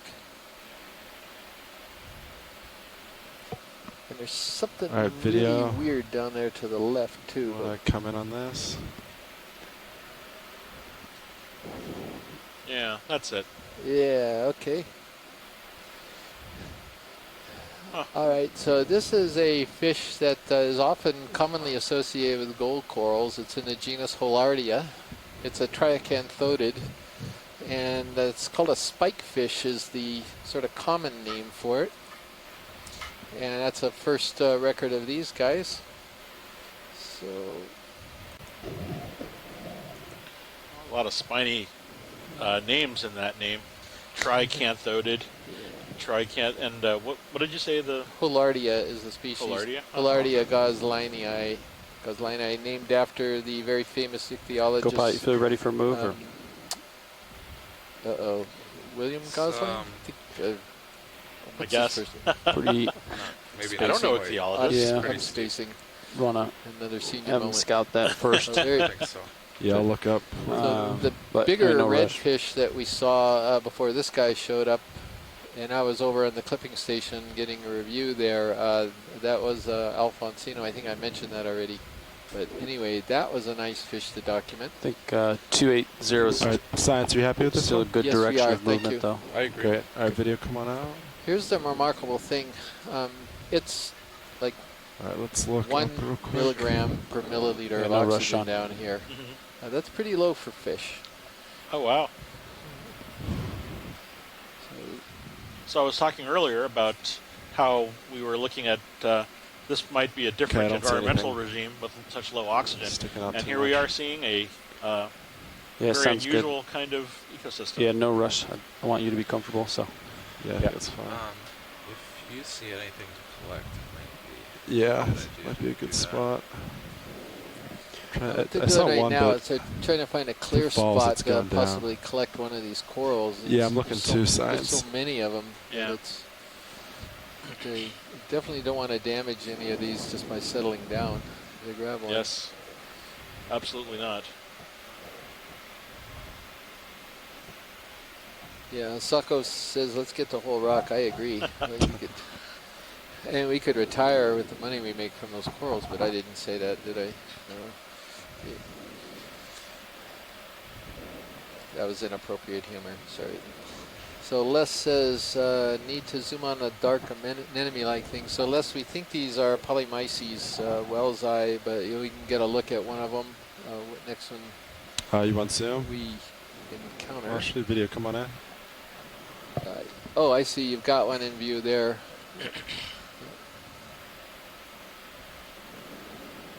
Centering it. You can rotate if you'd like. That's It's all right. sort of an odd Thank view, you. but we think this is a single polyp scleractinian coral. And we've seen some of these from the side where you can actually see the calyx. Calyxes? Calyx? The calyx, yeah, the cup. Yeah, right. Sorry, video.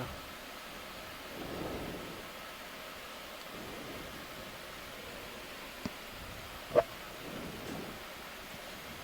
guess it's that. I think it is. Alrighty. Thank you very much, pilot.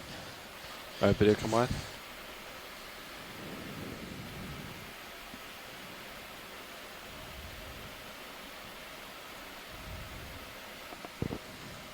There is a yellow Bathopathes that just went off the lower part of the screen, that first yellow one we've seen. Do you want to zoom on that? Watch it. Yes, please, if that's possible. See that yellow one right at the bottom of the frame? Is it bottom left? That's bottom center right now, bottom center. Bottom center. Yeah. Sorry, I should have spotted it earlier.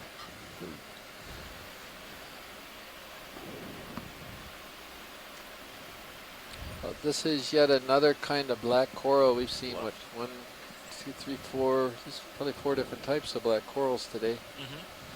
Well, the abundance of Copy these that. drops All right, off video, as we come get on into this in. area with all of the having corallium.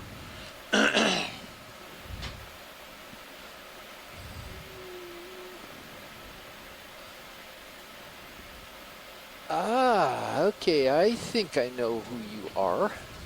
But I want to wait for Tina again.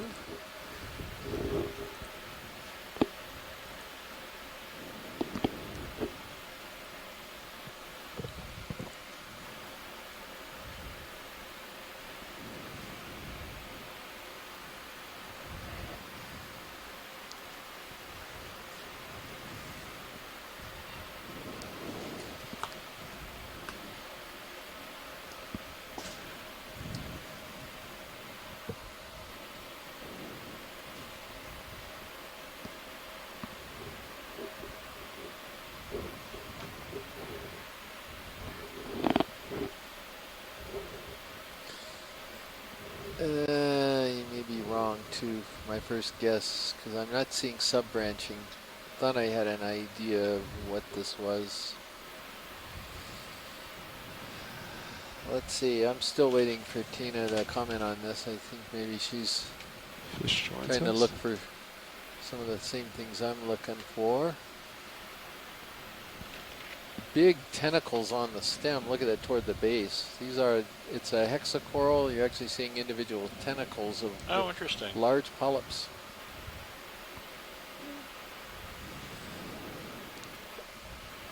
Tina, I'll go ahead and say it. Any chance this is a Stauropathes? It just hasn't started sub-branching yet? Because it's got sort of that golden translucent sheen to it. It's planar structure. I don't know. It's a different species than the red Stauropathes that we've been seeing all day, but I may be very wrong. She may come in as Bathopathes or something like that.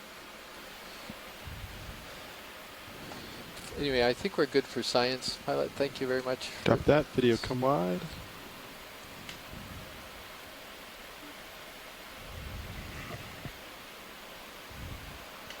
Actually, would you like a sample here? I think I could set right here if that works. Sure, yeah. Is this one in, is this what you want right centered? Yeah, that'll be fine. Great. I think it's a Canthogorgia, a very wispy one that's up in the upper right. But anyway, we're going to try to sample this coral right in front of us.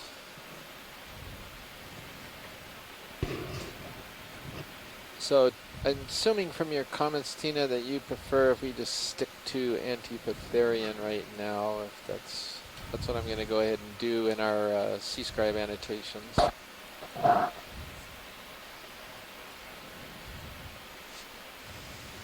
You're talking about it's another species. Yeah, I would agree, another species of Antipitherian. But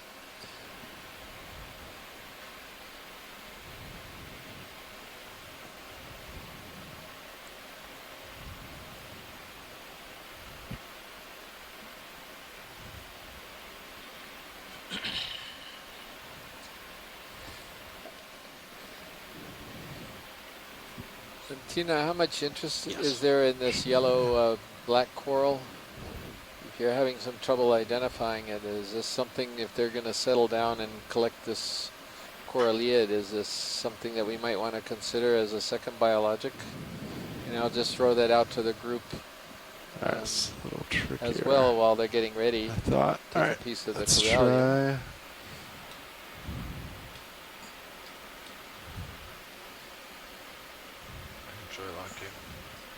Yeah, I just want to see where it settles. Great. It's not much.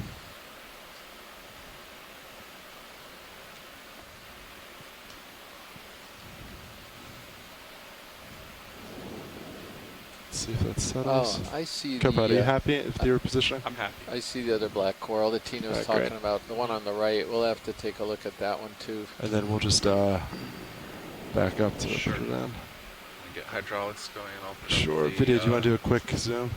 the port bio box, if that's all right. Perfect. Thank you.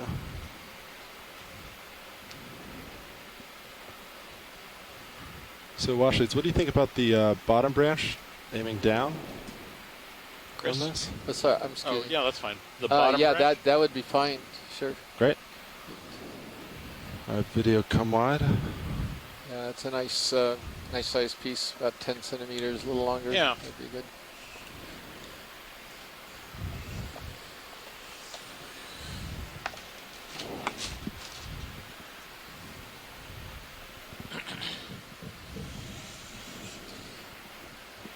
Pilot, is this going to go on port inner, or have you decided yet? Not yet. Port somewhere. Okay, got it.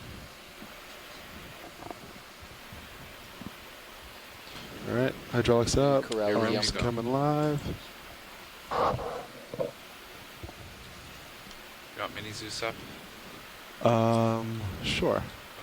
See what view we can get. Oh, this is smaller than I thought it. You know, there's another black coral next to the yellow one. I think maybe you spotted that. And we can certainly take a zoom on that one. This is that thing that I thought might be the Trisopathes, but we'll try to get a shot of that. Just a thought. Perhaps you could take a starboard upper and stow it and get it shined right down if you needed additional light or something, but just a thought. Say it again for which camera? Video, can we do... Don't worry about it, I'll try to improve your light a little bit. Great. Yeah, video, just come and slightly zoom with main HD, please. That is good there. Great.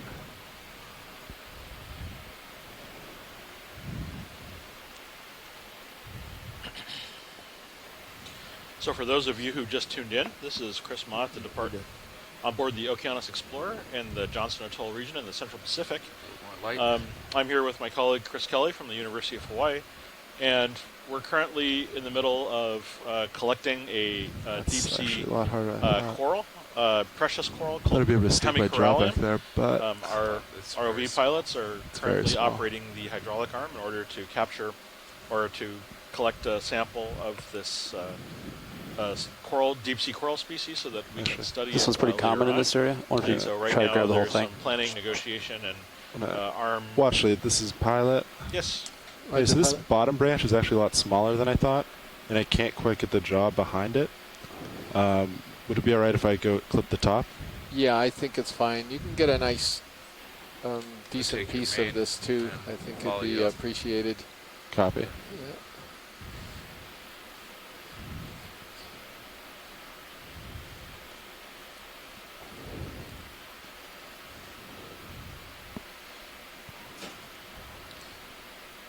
Yeah, just make sure you get plenty of the main branch, because that'll probably retain a lot of the tissue. And there's so many of these, I think we're okay. Can we zoom in on Mini Zeus, please? Sounds good. Thanks, Bridge. And yeah, just send that for me. Copilot.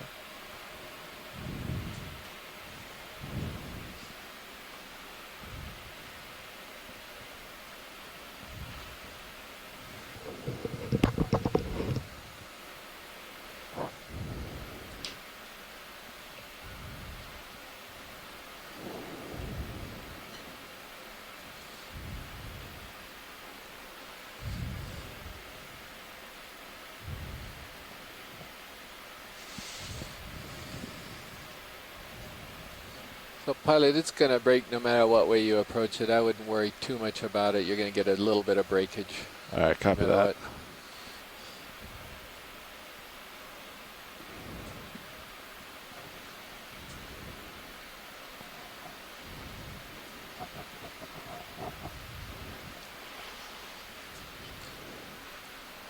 It is brutal. Perfect. Great. Thank you. Yep, that's what happens when you collect coralliums. And there's still some on the rock, so it's going to grow back. No problem. Yeah, come down, Mini Zeus, please. Following you down. Might be a few years, though. But given that there are hundreds and hundreds and hundreds of these things around, I don't think I would love to, but there's also a... Right there, there's another one I don't want to break. Okay. So... I'll do this.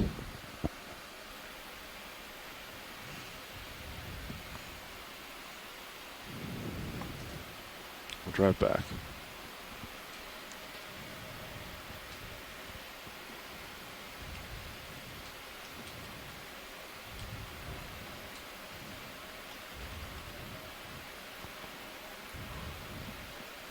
Go ahead, Rich.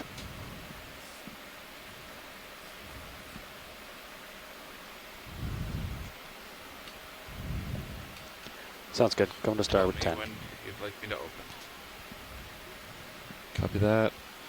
I have autos in. Just want to see, let it try to balance out real quick.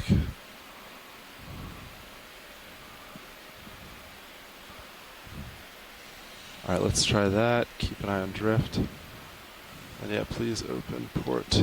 Opening port.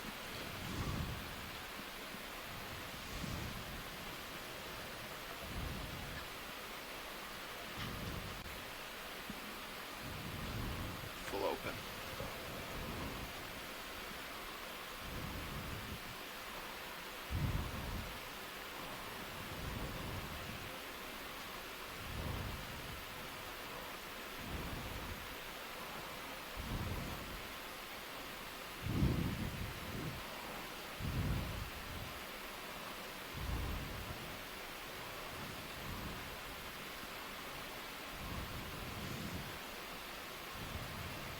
All right, go ahead and close, please. Close.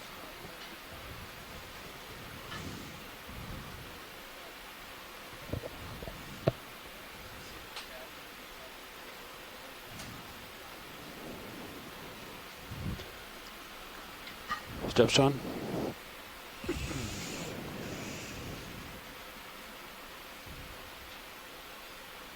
Thank you.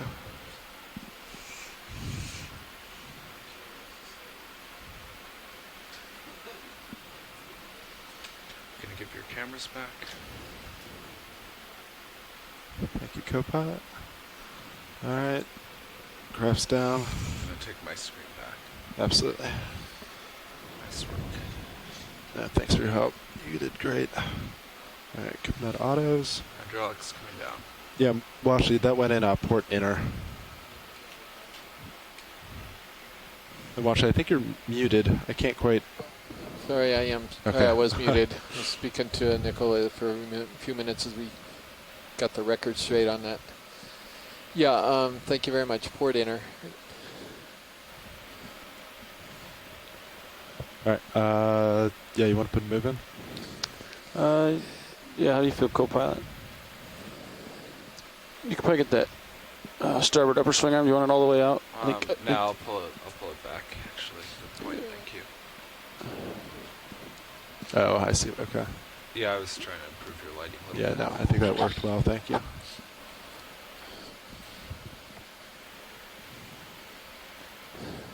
Okay, we're continuing along on the slope. Laser just went over a demo sponge. That's pretty cool. That sort of yellow blob. Do you want to zoom it all? I'm not gonna. It's not gonna help. Copy. Thanks. You need Shirley Pomponi for Co-pilot, that want one. maybe a 10-meter move towards him, or 15, or you comfortable with 20?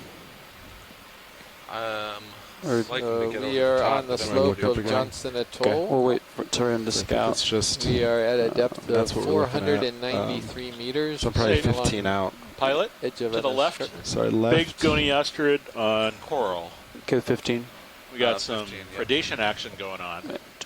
We'll go 280. All right, just lead Yeah. me. Oh, there's another one too, and I think there was even a couple of them. We Yeah. are zooming in on one of Chris's evil beasts. And that's good because maybe this will be a Yeah, you guys ready bamboo for a to move? confirm Tina's observation of a bamboo All right, earlier. Well, this one is 15 Circeaster. meters, This bearing isn't any of those 280 Hibasterines degrees, that are speed usually decimal 2. observed feeding on bamboos. Sorry, science. Where am I looking at? To the up, it goes up a little bit, pan Video, up a can little we bit. cool that down? Sorry about that. That's all right. So Good copy. Yeah, to the up Yeah, and to the left. it's off Up the and to the screen left. right now, and there he is, the starfish right at the top. Oh, okay.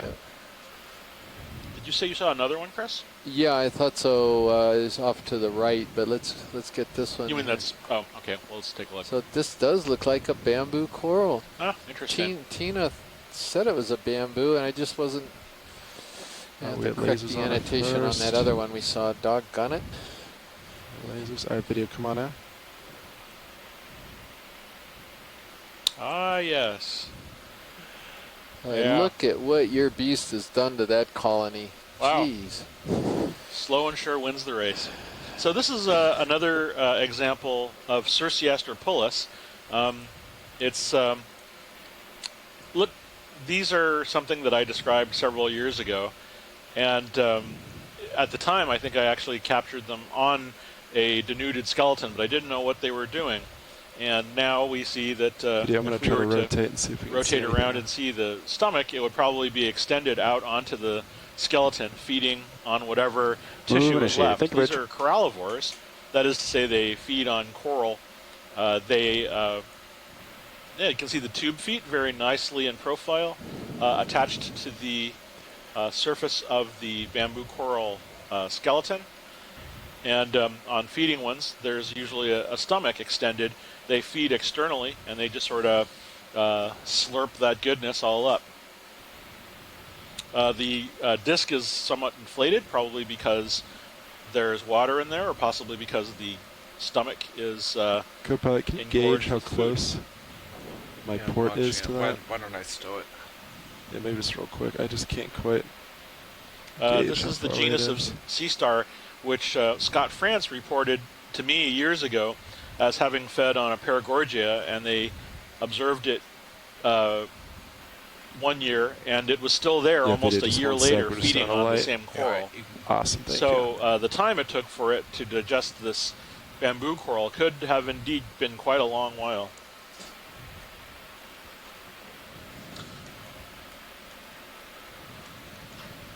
See any other concerns? Yeah, I think that's good. I got my toe right there.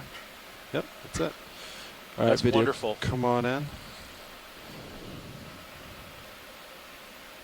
Yeah, it looks like it's still slide up. Sort of. Yeah, you can see. So the stomach looks like it's withdrawn. It's just kind of hanging out there. Its tube feeder attached to the surface of the bamboo coral. That's interesting.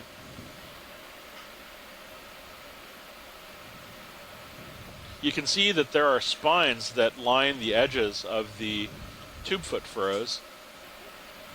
That might be important for understanding how they crawl up these bamboo corals later on.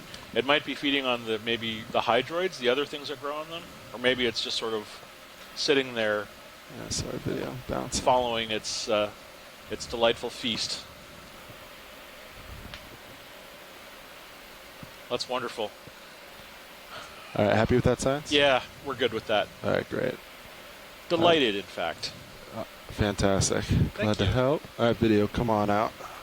Nothing makes me happier than watching coralivorous goniasterids. Oh yeah, and there's another one up in the. Oh wow, it's like a feeding frenzy. I want to get that arm back out.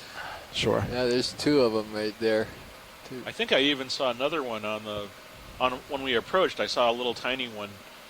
I thought what I thought was a little tiny one on another coral, but I wasn't sure. So he's not on there's no coral. Neither one of these are on coral, right? Actually, yeah, I'm not sure. Well, the big one on the left is feeding is perched on what might be a sponge. Yeah. And then the one on the right is another cerciaster, and I think it's on another hemicorallium. Looks like you're starting to move, co-pilot. Wow, this is just like the valley of the nomming starfish. Right. Let's get quick zooms. Looks Video. like that ship move is complete, pilot. There's no concern with yeah, the you can tether see it right there. now, so you can do whatever you'd like. Awesome. Oh wow! Straight down. Move complete. Thanks, Bridge. So, Chris, this Copy. isn't hemicorallium though, is it? Yes, it is. It is. Okay. Boy, he's nailing that, isn't he? It is hemicorallium. Wait. Well, yeah, it is. He's eating the coralliid. Aha! Oh. So now my starfish are economically significant. Yeah. Oh wow! And you can see the details. Beautiful. Nice, this is like holding it up and twirling it around in my hand to a certain extent. Yeah, so that's great. So it's feeding on. So this is a new prey item, in fact, I think. Yeah, I don't think we've ever documented them on coralliids before. Yeah, that's great. And then at your convenience, we could move over to the left and see the other large goniaster, which is a separate. Oh, I'm sorry. Before we do that, when he zooms out, maybe just take a quick snap zoom in place of the red coral on the right-hand side of the frame before we spin left. I think they're a little bit further zoom out. A little more zoom out. Yeah, keep going. Oh, okay, that's the same one. Never mind. So we can go get the other star. Sorry. Copy that. It's the same Staropathes. Yeah, so this one is feeding on a sponge. All right, video. Come on in.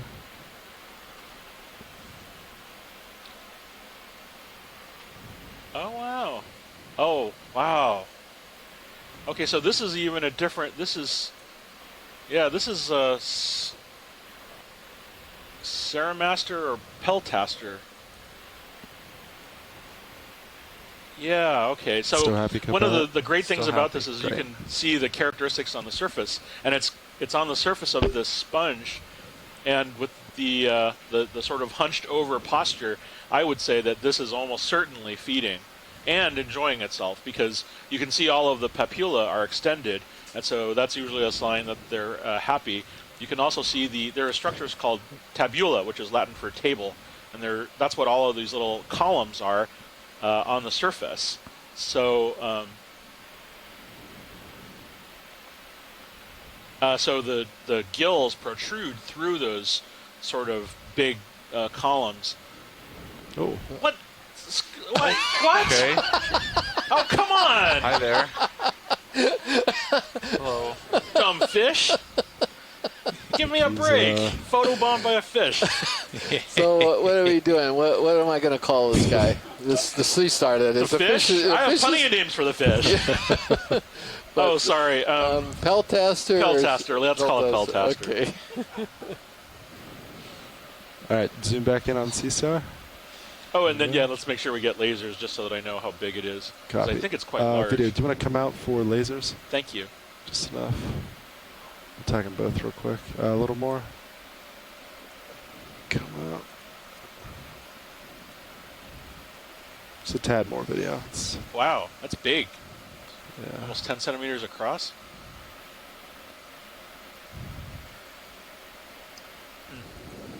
If we see that again, I might want to collect it. All right, I'm just going to go over to the other one real quick video. Wow. Speak up now or forever hold your breath. You might need to throw it out to the group. See if they would support it. Do you want me to pause here, watch leads? Well, okay, let's get the starfish. The big one, the one that's on the sponge. Dead center? Yeah. Copy that. all right, everybody out there in the chat room, let's hear happy? it. I'm happy. Do we have video come on do out? we have consensus where do you on think you're whether gonna we're going to want let the Chris support? get one of his beasts? Probably, yeah. I floated far out.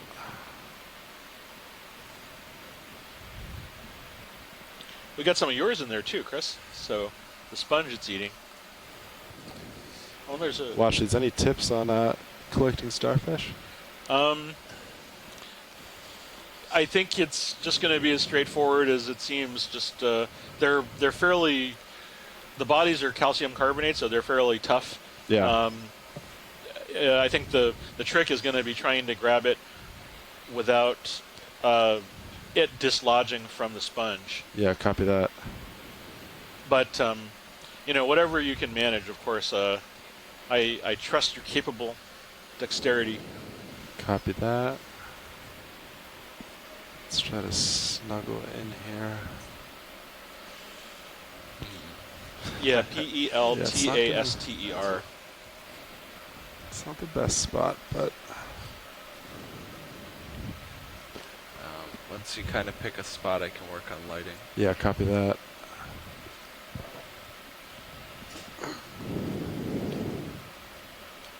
Might be kind of close. Worry about port lower. I'm just saying that. Yeah, maybe it'll work. So right now all I have is auto head. Are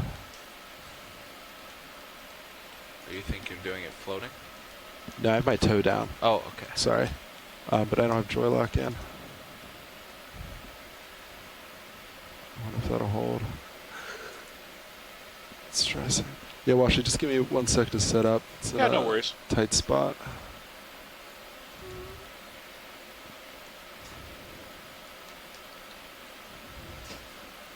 To me, it looks like you're pretty close, Sean. I would almost back away from it a little bit and go down. Else the arm's going to be kind of, yeah. You know what I mean?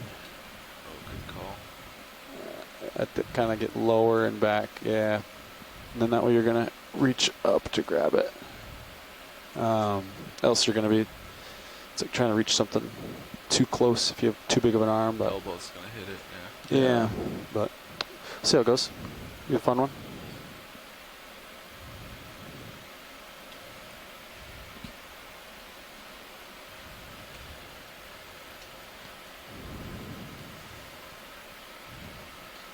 Let's see how that sits. That's with joy lock in.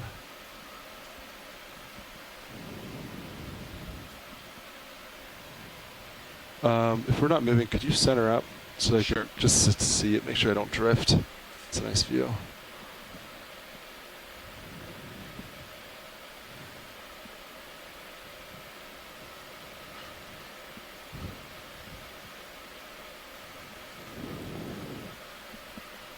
I think that's pretty stable. I think I could try this. What do you think? I think it looks okay. Yeah. I'll try to get some light on it. Yeah. You try light. I'm going to test the arm. Sure. Are hydraulics up? Yes. Great.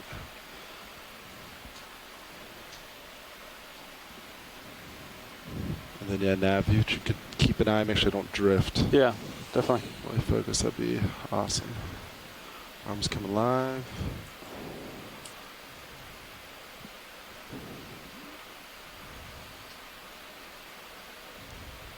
You all set?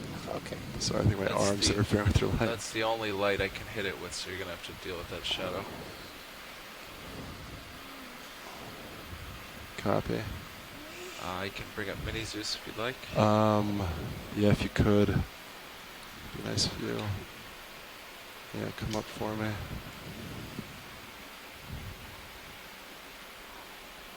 Nope. You could put a manip cam on the big screen, maybe. That we have them. Port manip. Actually, I think I'm going to back up. I think.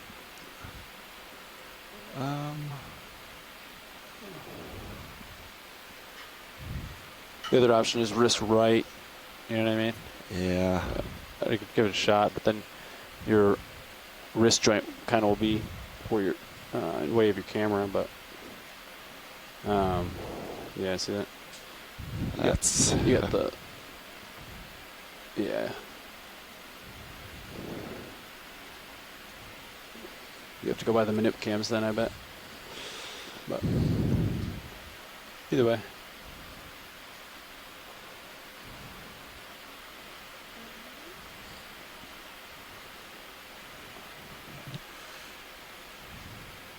I'm going to back up real quick. Yeah, I think that might be the move. I'm not a big fan of not having my main HD.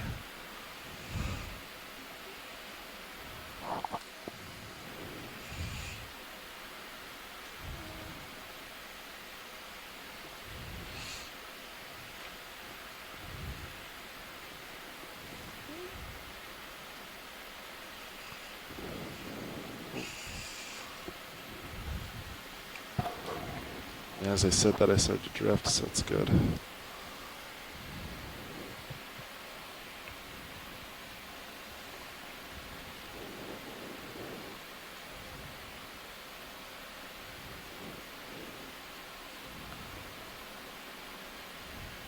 Oh, there's another one of these black corals down there.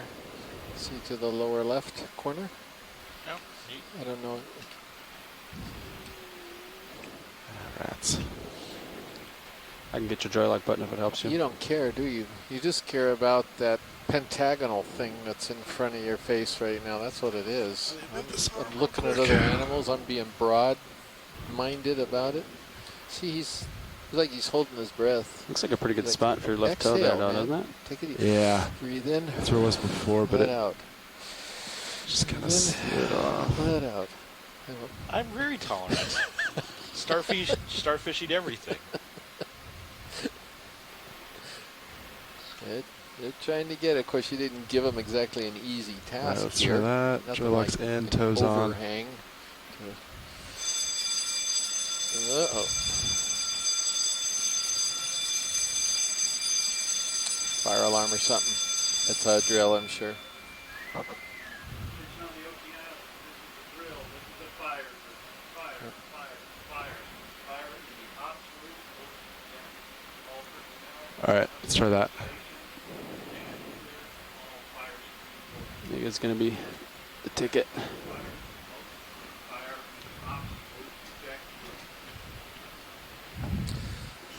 Yeah, Tina was asking whether we could zoom on Pluck that it right coral. off So of this there. time, after they do the collection, we're Gonna get that gonna light in there again. hopefully go back and get this one. It's in a nice perspective, Tina, this black coral that's below the sea star. Got all that light, I got you. Oh, you're the man. Nav, are we supposed to discuss the drill? Or are we not doing that anymore? We should. We'll do it right after Do it this. after this, Yeah. That would be fine.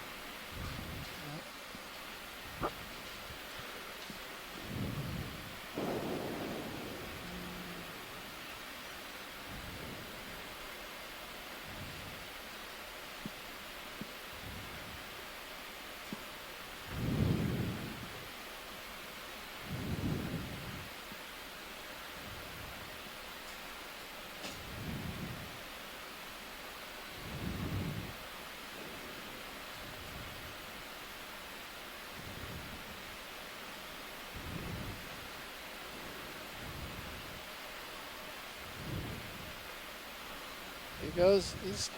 Oh, way to go, Please pardon the Sean. interruption. That's Conference contains less than 3 but he's participants gonna at this time. have a soft If you landing. would like to continue, press star It's 1 all right. now. Or the That's actually- conference will be Before you terminated. much back up, easier to Sean, grab. can we just get a quick zoom of this black coral on the left corner? Sorry, Tina's been trying to get it. I know it's No. Actually, could I? No, collect it whatever first? you want to do. That was just kind of for Chris's benefit too. Thanks. All right. We try to accommodate, but the answer to that one is no. Okay. First it's a fish. Just no right now. Okay. Would a little zoom get help to on it. both cameras? Yeah, actually, do you want to zoom in? Yeah, main HD and mini Zeus. A little bit. That'd be great. Please pardon the interruption. Your conference contains less than 3 participants at this time. That's nice. Thank you. If you would like to continue, press star 1 now, or the conference will be terminated.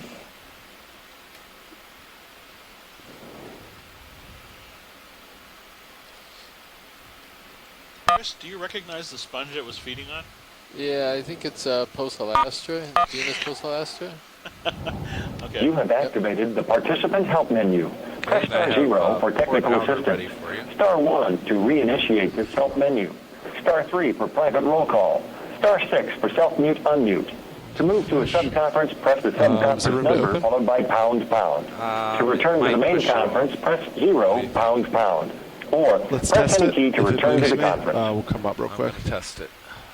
Opening catch. now. You can still get DNA.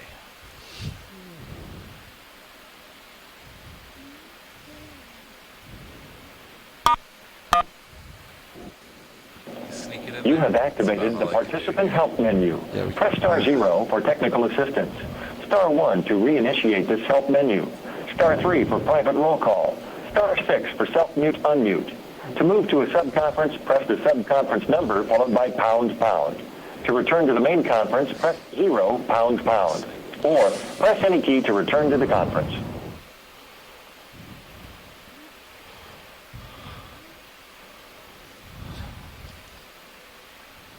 It's feeding on the manipulator arm. I can't believe these guys. They'll eat anything. Jeez. Maybe use the divider to pry it off. Yeah, it's a little. Those of you who don't know what that reference is, the starfish is stuck to the manipulator claw right now, probably with his 2 feet. Yeah. And they're having a the little same trouble thing. shaking it off the It's moving. teeth. There it goes. There, Oh, there we got go. him. He's in the box. The whole thing? Yeah. Okay, so now could we look at the coral, Chris? Is that Yes. You know, I think we should retract look at that sponge again really quickly just to make sure what the food item was it was Sure. eating. Yeah. Because, you know, Okay. sponges. No, that's fine. Yeah. And you did that sponge a great service. Still, All still sponges good are sample. clapping now that you got rid of one of their predators. Cleared them from the reef. All right. Arm off. All right. So what's first view watch leads? So let's take a look at that sponge it was feeding on just to get a quick zoom on what the surface of the sponge looked like. It's that white one to the left of the lasers Yeah. right now. Copy that. And then we can proceed to the black coral All right, that video Chris come on wanted to in. look at. Yeah. Yeah. I think it was the one to the right, the sponge. Yeah, right there. Okay, I'm going to take my screen back. Yeah, absolutely. Thank you, co-pilot. Yeah, it's feeding on the sponge or stuff on the sponge? Yeah. What do you think? Oh, that's interesting. There's doesn't seem to be any apparent damage to the surface of the sponge. Huh. Okay. Yeah, I think that's... Co-pilot doing the good. lineup on that sonar return. Right, video, Yeah. come on out. Thank you. Yes. And then after this, there was... Right to the bottom lower left, there's a wispy coral, very sort of whitish, clear. Lasers are almost above it right there. That's it. All right, video, come on in. Yeah. We'll be able to look at the spicules, and if it's feeding on the sponge, there should probably be some remnants on the stomach that I'd be able to tell to figure it out.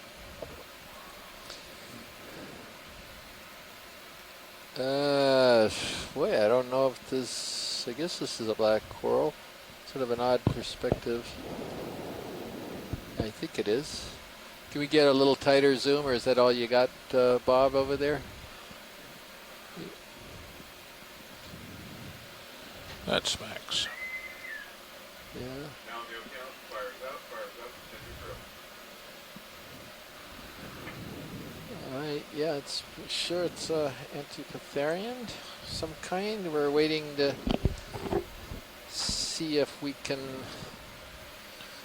get a little more specific ID from Tina Molitsova, who's watching from the Shirshov Institute in Moscow.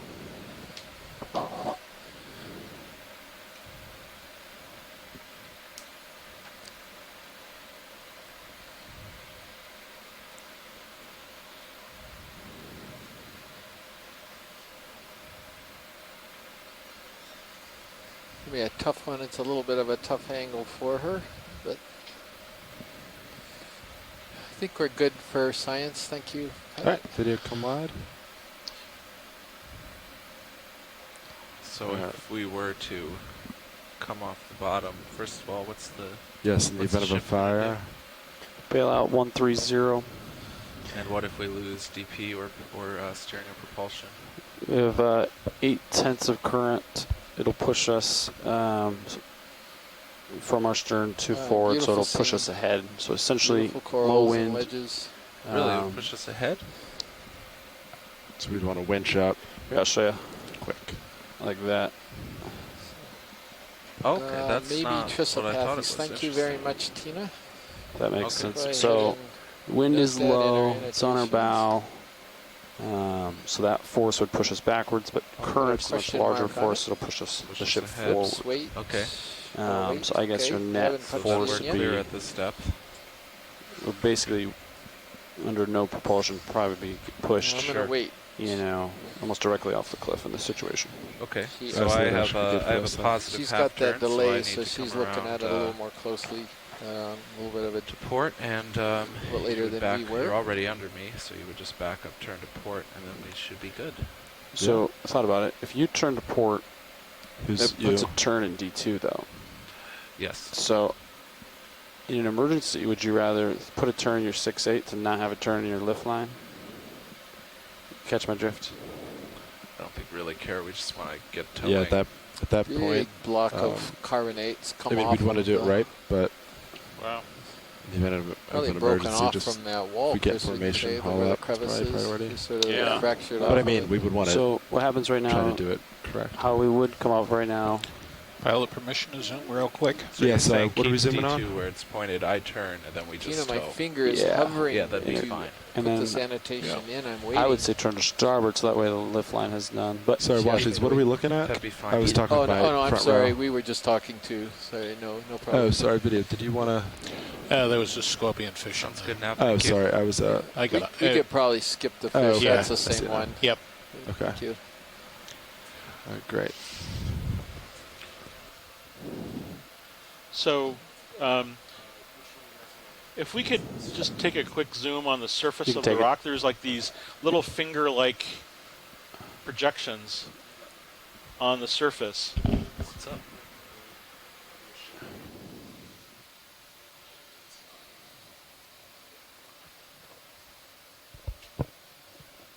All right, Washes, we're going to do a real quick seat change. Okay. and then there's a fish on the side. Well, when they're...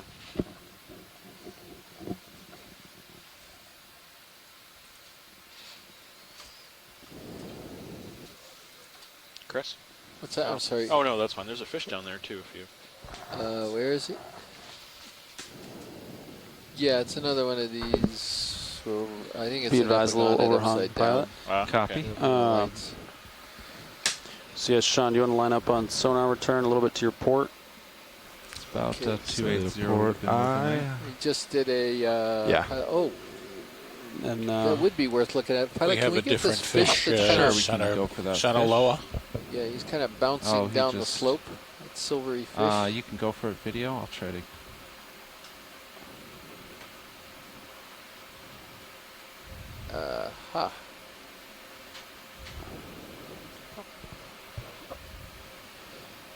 You can take more.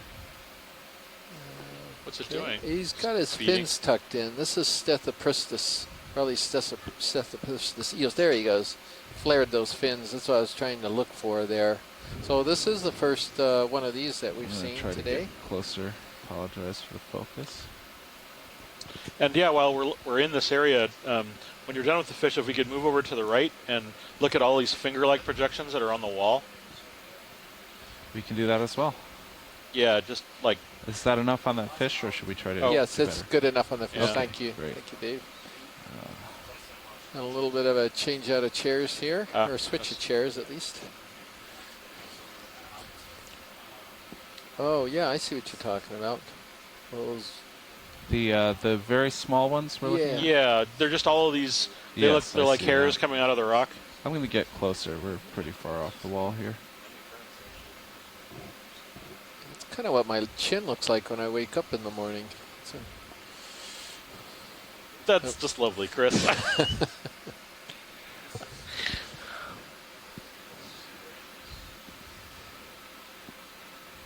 All right. Okay, let's try that from here. Another one of those.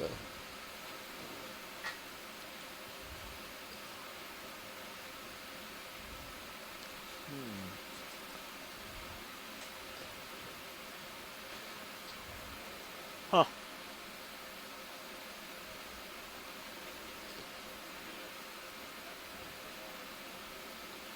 For tubes, I guess. I guess. You got me. I don't know what we're looking at. Yeah. So I guess we're gonna. We we're could gonna get perhaps even need closer. a little bit of help, like maybe a lot of help. Anyone have an idea out there what these finger-like things are? I'll get us even closer.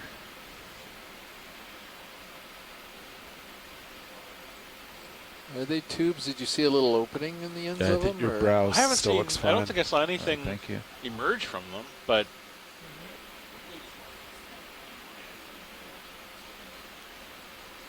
Huh. There's sure a lot of them. Whenever we don't know what it is, we sometimes go bryozoan. But Maybe. Maybe. I don't know. Oh, that's fine. There's just a lot of them, and I just wanted to sort of document it for the sake of. I mean, they could be forams for all I know. Yeah. Okay. Thank you, pilot. I think we're done. I Okay, wonder if video, we've come got on out. just Yeah, just we have a I generic see animal the overhang. Yep. I'm gonna- code on this thing. If it's even an animal. Yeah. We have a little bit of an Undetermined. overhang. We have an So I'm undetermined. gonna There we go. back out, and we will come up over it. Okay. A couple of Regadrella vase sponges. We imaged those earlier on. Excuse me, pilot. Would you Yes. mind one more request? Sure. Right above those white vase sponges are a different type of sponge with kind of holes or pores in it.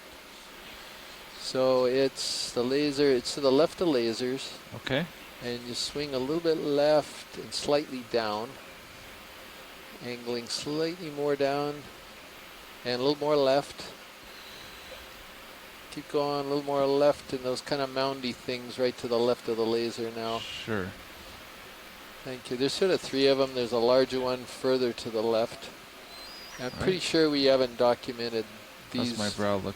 You're getting close. I'd stop there. This may be another type of glass sponge. All right, video, come in. We're going to have to do this floating. There's an overhang above us. Yep.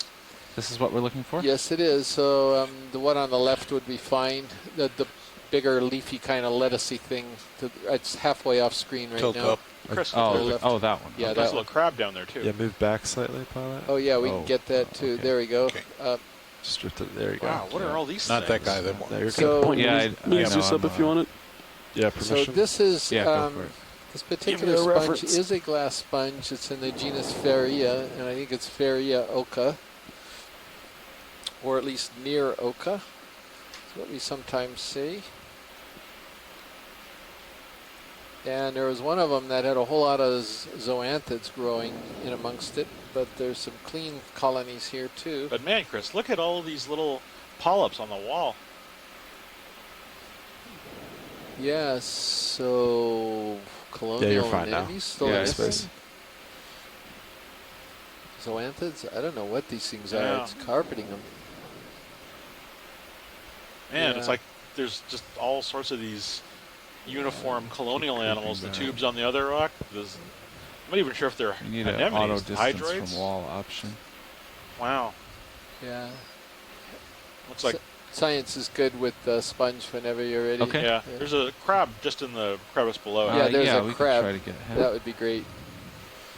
There he is. Yeah. Come in for the crab. Then overshoot here. Hi, crab.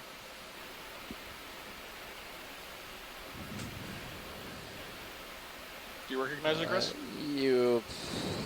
It's 1, 2, 4 legs, so this is a proper crab, a brachyurine. Yeah, brachyurine is about as far as I can go on it right now. That's fine. Thank you, pilot. I think we can move on. Come on out, and we will come up and over this ledge. Thank That you was for a those. very so much trouble. interesting and mysterious rock. Yeah.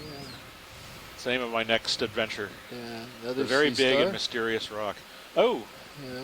quick zoom on the sea star, if you please. I'm pretty sure that's Someday just we'll peltast. get over this rock. It's too much interesting stuff on it. Jeez, look at. Yeah, I wonder if it's feeding on these Yeah, polyps. it's the same sea star, the peltaster thing. But wow, look at what's on the rock. It must be feeding on those. Man, that's amazing. Okay, that's good for science. Okay. Thank you. Man, Up if you look and at the over. texture of that rock, though, the entire thing is just carpeted in those little whatever they are. You at about our direction of movement? Yeah, so I'm at Okay, Les Watling 290. says there's zoanthids, and Tina Line says sonar there out. are zoanthids. That's a reference. Interesting. Les thought the crab could look like a xanthid crab. We it's just it's 25 meters sort of out. went to brachyurine, so thank you, Les. All right, up and over. Wow. That was a big rock. Yeah, I got some That is nice the kind of rock legends are built on. The great zoanthid-covered rock.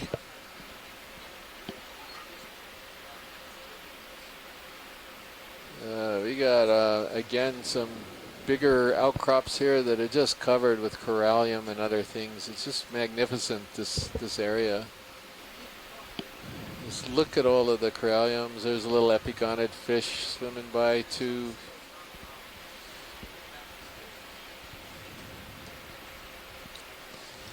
We've seen all of this so far. I'm trying to see if we can spot anything different as we're moving up along the slope. Probably get moving. What do you think, co-pilot? I think we could do a 20-meter move. So, pilot, 20? there I'd is go a 15 coral to be that's on the safe. upper left right so I now see it kinda in the going up crevice. to his Sort of port a a little bit larger there, colony. Okay. It's, And so I I'm at think that would 290 be of right now. interest to some of the What do researchers. you think about that? Could Or do you want to do like be 285? a Yeah, bamboo, 285. but a little Alright. more intact How about we pull because that trigger? one of Chris's 15 beasts have not, meters he's sound not okay to you discovered guys? it yet. Yeah, if pilot's happy. That's right dead in the crack. Oh, up above. Yeah, that okay. kind of white one. It's right above the lasers right now. Sure. Okay, video, you can come in on Look that. at the corallium here. Ready to drive it now. Amazing. Obviously, if a sea star hasn't eaten it yet, it must not be as tasty. Yeah, so this does look like it's a bamboo. Yeah, you guys ready for a move? It looks like it's All internodal right, branching, and I 15 think it's the meters, same bearing thing. at 285 That's degrees, neat. speed decimal 2. And before pulling away, we can zoom this for a moment. There was a cup coral. That's it. So that's Polymyces wellsi. So that's those good copy. anemone-looking things. Video, come out for a second. I'm going to try to put my toe down here, see if I can get a little more stable.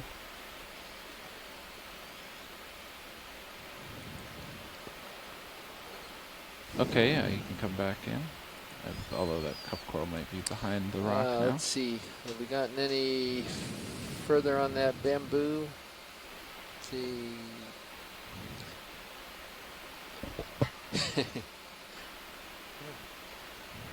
Sako, boy, we're going to get a lot of starfish comments. Good. With you here about your beasts. So I call them beasts. That's fine.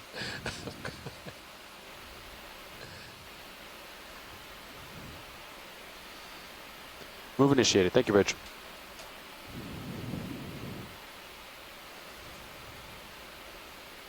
So we've got the little upper portion of a cup coral called Polymyces, probably Polymyces wellsi. That's got a purple thing in the center.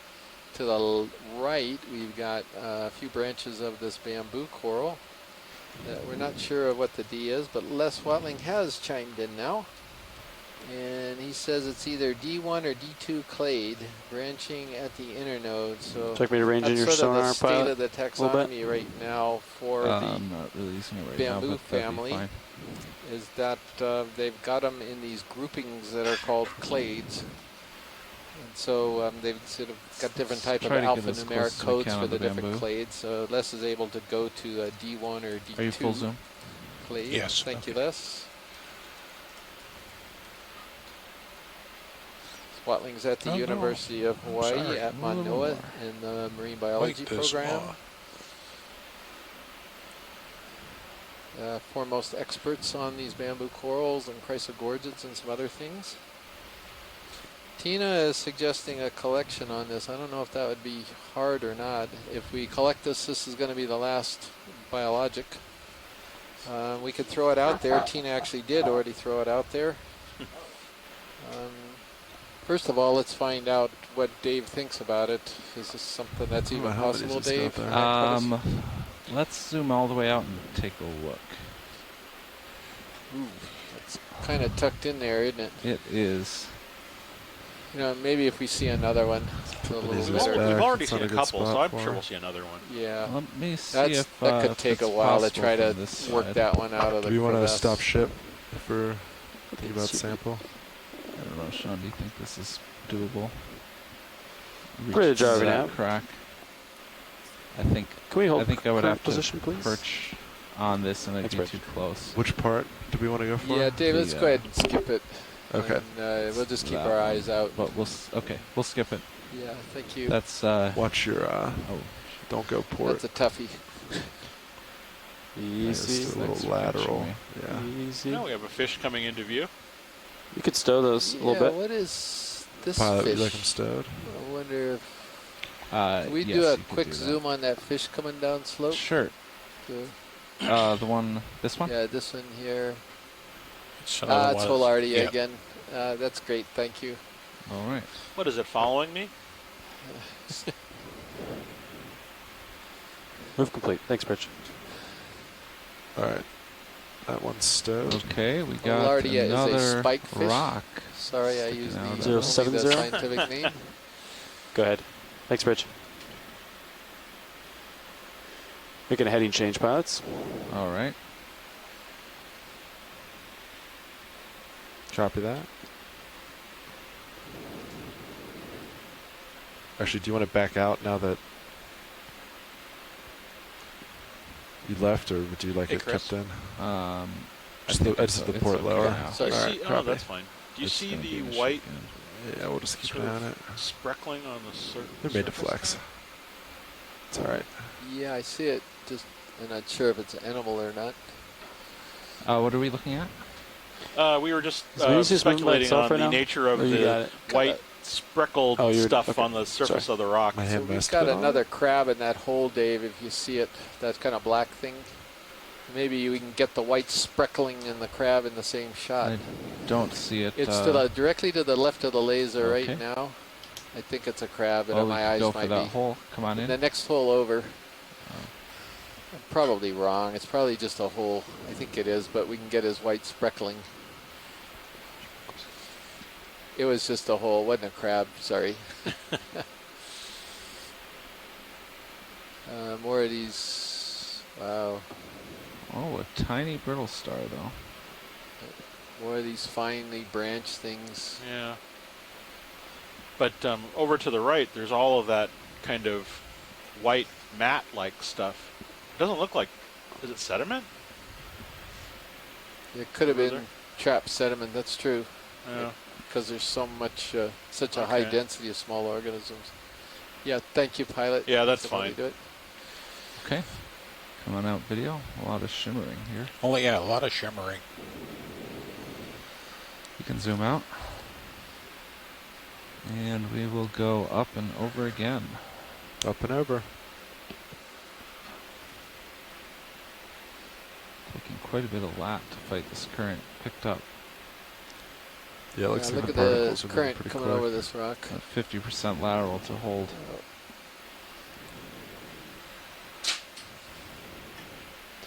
So from the north to the south? Yes. Copy. So we're at 475 meters right now. Look at the fuzz on the rock. Must be more of those little all the little tube-shaped stuff. things. Yeah. Huh.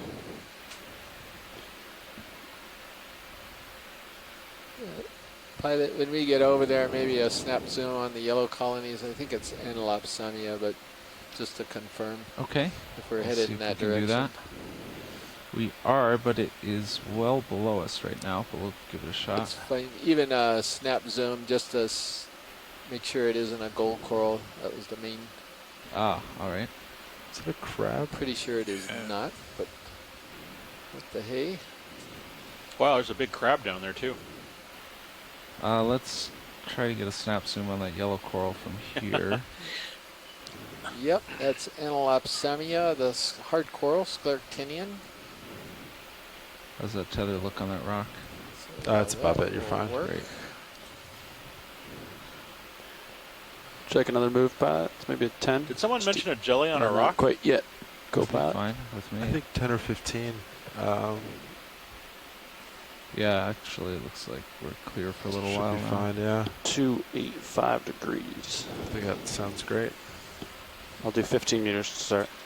Bridge, RV nav.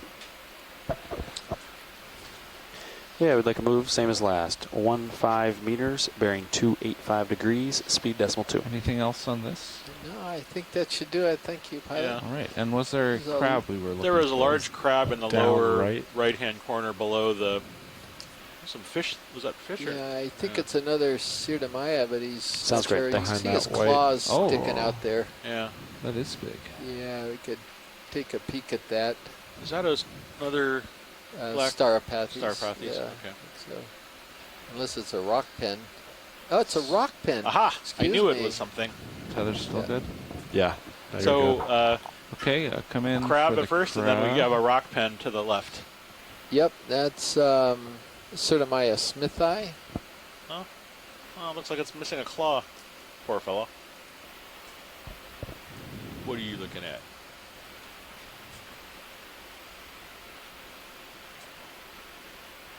And a squat lobster in the upper left corner, but not urgent. The thing that I think we were interested in most next was the rock pen, which was sort of that large brown Dark tower purple. type thing. Yeah. Yeah, I think he's slowly It's up- zooming out up to where it above us, is. right? Yeah. There it is, right there. Yeah. Oh, to the left. Yeah, that's it Okay, down sure. there. Get that. Got a large rock right behind us that I'm maneuvering around. Oh. Well, best but- we as can get as it. you find you- convenient then. Okay, come on in. So he's penned in a little bit. Oh. Okay, so this is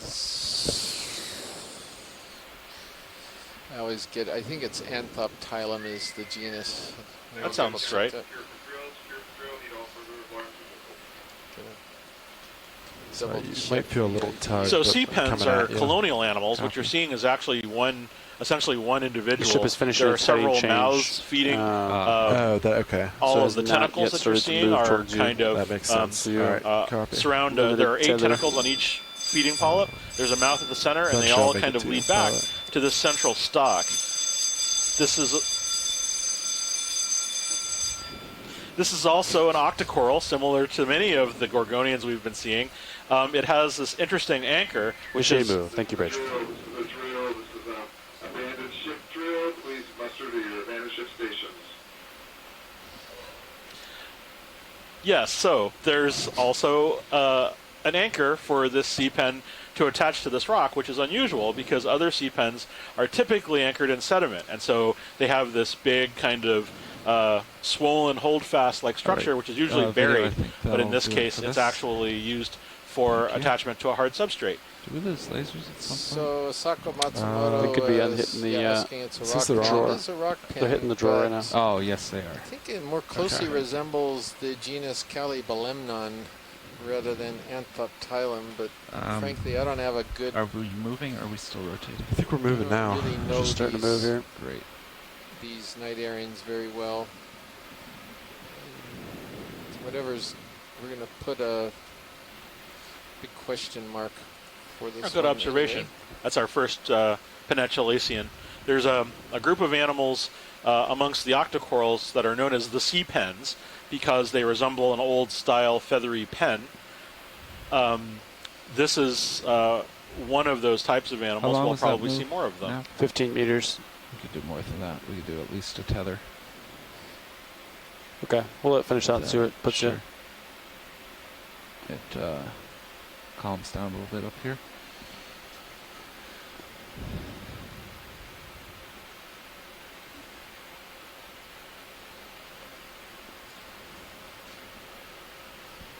It's moving pretty quick, pilots. Be advised.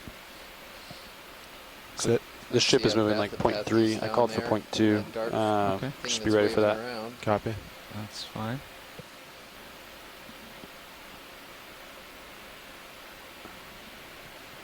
All right, we're getting a little more tether. Start to move ahead. So I wonder if we could take a snap zoom on that black coral dead center. Sure. Come on in, video.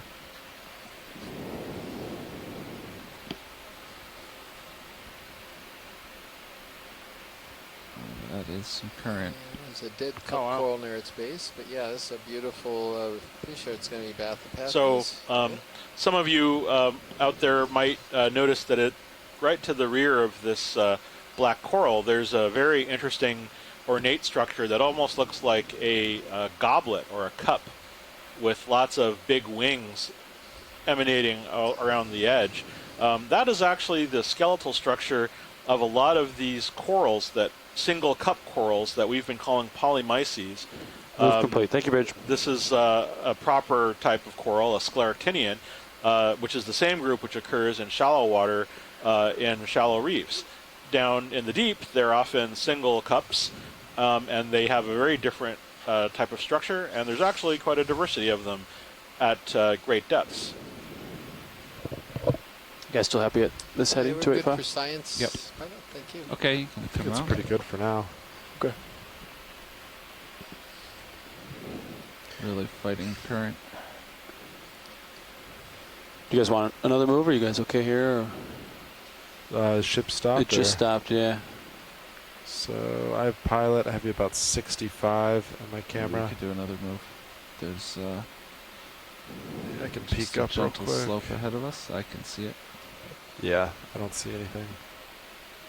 Do we do another 15, or what are you feeling? Yeah. We could do 20 anyways. 20? Let's do 20. All right.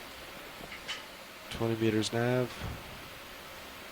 Copy that. So we've got another yellow coral there to the left, just going off screen. Sure, I we wonder can if we check could that do out. a quick zoom on that. This is one that Tina couldn't quite get a good perspective on before. Of course, now he's hidden by the corallium. Bridge RV now. But maybe if there's some way to... Yeah, ready for a There's move. another rock pen down there as well. 20 meters, bearing 285 degrees, speed decimal 2. Polybelemnot? Yeah, I think that's the best bet for them.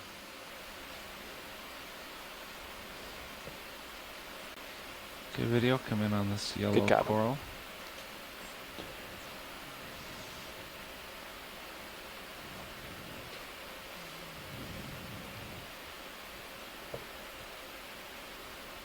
And now we got the polyp side. I think this is the side that Tina wanted to see, so this is a great perspective for her. Trying to come back to it.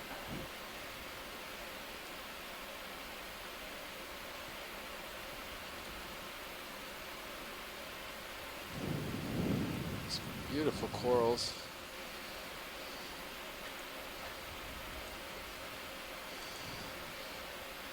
Looks like it lost a couple branches on the top. Should kill lasers. Yeah, copy. I don't see any Lasers off. sub-branching.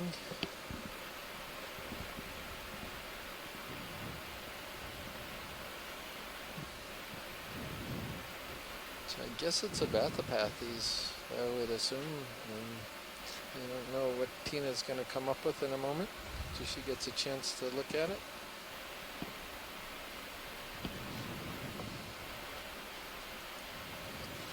You know, Asako, I'll just throw out a comment to you too, since you work on plexaurids. We have seen Acanthogorgia, but we have yet to see a single plexaurid.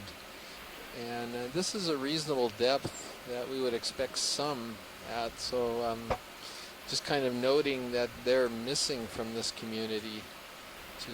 And we'll certainly keep an eye out for some of those. I'd like to see a few of them. Plexaurids are really beautiful sea fans. They come in all different colors. They're very soft sea plans, so you see them waving around a bit. They can get up into the shallow scuba diving depths as well. And so hopefully we will see some of those.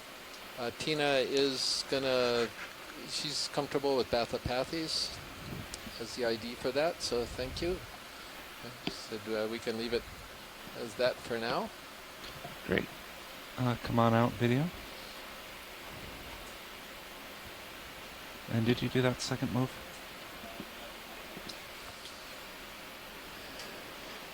Was that move initiated, Bridge?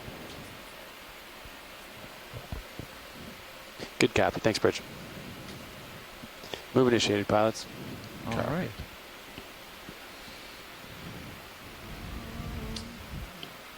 Pushing on.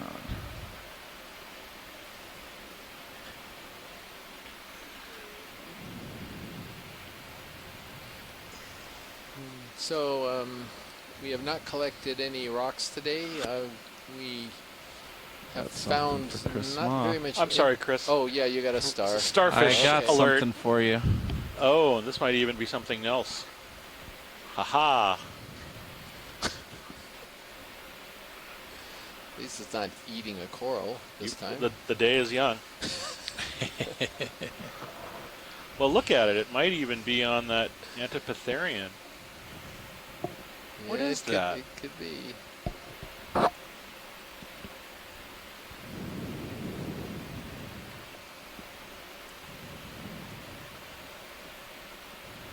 All right, you can start coming in on Okay, this. so it's not well, let's actually let's hit it with the lasers first, co-pilot. Yeah, Oh, yes, lasers thank are you. on. Wow. That's a big boy. Might be the biggest Centimeters. stud. So the lasers are 10 centimeters apart, which means it's quite a large animal. All right, let's zoom. And Zoom, zoom, you zoom. can take lasers off. Lasers are off. Ah. Ah, my old friend. Oh, that's lovely. This is Gilbertaster. I've never seen this alive before, but it's been recorded from this area. The first time it was recorded from the Hawaiian Islands, it was in 1906. I've seen maybe one or two of these, and now I'm actually seeing one alive. This is like I almost brought to tears. It's really an amazing critter. This is the species is Gilbertaster anacanthus. It's named after, I think, like the Fisheries Commission guy Michael Gilbert. I'll have to double check on the etymology, but yeah, we can. I mean, that's it. It's wonderful. Thank you. We can move on, but lovely. I've never seen this alive before, and it really is just as beautiful as I thought it would be. All right. Thank you. It's quite large too, which is interesting.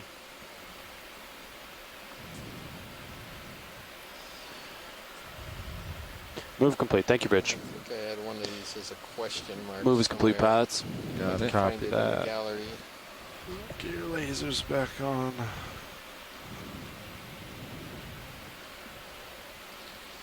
Alright, looks like there's a little jump here.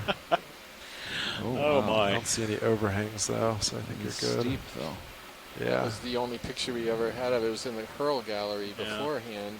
Pretty fuzzy, you know, because it's an older photograph. Is it turning south yet, So- pilots, or not? Yeah, that was back in we'll know over this. 2004 maybe? Yeah, Just the top. it's not good idea. swollen I or would sort of High shown Peg in would life show mode. something Right, like so you couldn't west really or get the south of details west that you right just now, got now. for uphill. Those are, in my Copy that. estimation, those are closely related to the hippasturines, see the what things your- that feed on your we're almost coral. there. It wouldn't Sonar surprise me at all says. if it was feeding on something in this area.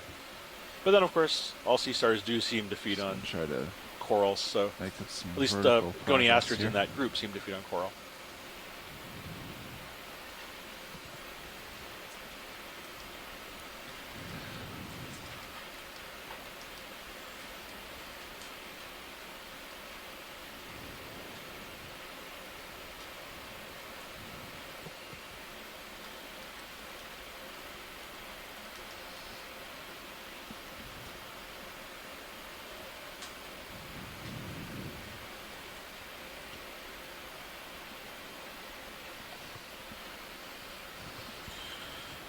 Looks like there's a short overhang coming up, but I don't think you're anywhere So, near Chris, it. these hemicorallium, they're fairly solid animals, are they not?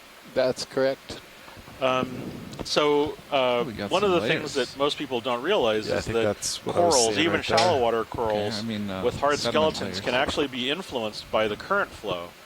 This makes it sort of identifying and classifying them very difficult because their external shape, even if they're sort of hard skeletal-like bodies, can be influenced by their environment and can change in a sort of localized period, confusing which species they're identified as. And in this case, here, for example, we're seeing all of them in these very interesting parabolic fans. Yeah, you don't really get sort of bushy corallids, with the exception of something that has remained in the genus Corallium, and that's oh heck, what's the name of it? It's not really bushy. It's just a very small stump-like. It's the name escapes me at the moment because I haven't seen it for years. But most of the larger, more well-known coralliids are fan-shaped, like this one. The pluricoralliums, I'm trying to think. Pluricoralliums are all pretty fan-shaped, even though there's a deep water white one that's a very leggy fan. Huh, interesting. But yeah, they all tend to grow in a planar sort of fashion. I just love the way that they're just curved like that. I mean, planar, but they're sort of weakly convex. Right. Wait. Concave, Yeah. excuse me. I guess convex or concave depends on how you look at it, but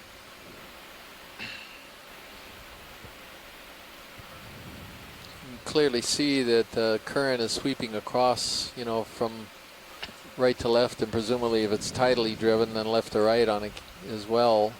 And a lot of the corals are sort of oriented sort of vertically to intercept the current, which of course would maximize their feeding efficiency.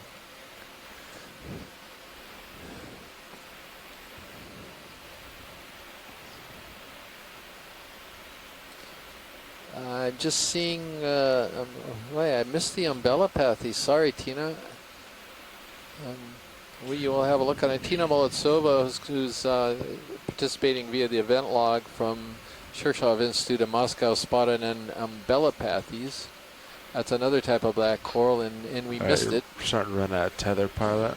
so for those who are watching, one of the other things about nearest sonar is looking at 25 meters out a now. landscape like this is that Just even wanna though do we're like pointing out a lot of the big 280 animals like the or corals something and the like sea stars 285. and the crabs, we're Seems actually also pretty seeing lined a up. lot of very tiny animals, and those tiny happy with that, animals are pilot? That'd be not fine. clearly evident, Copy. but Gonna there's do a lot of them. We passed a boulder 15 meters? about 20. half an hour 20? to an hour Copy. ago that was just covered 280. with tiny little, I think they were overall of zoanthids, and a number of these And rocks are just covered by millions of these little Okay. tube-like I'll do projections. 285. And Next so one we should. we don't know what those are, but they could IPAC be would very suggest we important should to turn the the port a little ecology bit, but of we'll see this what we see area. up here. Yeah. we can go And 280, so much 275. study I don't know if that remains to helps. be What'd you say, to be done on, If you want to go on 280 the animals here or and their closer ecology. that way, that's fine too. Okay. It's not 5 degrees here. There's not gonna hurt. Good, Bridge.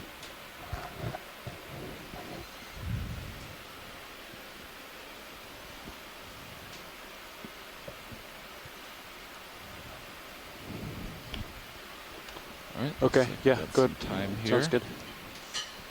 They're going to change their heading first, pilot, so Sure. We got maybe time. explore the port maybe or something. Or Yep, I will do that.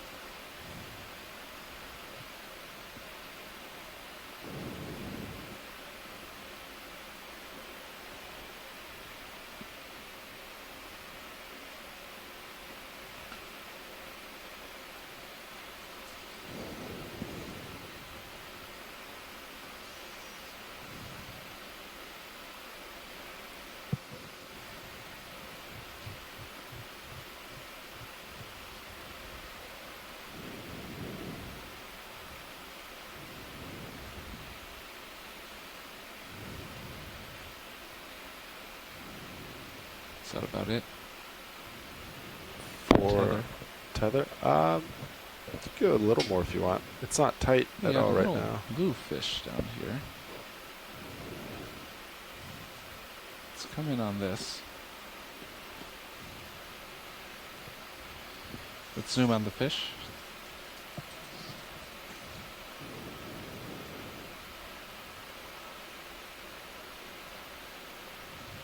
That's one of the, Chris knows what it is. We saw one of these earlier Okay. with the big eyes.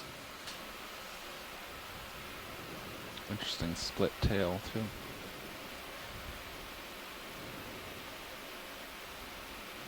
Okay, video. That should do it. Thank you.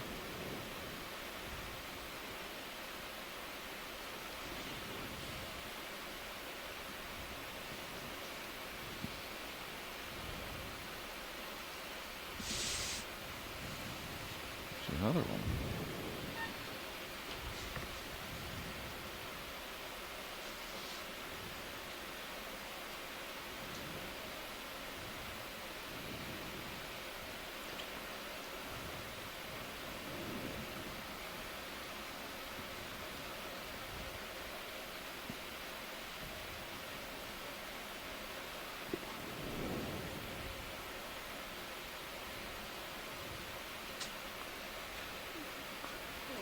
it's like Can we get a zoom on some of these white patches on the rock Sure. surface?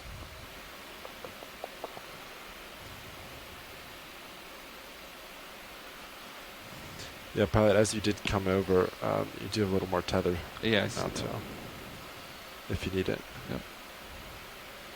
Video come in.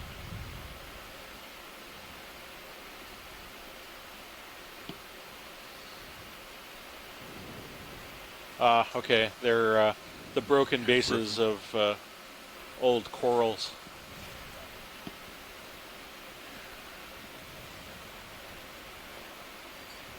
Yeah, we can move on. Thank you. Okay. What's this in this hole? Oh, that's interesting. Oh, that's one of those corals. Ah. Bathymyces is what they were calling it.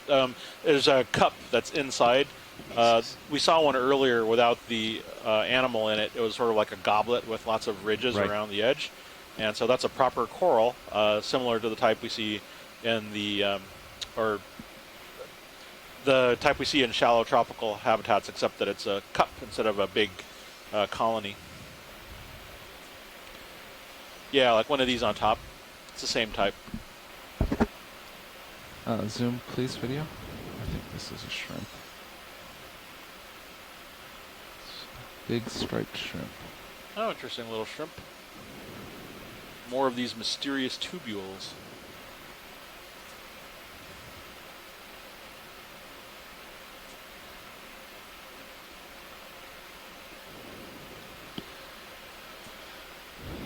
Still rotating now? Yep. Okay. Should just be about complete here. The ship is adjusting its heading, which is why we're stuck okay, here thank for you. a minute or two.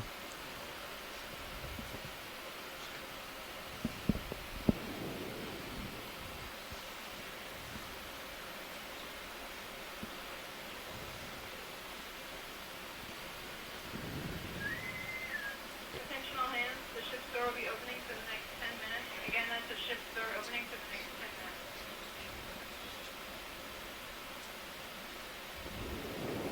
Right, I'm going to come up a little bit. Copy that.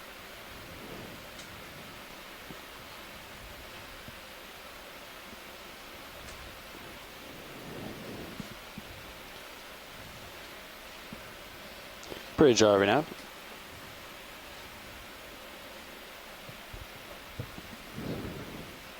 Stand by.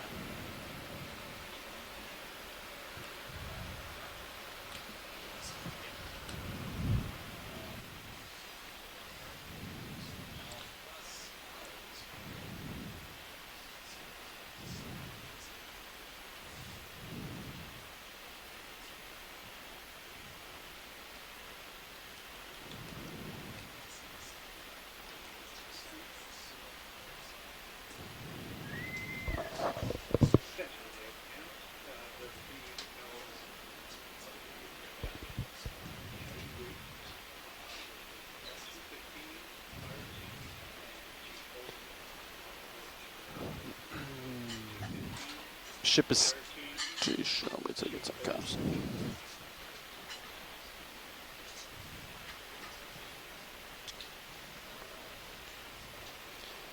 Yeah, do you guys like this heading or? So this still is Chris hunting? Ma from the Smithsonian's National Museum of Natural History, and I'm here Okay. with the University of Hawaii's Chris Kelly. Let me talk to my pilots for a and minute. we're currently We're getting a the new pilot biology settled in, so- co-leads on the Okeanos Explorer expedition Laulima Okamoana. We're surveying they just changed their heading. Johnston Atoll region and looking at the different seamounts and environments around the Johnston Atoll area. Right now we're having a bit of a change of pilots and such in their first row. The sites you're seeing are large boulders. Some of the small white patches are the bases of former precious corals which have broken off over time. Yeah, pilots were about ready to call in a move. But in the last hour or so, we've seen some sea stars feeding on okay with you guys? sponges, feeding on corals. We've seen large crabs with very long legs.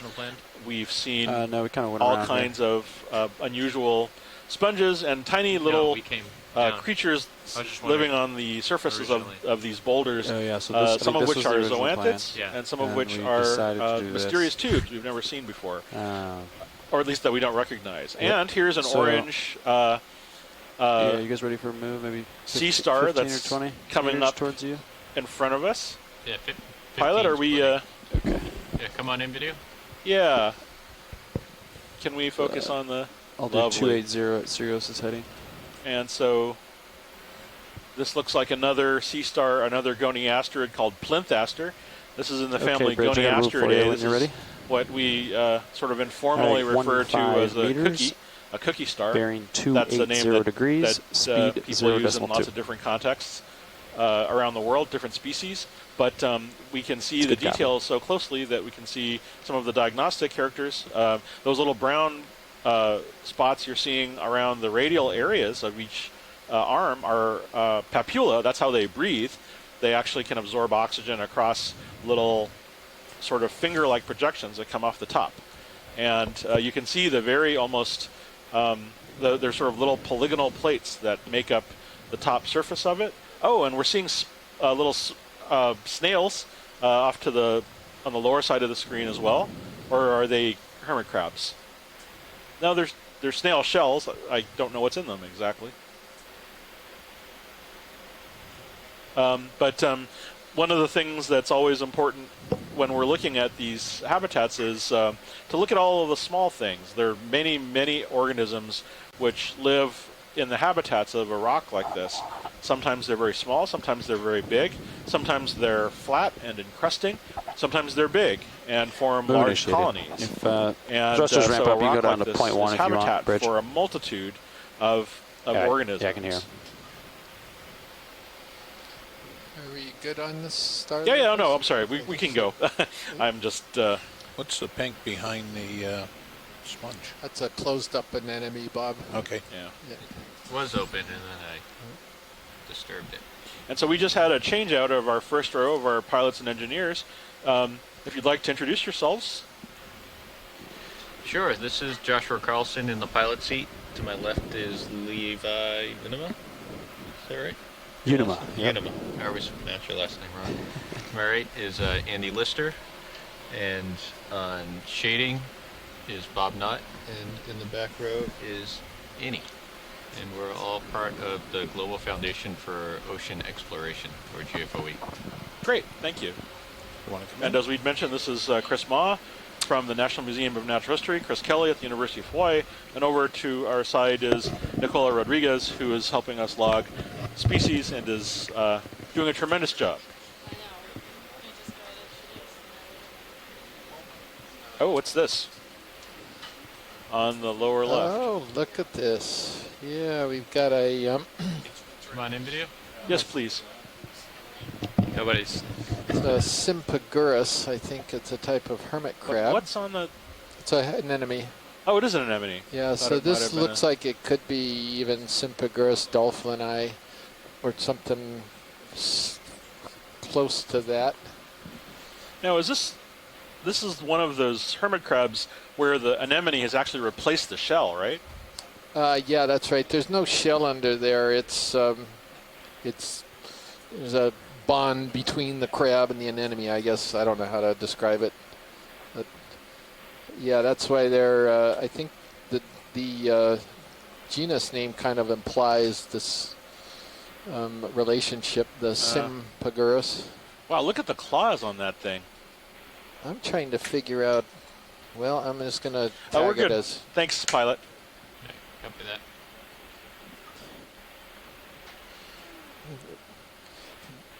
Apologize if you hear a couple mutterings from me. We're getting used to this C-Scrab annotation software and pull-down menus that sometimes I get a little confused about trying to find things.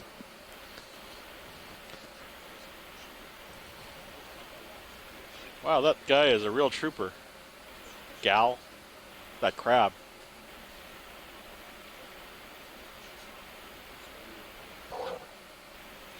Yesterday or the day before, we saw a similar type of hermit crab. Instead of sea anemone, it had about 4 or 5 different zoanthids, which are similar in appearance to sea anemones, projecting off of its body. Where it had the same thing going on. The shell had been replaced by a sort of Nidarian-shaped covering. Okay, when you good video. So we're good when you are. Thank you.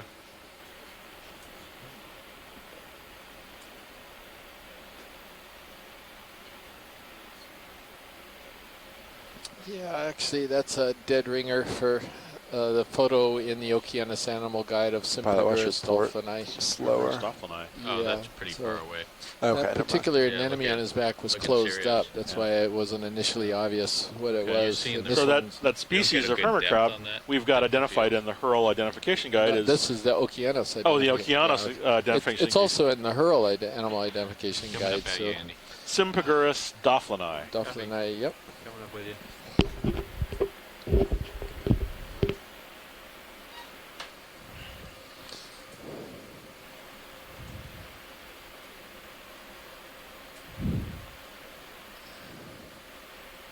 Hey Nav, do you know how long that last move was? For? It was 15 meters, so it should be stopped. Great. maybe like 45 seconds ago. Great, great.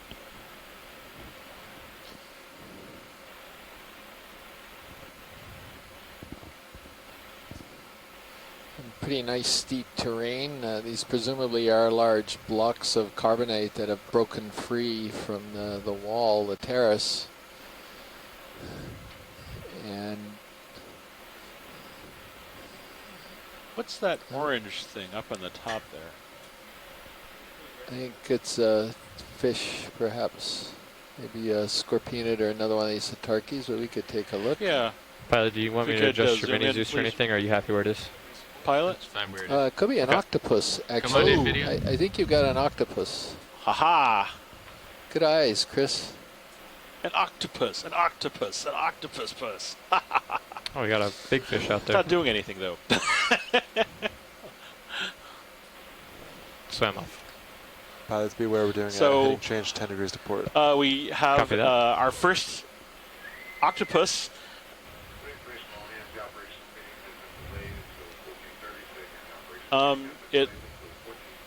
It looks to be sort of sitting in repose, resting perhaps.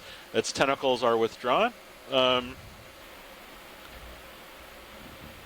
Octopuses are, of course, behaviorally complex and do a lot of neat things. And in the deeps, there are a lot of species with interesting life habits.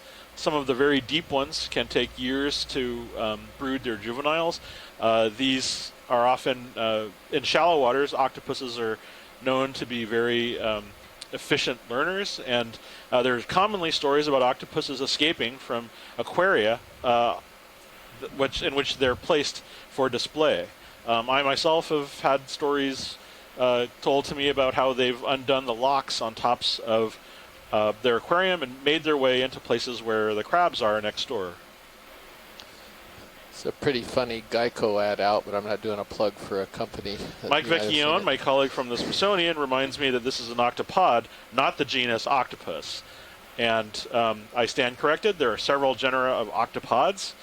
So this is an octopod, an octopus-like cephalopod.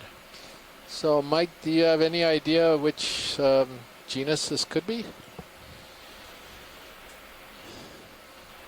I'm trying to look through the galleries because it looks vaguely reminiscent of something I can't remember the name of right now. So Mike reminds me that the taxonomy of benthic octopods at this depth is very difficult. So we often require certain characteristics in order to tell them apart. Sometimes they're fine characters that you have to look at under a scope or revealed through dissection. So it's not always possible to get an ID from an image of some of these specimens. But he definitely puts this into the family Octopodidae. So, Mike, is there any chance this could be Pterodactylus?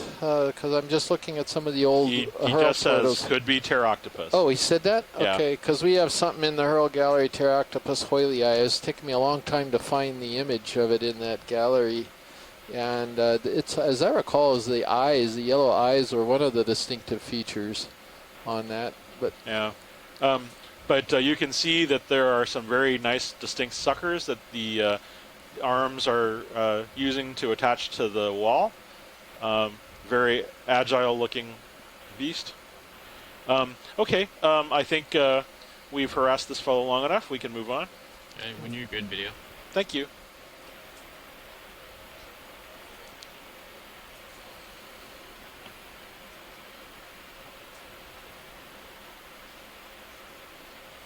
well, Octopod is the family. Okay. It's Octopodidae. And octopus is a genus in the family Octopodidae. So the common name, just to confuse things even more, is octopus. But that term is used for members of different genera within the family Octopodidae. So there's where the confusion lies. And sometimes when we call it just octopus, then somebody doesn't know whether we're actually being specific to the genus or whether we're just talking about it in more the common name. Octopus, but yeah, that's it. It's a complex group, and they're very hard to study. They're hard to collect down in deep water, as Mike pointed out. So Yeah, and they can change their morphology so much. It's very hard to come up with some consistent characters, I think, that you can readily observe. They can change colors. They can change the appearance of their skin. And what's this on top of the rock here? You didn't like my octopus discussion? I'm loving it, okay. Chris. All right, fine. I'm just saying, what's this? I'm just curious what this sort of straw white cluster is on top of the rock. It's EX1706. It's a scleractinian. You really wanted to know? But okay. It's my best guess at what it is from here. But yeah, thanks for pointing out something different. We may now commence with your octopus lesson. No, I'm done. I'm done. That's it. I probably. Oh wow. Mike is. Oh my goodness. Oh wow. That is cool. Today is a day of things. Yeah. Do sponges rule or what? Holy fark. That's amazing. I'm not moving, pilot, if you want me to turn and follow you for a little while. Yeah, you can turn a little bit. Should so we count? Are we've these got sponges? Excuse me, pilot. So in addition to the sponges, there's some anthomastus corals at the top of the screen that we like to image. There's a lot of stuff here. It's actually worth taking a look at. Are those anthomastus or are those corals? I think they're anthomastus. And then these sponges possibly are furriids, but I've never seen an incredible bed of furria near Oka like this. And that's just a guess from this distance. I think that's right. Wow. Hey, come on in, video. So we're currently looking at a mass aggregation of, these are glass sponges. Correct, yeah. In the genus Pharia. And also, we're looking at an adjoining group of soft corals, strawberry. Are they strawberry or mushroom corals? Mushroom corals. Mushroom corals, and they're very similar to the genus Anthomastus. Although I'm probably about to be corrected by someone on the shore. Yeah, so we're fortunate. Did Tina? Tina's gone. Tina. Oh, but of course she actually needs to sleep on occasion. So, but we've got a very gorgeous zoom on one of these Anthomastus-like corals, and you can see each one of these polyps. This is the sort of mouth plus 8 tentacles. These are animals in the Octa Corallidae, so there are distinctively 8 tentacles around a feeding. Around a mouth. Each of those tentacles has a slight projection coming off of it, sort of a pinnate structure, and these all converge on the central body, which is shaped kind of like a large mushroom. But the majority of the things that we're seeing on this rock face are these glass sponges, and it really is an amazing array of them. Yeah, this is a very familiar glass sponge in Hawaii, and you do get them in abundance in certain places, but this particular wall is rather amazing.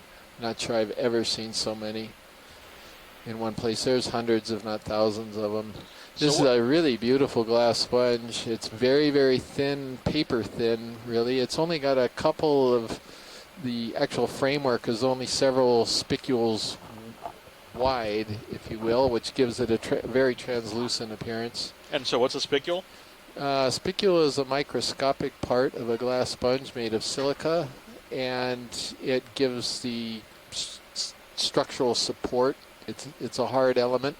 Tissues are formed around these particular spicules, and some sponges, the spicules fuse together and form a very rigid structure, which is what we're looking at here with this sponge. If you were to try to poke or grab this thing, it would just break off. And then there's other sponges where the spicules are not fused together, and when you grab them, they're squishy because they're not stuck together. They're just loose in the tissue. So spicules are the basis for glass sponge taxonomy, as well as the basis for other groups of sponges, the taxonomy of other groups of sponges. What's going on in there? Some blue stuff. That's some type of a coating. Interesting. But yeah, they're really, the architecture of sponges is really fabulous. That's one of the reasons why I'm interested in them. What might be the reason for this huge number of sponges. I'm not really sure. It could be that you get some pioneer colonies that wind up on the wall, and then they're depositing offspring very close by, and you very slowly over time build up a large number. Could be pheromones in the water, so once you got a few on the wall, others are attracted. And I believe Les and the others are also pointing out the Acanthogorgia. There's these yellow bushy colonies along with them. Yeah.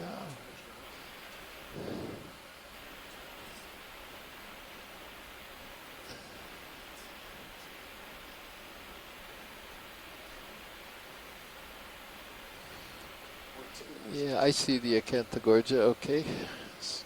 We're looking at them sort of end on because of the vertical wall. Great. Well, it seems to be these two species that form the dominant sort of covering on this surface.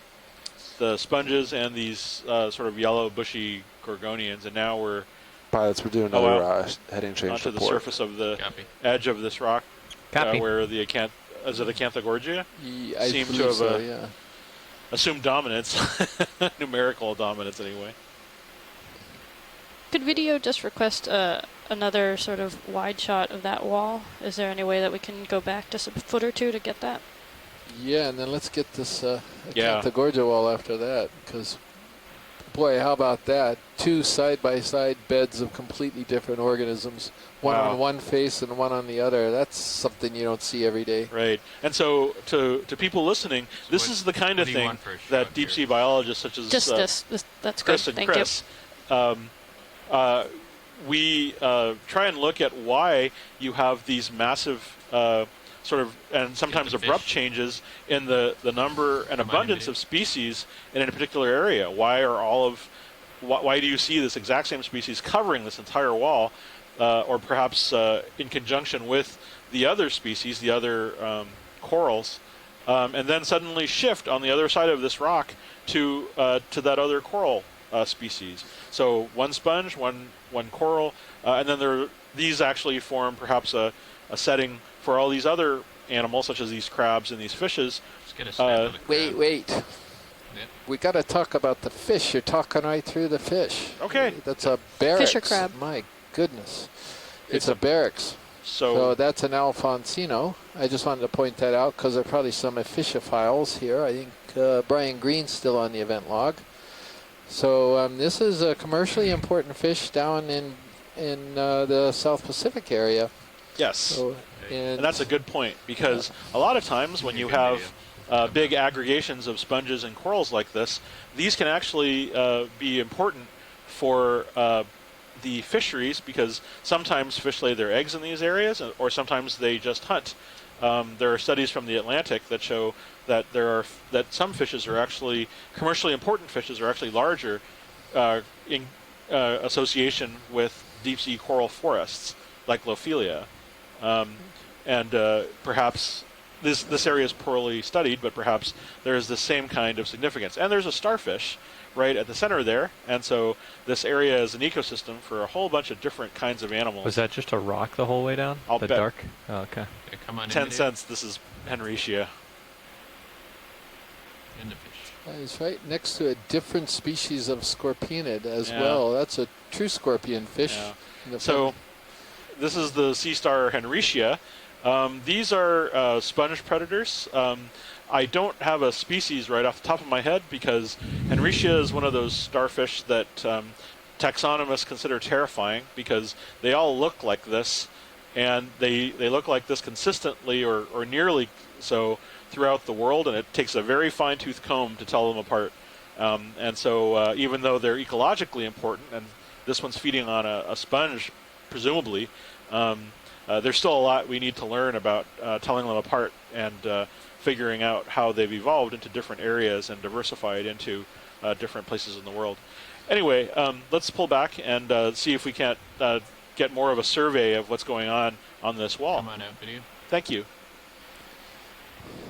You see how close I got with the upper string arm in? Well, yes, but I thought you were watching them. Squat you mentioned lobster earlier. Could we take a look at this sort of clear blob, Josh, before we pull off the wall? What was that, Chris? The clear ball that's right in front of us. I wonder if we could take a quick look at that, please. Come on in, video. Right, so this is really cool. Do you want to tell them, or shall I? No, I'm gonna go for it. So my guess is that this is a sea slug, like a pleurobranchiid, a side gill slug. Right, I've never seen one quite like this, but it looks like there's the head end over there to around the 1 o'clock or 2 o'clock position, if that's right. What did you think it was? No, I was debating between a sea slug and what was that, monoplecophoran or something? I don't think it's a monoplecophoran. I don't think it's a monoplecophoran either. So this is a real weird slug, if that's what it is. Yeah. Well, I mean, I don't know if it's a described species, and I'm not even sure. It fits the general overall shape of what I've seen before as, like I said, a pleurobranchiid or a side gill slug, but it might be something else. But I think it's definitely some kind of sea slug. It looks like it's translucent, and it might even be feeding on something below the surface. There's kind of a yellowish thing below the translucent cover. How, at your convenience, pilot, if we could get some lasers also to see how large it is. Come on out a little bit. Thank you. Oh, so it's big too. It's 10 centimeters across. Yeah, that's got to be some kind of slug. That is an oddball. Okay, thank you. By the way, did any of you listening, do any of you realize that there is a sea slug forum, and it's a rather remarkable, and I'm not joking here, so I'm actually being quite serious. It's a website, and there's a lot of mollusk experts who submit their images of sea slugs from around the world to this forum, and they compare notes and post the pictures, and they'll help you out. And so it's a really fabulous website. Yeah, you can come out. You guys should check it out sometime, those of you who are interested in those animals.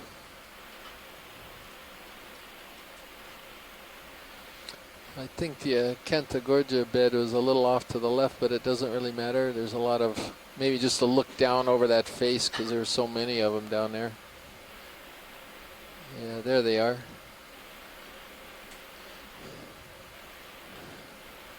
That's just bizarre. So I don't see any of the sponges here. The Acanthogorgias wrap around the ledge, but the sponges don't seem to. So how do you interpret that? I don't know.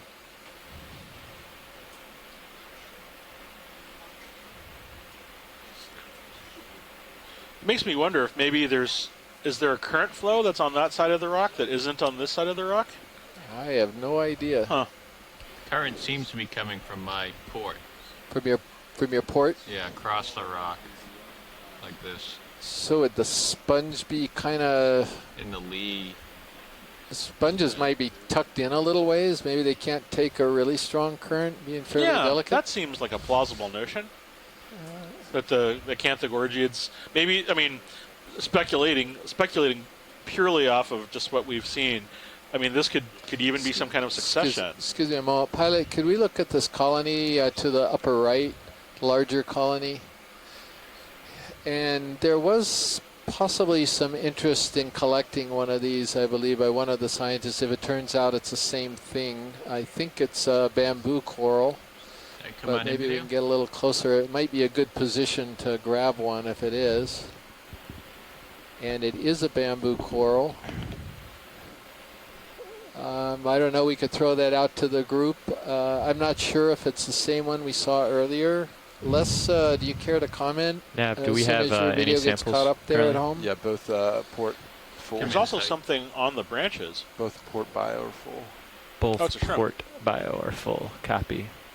Starboard's completely empty. Yes, sir. So the reason I've gone ahead and identified it as a bamboo is because it's got these periodic black nodes along the branches, and that's very distinctive. And then we've got a Plesionica, Which direction? I think it is, Plesionica shrimp. Let me bring it up. Is the shrimp living on the coral, or is it being eaten by the coral? No, I think it's living on it. Yeah, okay. Yeah, it looks like it. It's got south with the wind. Yeah, that's just the four. Oh, yeah. And okay, then wind's coming from the east, so there's some differences. Okay. So yeah, just be prepared. Right now our bailout's 130, which would put us down slope off this. So Les thinks it's worth picking up. Sako thought it looks like it's a different. You mean from the earlier one, Asako? And it looks like the branches are a little more robust. Even if the ship pulls ahead, though, we should still maybe be it's okay, just morphological difference in where they're living.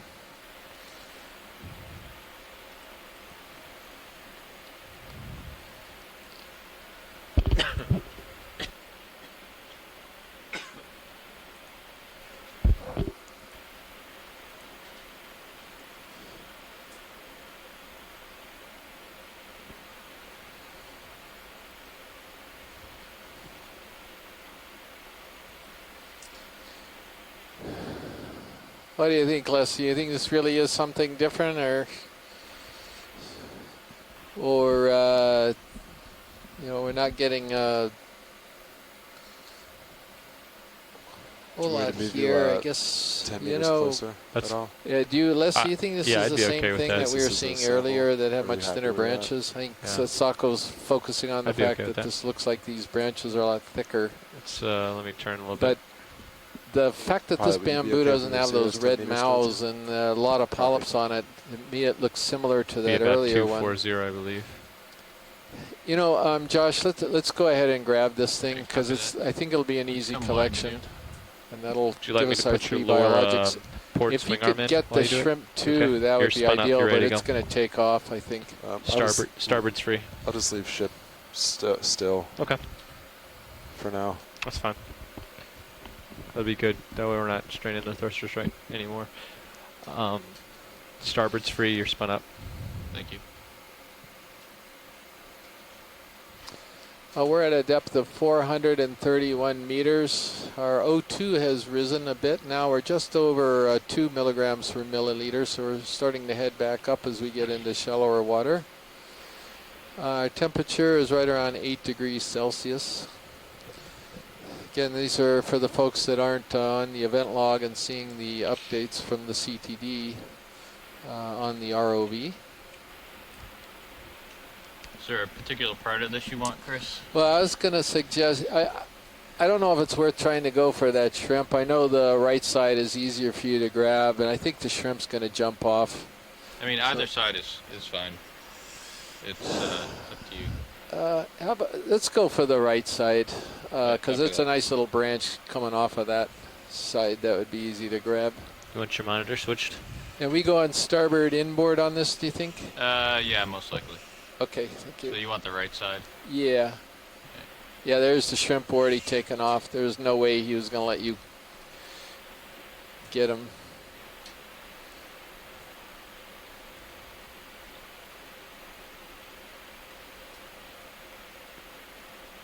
Except he just jumped on the branch you're collecting. All right, that's weird. That's got to be the stupidest shrimp I've ever seen in my life. All he had to do is just stay where he was, and he was good. Can I switch your monitor, pilot? What do you want to do? I was going to put up mini Zeus for you. It's fine. While you stow. Okay. All right, I got to pull up a little bit. I don't know if the shrimp's going to stay on after I pull up. That's okay.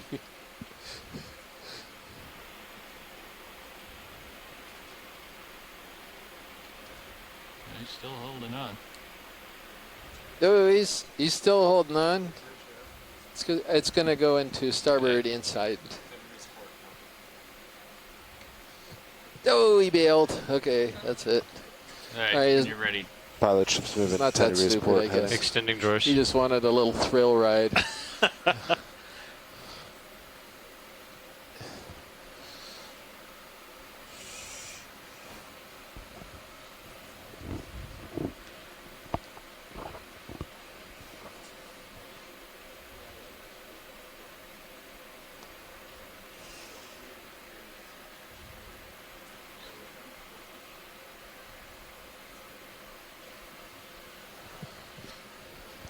Clear?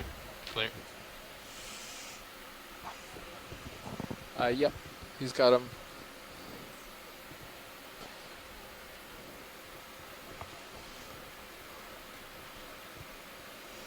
Okay.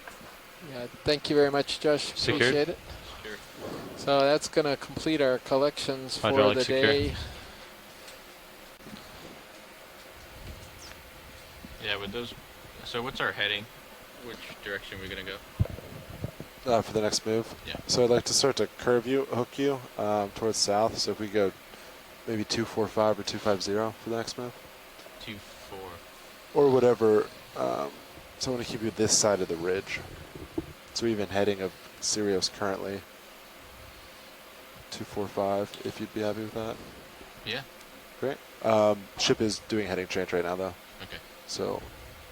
Let me know when you're ready. Copy. I'll keep looking around. Great. What's our off bottom thing?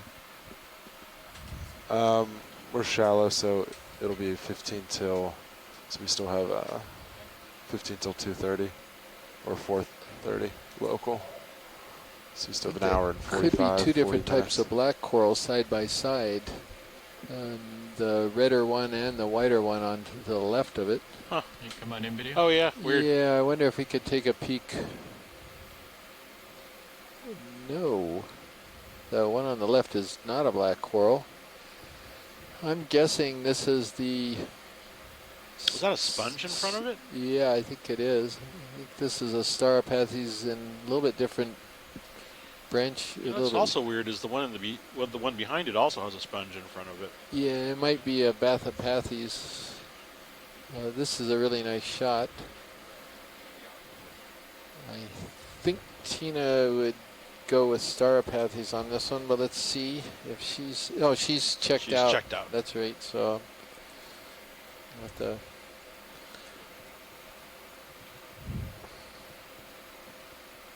put it as a question mark. I'm just going to rotate over to this other one. We're good, Chris? Yeah, we're good on that one. And then, yeah, let's look at this. Yeah, this is another species of black coral, a very different one. This is the one that she thinks might be Trissopathes, I believe. I think we're going to go ahead and call it that tentatively. So you have two side by side, two different species that look very different. It's not the color of the tissue, it's the color of the skeleton that gives them their name.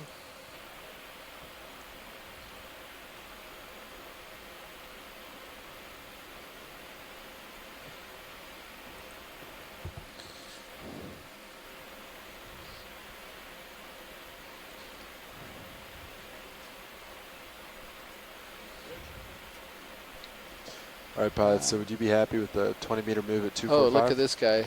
Yes. Yes. Beautiful.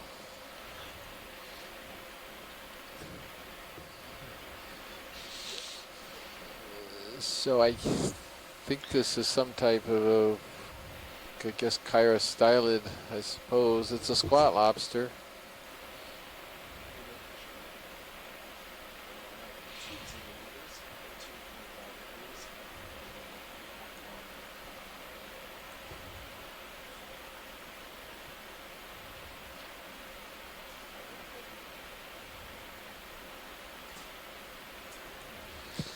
Okay, Les pointed out, I'm just getting caught up in the event log, Les pointed out the shrimp was not an obligate commensal or associate, or it wouldn't have left, so of course it could have jumped back down Video to the pulling colony wide? again, Yeah, but come yeah, on. I'd agree. I don't think Plesionica are often really obligated with that many types of corals, but actually I'm not sure. There's a couple sea stars here. Yeah, I think these are the same types as we've been seeing the plinth-aster or the peltaster. We can move on. All right, copy that.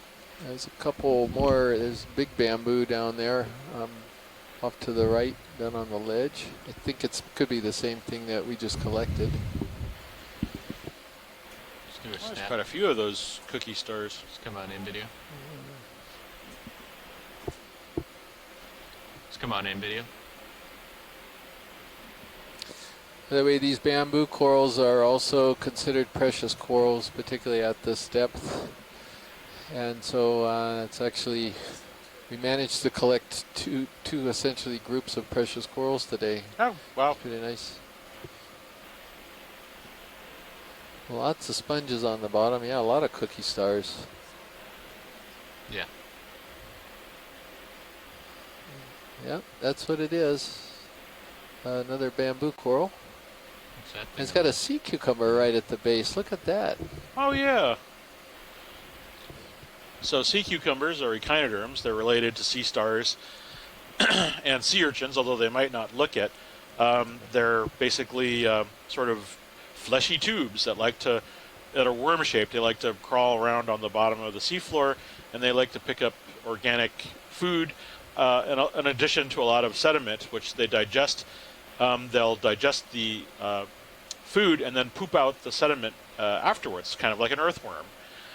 What you're seeing here, right through the body wall, is the intestine.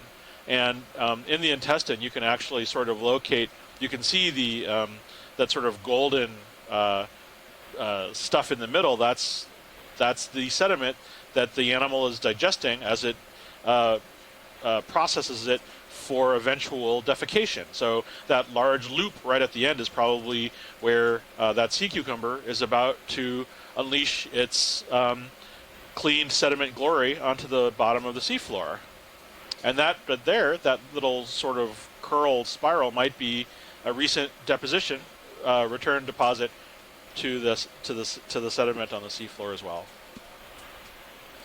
So I'm going to take a real stab at this and call it possible late Magonid, even though I didn't actually see if it had a lot of the tiny feet that's associated with that particular family. Okay. Yeah, let's come on out, video. Yeah, we can move on, I think. Yeah. Let's come on out. Yep.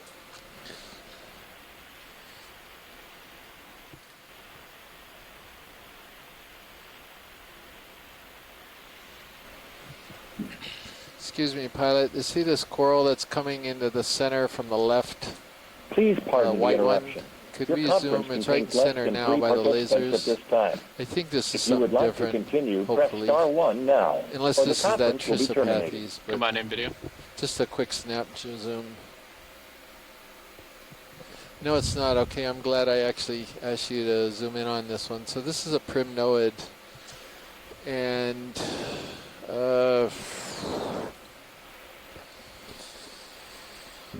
yeah, so it could be Caligorgia, or it could be a couple other things. I'm going to need to research this a little bit. But As long as we're here, we could also look at that brittle star that was in the lower right-hand corner.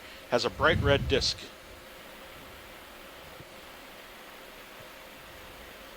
Ah, there we go. And if we could zoom in on that as... Please pardon the interruption. Your conference as we contains less than 3 participants at this time. If you would like to continue, press star 1 now, or the conference will be terminated. A lot of the details on these brittle stars are very intricate, and usually it's very hard to tell which ones they are, even from very good imagery. This one, though, however, looks almost like the disc is kind of fleshy or kind of soft. This one might be Ophiomyxa. Myxos means, I think, slimy. So all the brittle stars, for some reason, start with the name Ophios, sort of snake. The names all allude to their sort of snake-like appearance. So this one is sort of slimy snake brittle star. Please pardon the interruption. And it's got another brittle star caught on its participants at arm. this time. But if you would like to continue, press star 1 now. Very rarely do we get to conference will see be the terminated. colors of these when they're alive, so that's really brilliant. Okay, thank you. Okay, come on out a little bit, video. Let's get a close-up on the polyps.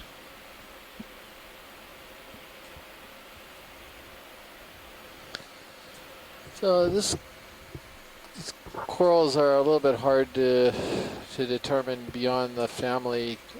These are plumate. I'm looking down on you, but we primnoids, should be which stopping. means they kind of look like Yeah, feathers. They should kind of stop, so you grow in a shouldn't have plane too and much, have a feathery if any, appearance swing to their left. branches. And there's actually two genera, at least two genera that do that. One of them is Caligorgia and the other one is Phanelia. The conference is I being don't quite terminated. understand how to differentiate these, except that Calogorgia tends to grow taller and bigger, and Finelia sometimes is smaller.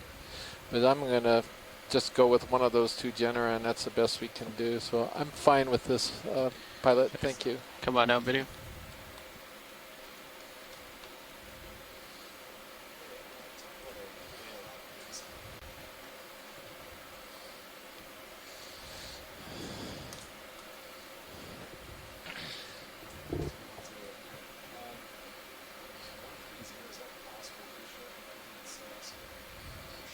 And we've got another a crab on the right side. We've got here. a white colony too. Where's the crab? There. I think it's another one of those. Oh yeah. Did Les call it a xanthid? Yeah, maybe. And then we could take a look at Come that. in, video. Take a look at that white colony on the top after that. Oh, a little interesting. A little different. No, I think it's a box crab. That's what the xanthidae are. But it's a little different from the other one. I think it's I think you're right. Yeah. It's different. It might be in that same family. Come in tight.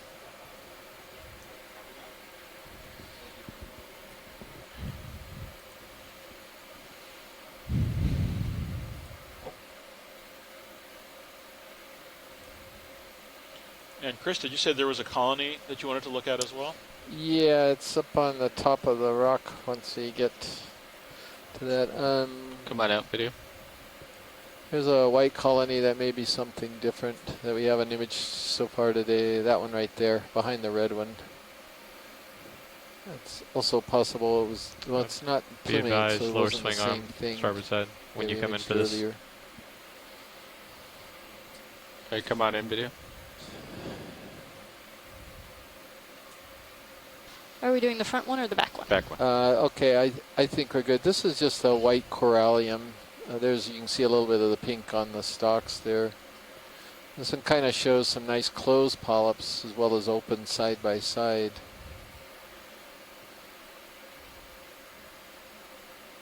Yeah, and my best guess is hemicorallium on this one.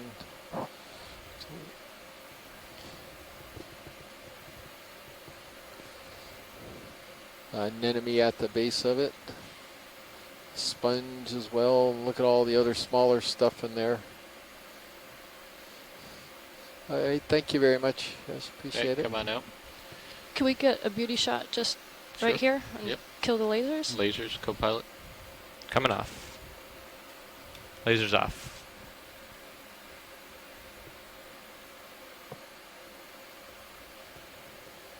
Coming up a little bit. There we go. It's better. See, of course it has to be a beauty shot because it's got the starfish in it.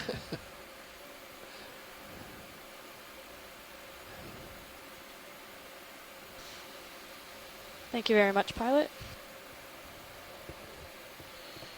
All right. Panning out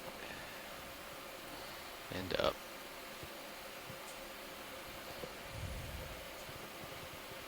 All right. Let's come wide.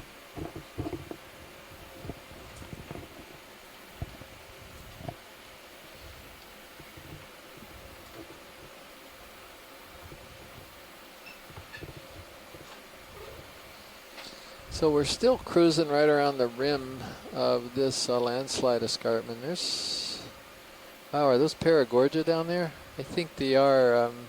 Sorry, Josh, we just keep trying to go somewhere, but we just keep seeing Just do a things. snap right here real quick. Yeah, one of these red ones. Look at this coral graveyard down there. Yeah, this is Paragorgia for sure. Wow, that's interesting. This graveyard of dead corals. Yeah, they're all falling down. Yeah. So life in the deep sea is not a certain thing. So you'd like to see the pink coral? Chris, pink coral? I'm sorry, just a close-up on one of these bright red ones. All right, come on in, video. The other Paragorgia we saw was overgrown with zoanthids, and this one's not. This has got the typical bubblegum ends to the branches, which is why they call these things bubblegum corals. This could be a different species of Paragorgia, which I think it is.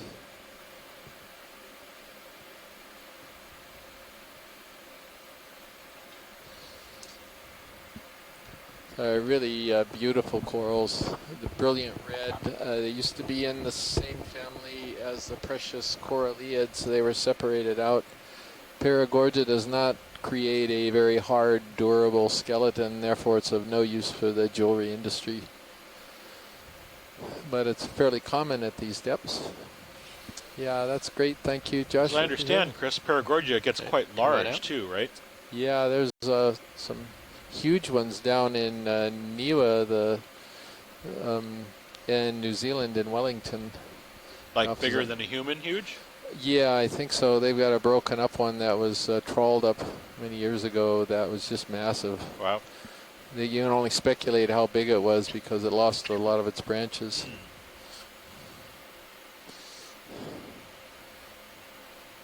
So it wouldn't be a Paragorgia anymore. It'd be just one Gorgia. Yes. Oh, jeez.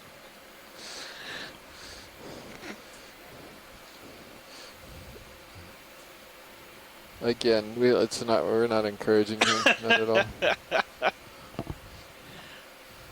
And beautiful rocks right now, and beautiful rock formations.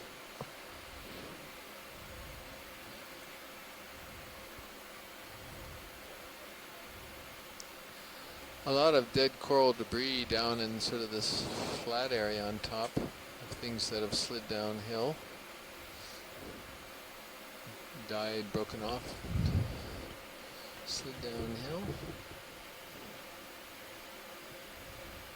Oh, these are huge.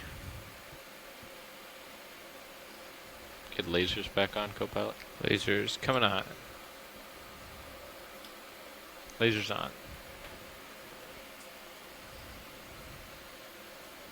Wow, are those Anthomastus? Yeah, that's what he's looking at right now. The big mushroom corals. It's truth. Those must be... Wow. Those are basketball sized. I don't know if you ever saw the mushroom corals that the Monterey Bay Aquarium used to have on exhibit in a deep sea tank, but those were massive as well. Well, I figured those were large because they just they fed them and let them grow. Wow. I didn't realize they were so big naturally. Well, I knew they were big, but this is on the large size for what I've been exposed to. Yeah, Josh, I wonder if we could do a zoom on these real quick, if you wouldn't mind. I'm not quite certain come on in video. actual... Oh, yeah, they could be sued Anthomastus or something like that, yeah. How about the one on the right, if we could take a look at that and zoom even tighter?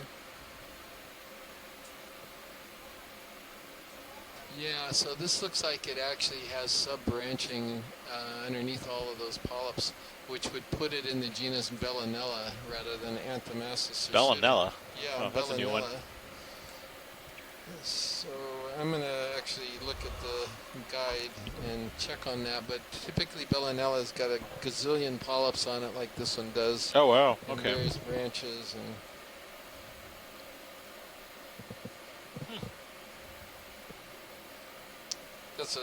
This is kind of an odd one where the polyps have closed up.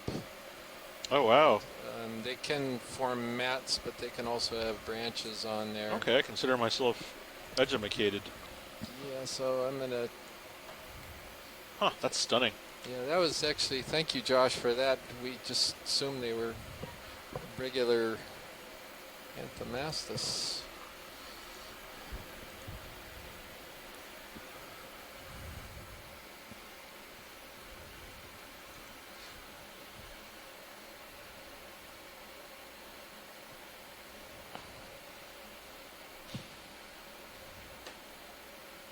All right, let's get a full specimen.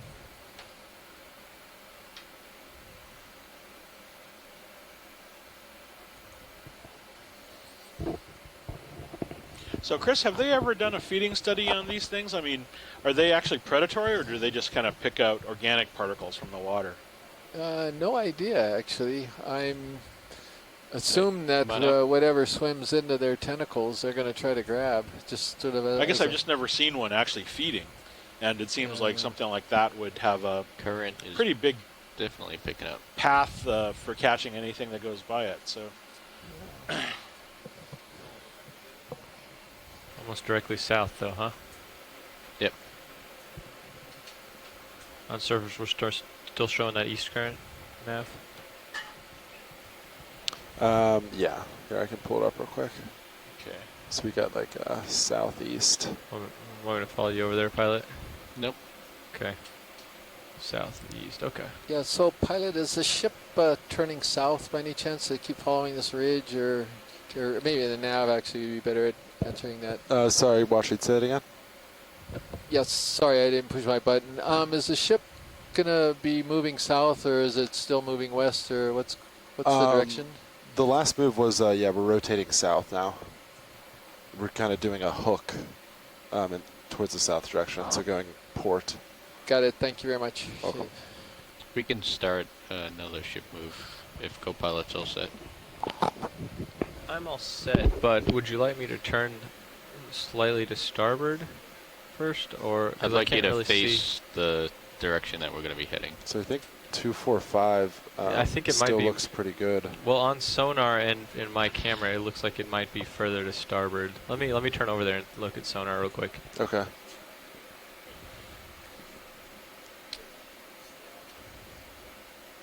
Can you show me 260 on the map just real quick? It's having trouble. Yeah. On high pack? Yeah. Yeah, so Sirius 260 is that.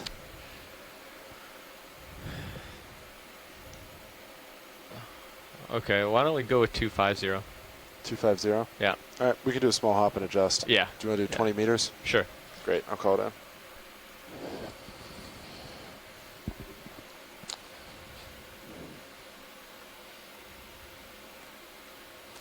Wow, there's some scenery. Man, that's amazing. That's a little steep. Wow. Huh.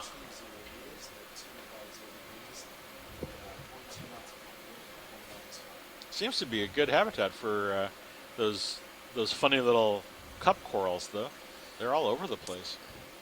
Yeah, and then it looks like we're getting into some more sponges here now too.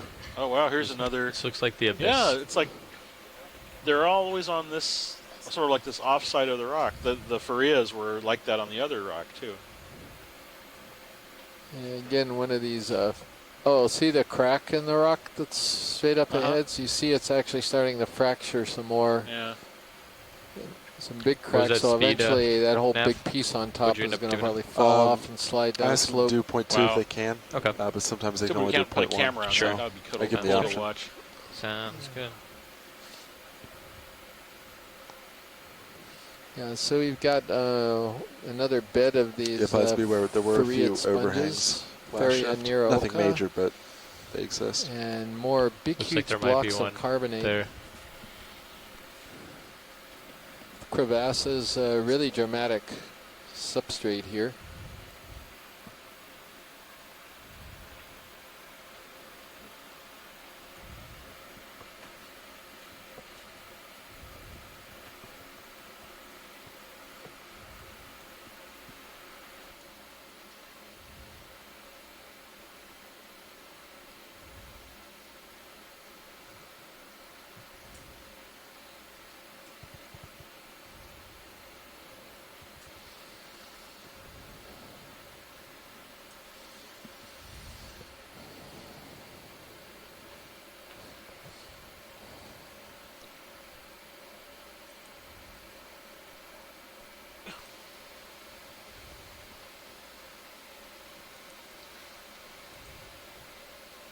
Watch it. This is Nav.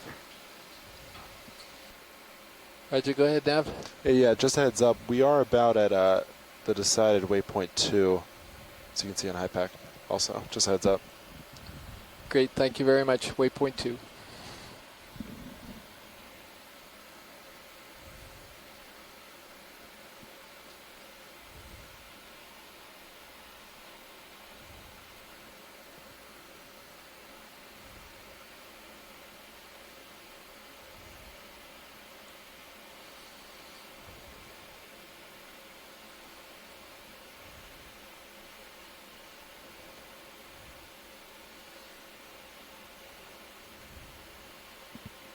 Wow, this whole whole boulder is all it's ready to come off. If you look at Sirius. Oh, wow. Where's the... Oh, yeah.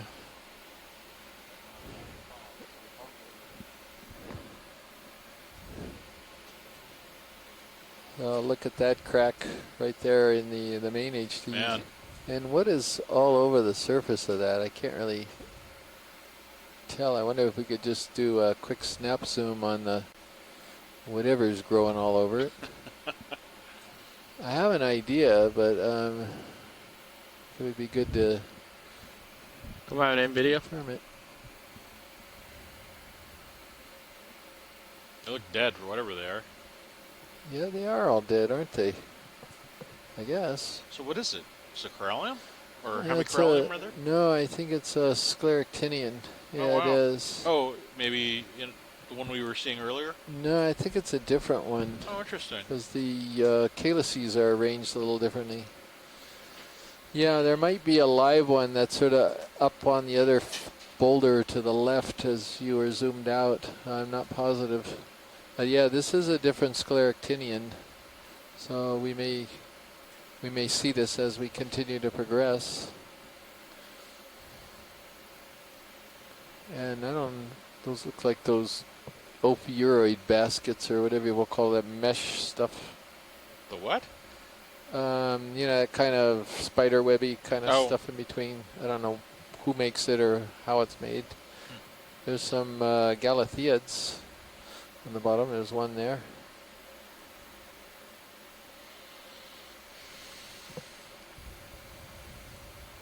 Oh, what's that? I don't know what that... Oh, yeah, there's a little epigonid. Yeah. Things. If we could look at that stringy thing behind the coral that was sort of catching our eye. That's a little to the left. There it is, that white thing. I don't know what that is. Sub dead, maybe? Not Come on sure. in video.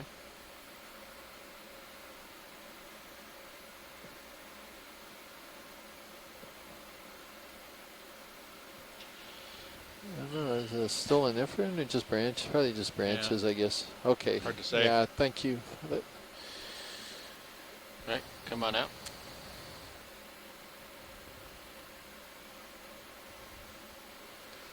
Yeah, so I think these are the live corals, that yellow one there. That's right by the lasers. Come on in video.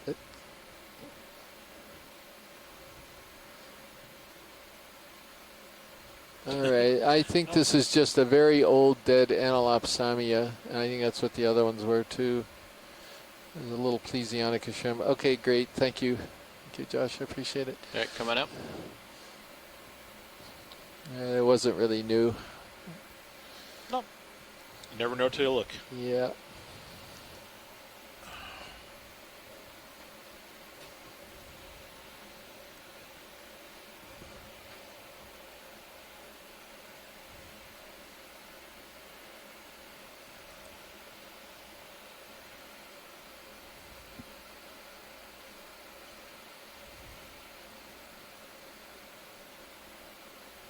Let's get the fish real quick. Yeah, another one of these.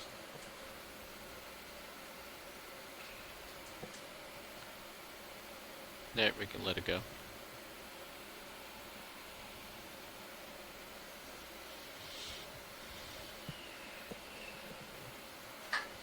Yikes.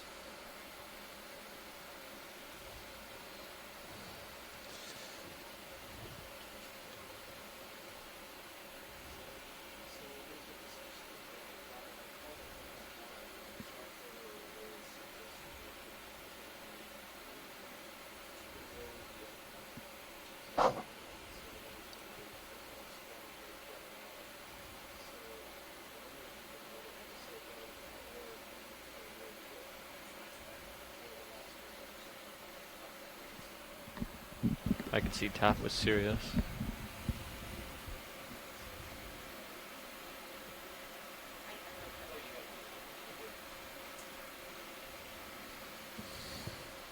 It's interesting. We've also changed to a sort of abrupt loss of fauna present on the stratum we've been looking at. Oh, Until now. Until now. Good timing for that comment. Nah, I know exactly what you meant. Know exactly what you meant. This is more of that coral. Yeah, this is just really old Enelopsamia, I think. Yeah, just do a snap here real quick. Yeah, just come right in.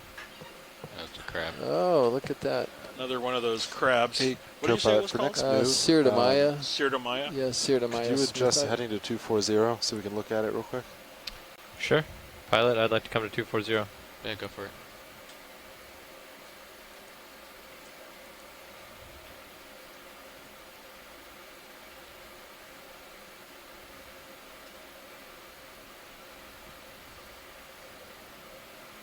Because, yeah, we want to start moving more south. So I can come to 235 each even. bump, if we go a little more south. Okay. That'll be good for us. He's at about 235 from me right now. Copies. Yeah, I think 235 or 240 for the next move. Okay, this is right in the middle of both of them, so you can get a idea. Okay. They both look good. Yeah, so let's come on out video. 235. Great. If you're ready, I can put that in. 20-meter bump at 235. I am okay with that. Sure. Great. I'll put it in. See how all the Enelopsamia are lined up along the edge? Wow. I'm just going to peek over the side here. We got another good wall back there. I wonder what leads to just the end of a colony like that. Maybe the current flow just ends or something. I don't know. You got to understand how they reproduce too, which we don't have a really great understanding of. Are they just dropping competent larvae right next door to where they are, or do they actually spawn them into the water column? Pulled around here. Things just land right next to each other eventually. I don't know.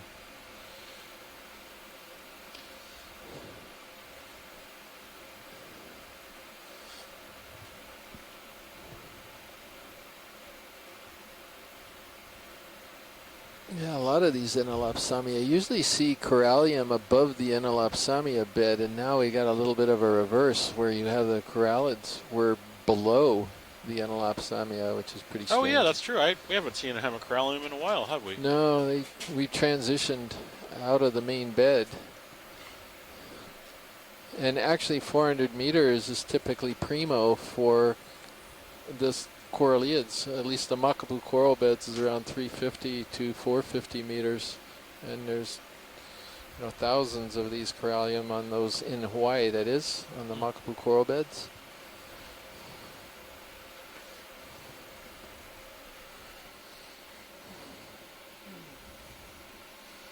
Yeah, that's a good current coming from heading south.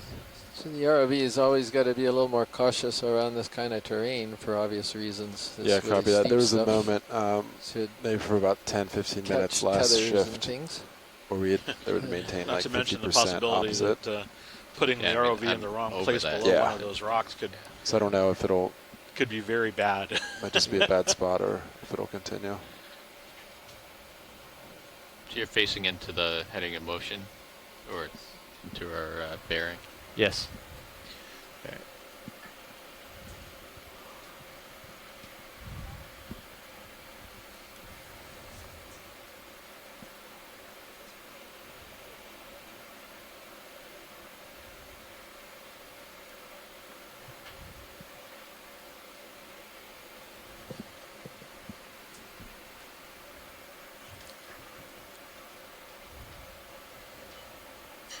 Yeah, if I get off my laterals, I just start shooting to port.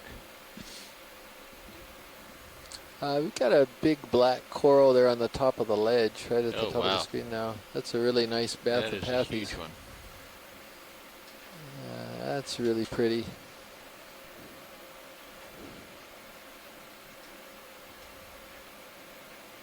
It's got something on the center of it too, maybe some squat lobsters.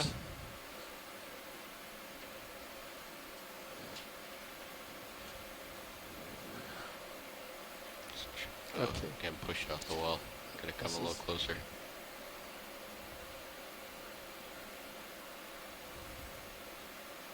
to retune my mental control loops.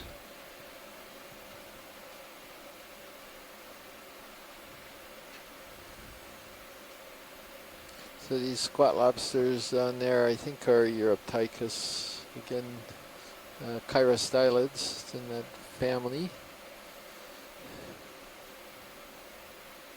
And that's a good shot because it's really important to be able to see where the branches are coming off of the main stem, whether they're opposite each other or alternate.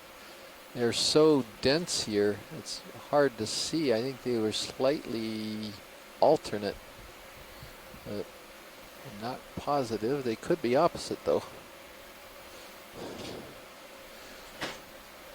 It seems like it's a little bit of a detail, but that's actually part of the taxonomic identification of different members in this genus.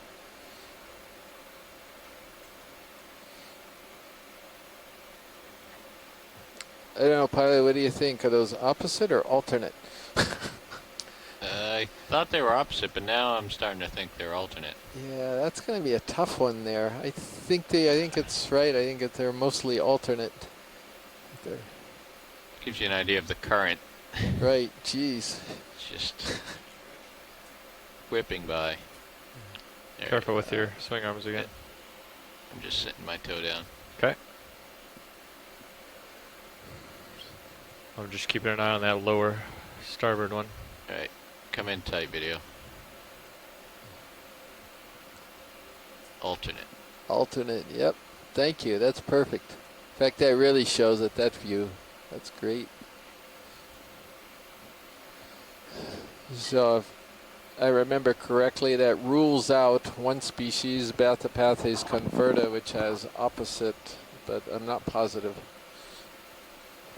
And it could mean that this is Bathypathes alternata, which was named because of the alternate branching patterns.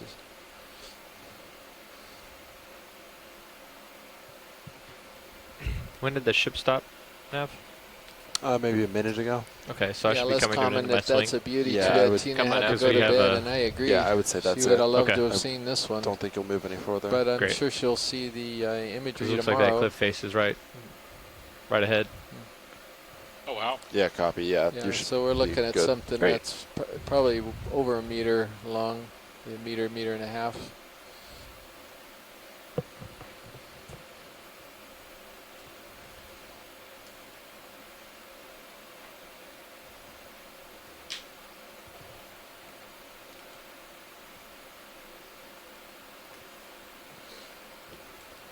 A lot of dead coral on the substrate there. That's what all of this kind of gray stuff is scattered about. Let's see what's ahead of you. Can you tilt up? Yeah, you want me to just go off of you for a second? Yeah, just tilt up. Coming up. We got a big guy. Alright, so we need to be very cautious. Yep. You I think tilt this back is down. Okay, as close as we want to get.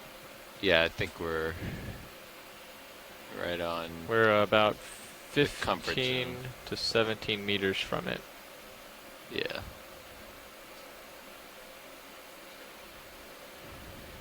You're coming up. Let me come up with Yep. you.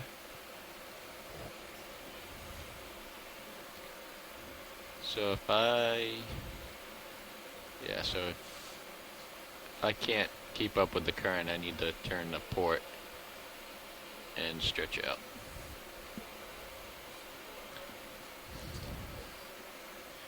I think some of the public is hearing some of the discussion by the pilot, but this current is a bear. He's fighting it, and they're strategizing. After you get past how to that work their initial way up this overhang, wall. it cuts Very back. strong current Alright, right now, awesome. as you can probably see by the particles in the water.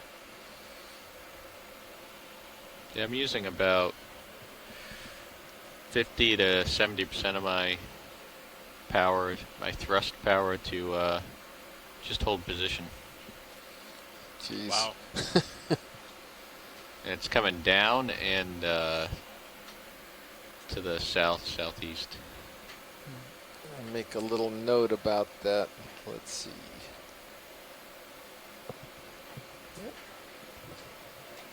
Other maybe?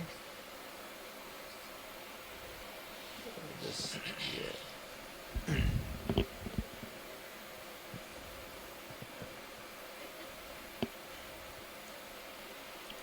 Yeah, so if I need to bail on this, you'll just sort of turn to your starboard a little bit. Okay.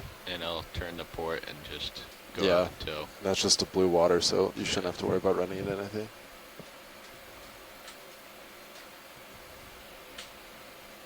I think I'll be fine, but just in case we get like a internal wave or something gnarly. Yeah. Yeah.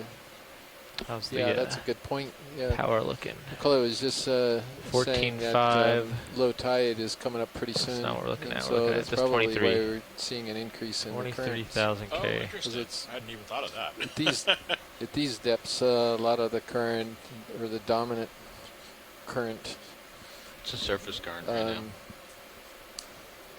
now. So it's been about the same for the last hour. At this depth, the one knot dominant current is going to be southeast. tidal. It looks like it's starting to shift more south. It's complicated. It was closer, from what I understand, more talking east, with and now it's a little more oceanographers south. in the department, but I'm 17 meters over you, and that wall is still going strong. now. Oh yeah, I mean, it's just a little bit.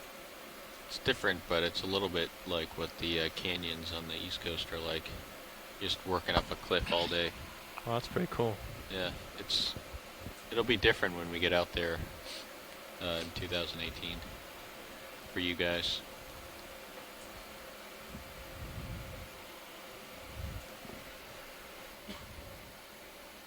a nice little cave or arch. Yeah, look at that.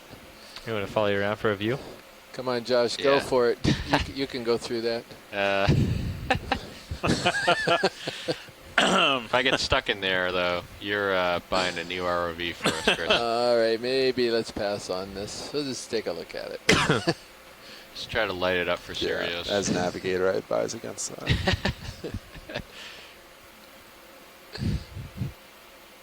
Yeah, it's just like a little. Wow. It's a little cool. arch. Yeah. Let's just do a snap here. Come in video.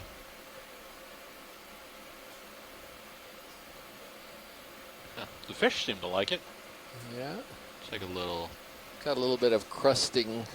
Yeah, it's like eroded away underneath that. Yeah, at these depths, it's really tricky whether it's manganese crust, but it could be because the DO is low. Again, it's, right now we're only at 2.2, and I think the at least some components of manganese crust here in the Pacific definitely, is yeah, accelerated under 5-10 lower minutes, oxygen D2s conditions. started taking field trips all over. I went on a walk earlier today, too. Could be that. Yeah, maybe just needs to stretch his Could be legs. something else. I'm not really sure. Ocean exploration. Just some discolored Come layers. on out, video.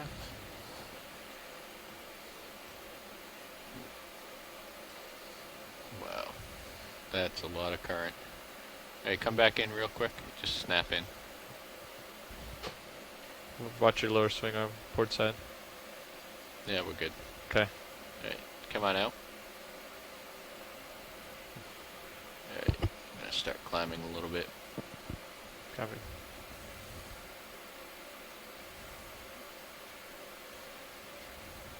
It's gonna give you some stick time, Andy, but this is... It's pretty steep and pretty high current. Yeah. It's good experience, but seems to be leveling off a little bit here. Yeah, it should in that direction. Yeah, it shouldn't be as steep as it is according to HiPAC right now. Alright, what's our heading again? Which way were we? So we were going 235, but I want to keep rotating more south. Oh, if there's it's okay another, with pilots. another bit of that layer. Come back in, video.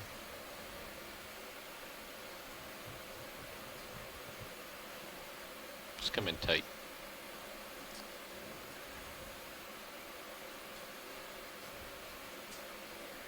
Huh. Maybe serpulid worm tubes? Could be. Alright, come on out. So what'd you say for our heading? Yeah, so we were going 235, but I want to keep rotating more south.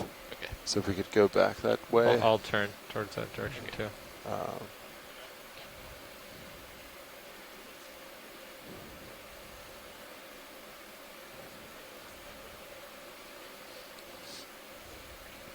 So we've talked about this before, but when you see a lot of dead coral on the bottom, that doesn't necessarily mean it was some catastrophic event that killed a whole lot of them all at once. This could simply be just that this community has been here a long time and corals have died.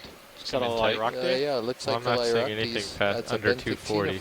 Ooh. Yeah, neither am I. I saw one earlier and then I forgot about it. Nifty. I'll be happy with that. At least So, keep to. We wanna at many least people might be maintain on familiar that with the swimming edge. versions of these Okay. animals. That's what we're shooting They're for. called I comb can see we're jellies, clear for 20 and they meters, often are for seen sure. swimming with little Copy that. sort of I'll put it paddles, in. and when you shine lights on them with an 20 ROV, meters, they almost appear to 240. scintillate. They kind of shimmer. Well, it turns out that there are actually bottom versions of these comb jellies. They're kind of weird looking. This one is in the genus Lyrocte, or Lyroctius. Lyroc is actually the Latin for harp, and that's because they're actually sort of harp-shaped. And they feed just like comb jellies in the water column. They extend tentacles out into the current, sometimes quite long tentacles, in order to capture food. There's only one species, I think, known from the Pacific, Lyrocte imperatorus, which was described from Japan, and at the time they didn't even know what it was. Before it was properly described. Really bizarre animals. They're very difficult to capture and preserve. There are actually aquaria now, which have managed to collect and preserve these, or rather collect and display them in Japan and in San Francisco, California.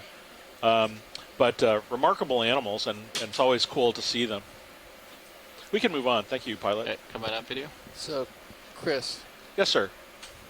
A harp, really? That's what it means. That's what it means. Lyroc. Oh, I know. I believe that, but that looked like What's a this harp guy? to you. Come on in. You mean it's like the two branches? Yeah. Okay, Yeah, like an I old get Greek that. harp. I get it. Okay. I just say. I had What a kind of different harps do you play with when you were a I mean, kid? you got the strings and there's a Holardia, but it's a different, possibly come a on out. juvenile or a different one. There's another Yeah, there's Lyroctes. Wow, this is like a whole Lyroctes colony. There were two of them up where we saw the other one. Oh, that's kind of neat. Okay, There's one up there too. I get it now. The Just harp. do a snap. I don't there. know why I had this version of the closed harps. You know, the ones that come down and then they're like 3 parts, and then you have that's pretty. the really long ones you sit at a chair. Uh-huh. They don't. Well, I'm just saying. Just Yeah, put no, the I know, two- and now I get it. The I understand classical it. The type. classical harp with the Yeah, two. yeah. I get it.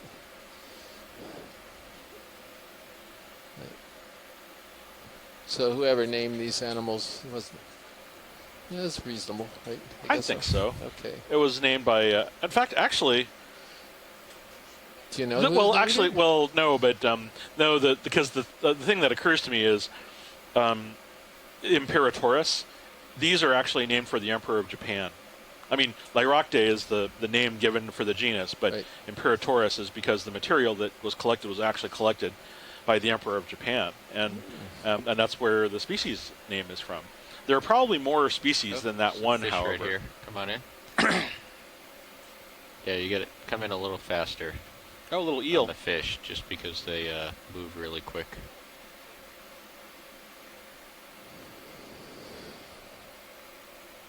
It's gonna be really hard to get a good shot of this.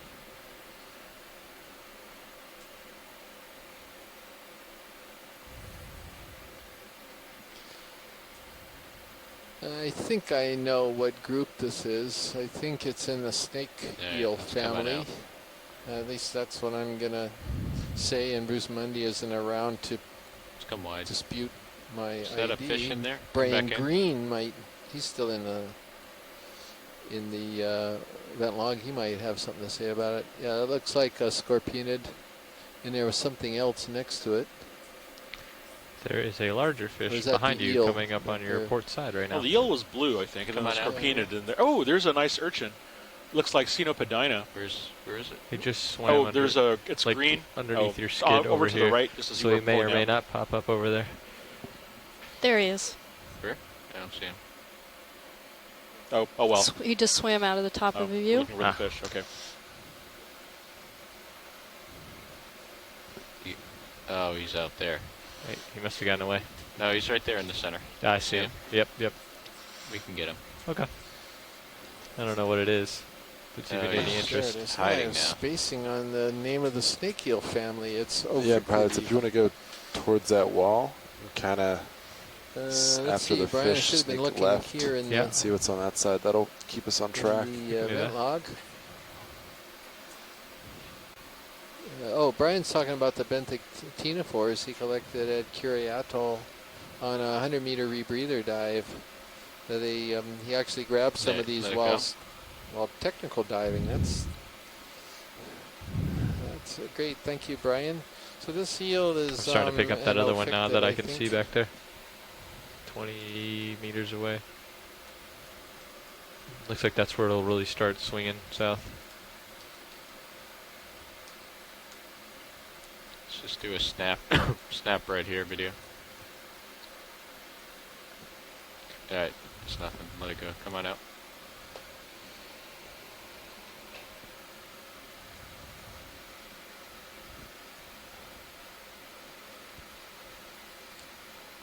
Just get this guy real quick.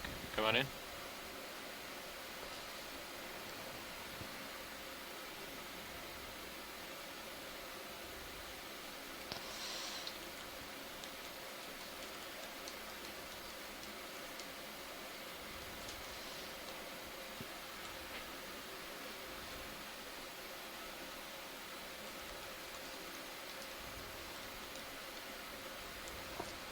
All right, we've got a salp. I'm pretty sure. Yeah, let's let him go. Okay. Come back up.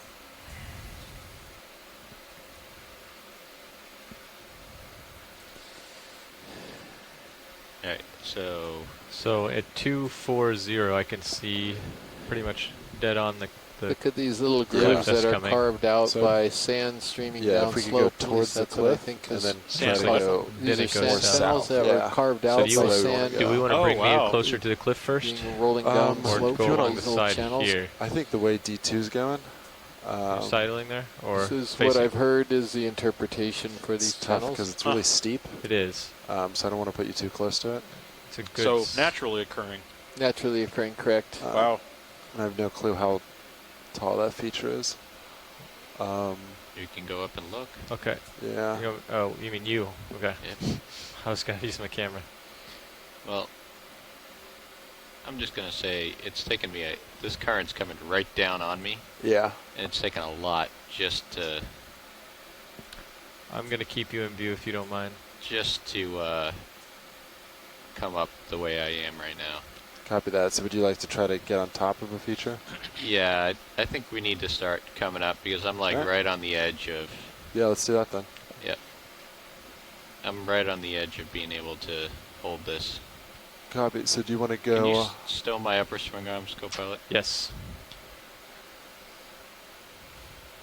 So yeah, co-pilot's looking 210, 215.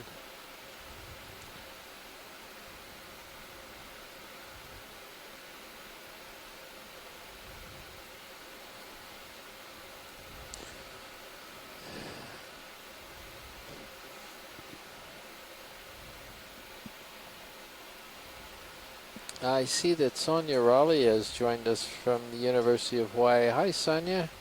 You know, Sonia, we have yet to see a Plex Aura today, but we have seen some Acanthogorgia and corallids and some bamboos and a lot of really cool stuff, lots of black corals. But amazingly enough, at this depth, we have not seen a single soft Gorgonian fan. That was a surprise to me. Well, with the currents I'm feeling right now, Chris, I'm not sure they could handle it. Good point. Let's stow my lower ones also. Sure. But do you want me to start to move Sirius towards you? Or do you just want to keep rising? I don't know what the best thing to do is to get out of this current. Copy. I mean, we could wait 15 minutes and see if it clears up. But right now, like I'm using too much vertical thrust to feel all that comfortable. Yeah. You're completely stowed. Okay, thank you. Securing hydraulics. So Josh, just want to point this out. Yep. The previous surveys that were done around Johnston Atoll, they went down to a maximum depth of 366. In fact, they were going down there routinely. We are at 361 meters. So actually, we're getting into the depth that was already surveyed. So if you got to go up, I don't think it's a huge problem. You know, it's more the safety of the ROV. We, of course, love to continue as long as you want to, but we actually accomplished quite a lot on this dive already. So what is the ADCP saying for currents?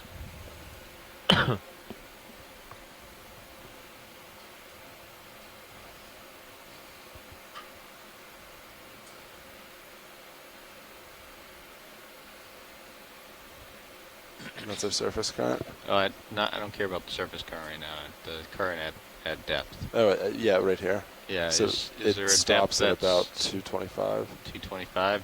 Well. Oh, the readings because of where the ship is. Yeah. Try the narrowband real quick. I doubt it'll be any better. It's worse. Yeah. Okay. But what are we reading on it? Yeah, they're for those of you who are watching, they're pondering the strategy here because the current is so strong. Yeah, southeast. They're trying to decide whether pretty much this, but it's pretty jagged. they can figure out a way out of this, or especially to around the steep they features may here. I need don't to know go how up. accurate it It's is. just coming right down on the ROV, and they're using a lot of power just to keep the ROV seems a little better now in position. Look at those gouges. Yeah, that's. I think we can keep moving as we were. Okay. So let's continue on. It's doing a lot better. Maybe that was just an ephemeral. Okay. Ephemeral thing. Would you be Eternal comfortable if tide. I moved Sirius at 200 towards you? What's that? Would you be comfortable if I moved Sirius at 200 towards you? It's wherever you guys want to do. Yeah, I'm good with 200. But how far do you think of Just moving? 20-meter hop at a time around this terrain. Okay. Yeah. All right, I'll call it in. Hey, let's do a 15 meter. I know it's not a big difference, but no, absolutely. Whatever. Safety first. Probably nav watch lead. So what is our off bottom time today?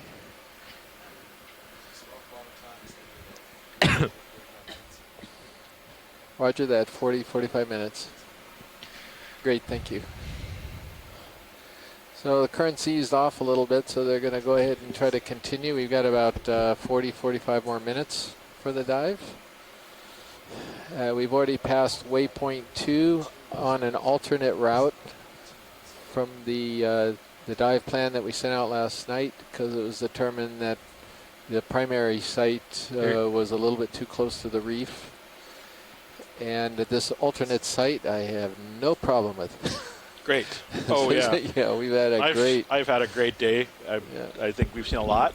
We've seen a number of it's much better really than what it unique was. sea star behavior. We've seen my favorite sort of you might be drifting too weird far out from me right now. invertebrate Lyrocte, a benthic ctenophore. We've seen tons of coral, ship move is in fishes, and 200, crabs, 5 snails, and 200. funny little things on the rocks that have covered entire boulders. We can partially deploy my lowers if you want, co-pilot. Okay.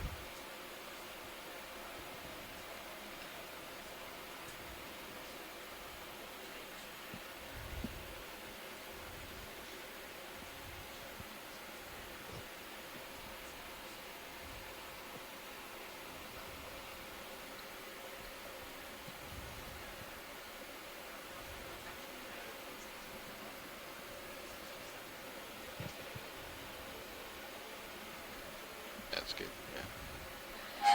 Yeah, so on a dive like this, Sean, like I don't, a lot of times the pilot's so concentrated on just holding position, he doesn't have the bandwidth to be able to figure out. Well, I didn't all want to the move ship moves Sirius and everything. anywhere if it were, that would make things more difficult.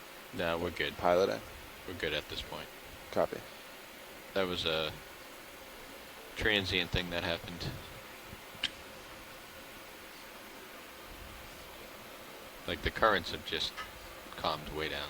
Okay. From what they were.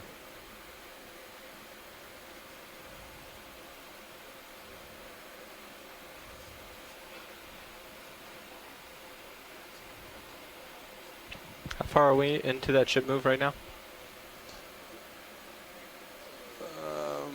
14 meters. You got a meter left. Okay. We can come up. Like, if you're getting too close, I'm watching it. we just ascend and the wall will back away from you. Sure. Let's come up just a little bit then. Yep.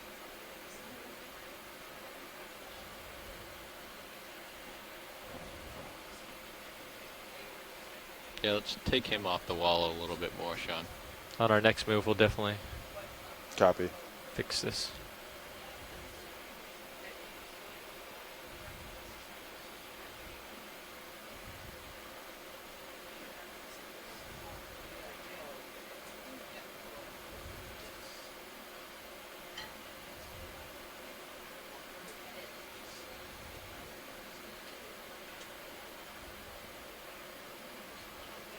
It's looking better.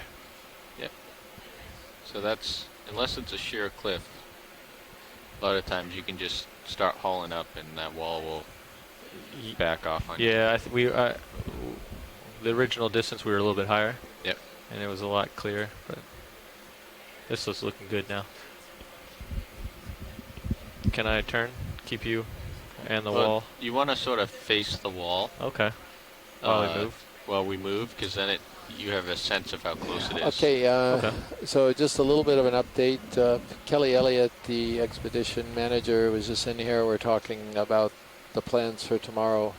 So the site that we are intending to send out and which we had in Sea-Sketch a number of weeks ago before the cruise, that south side site is unacceptable. Yeah, 180. Based on the direction of currents and winds. Away from the wall. We are going to shift the dive site to the very eastern tip of the atoll. So I can put another 15 meters. Wall kind of probably at a similar depth that we're doing here today.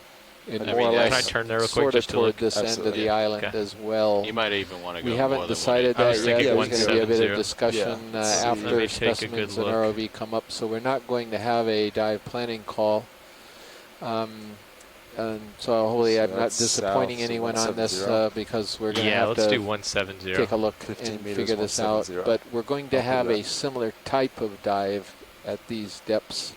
And the exact location will be pending. Once we know what that location will be, then we're going to create the dive plan and send it out later this evening.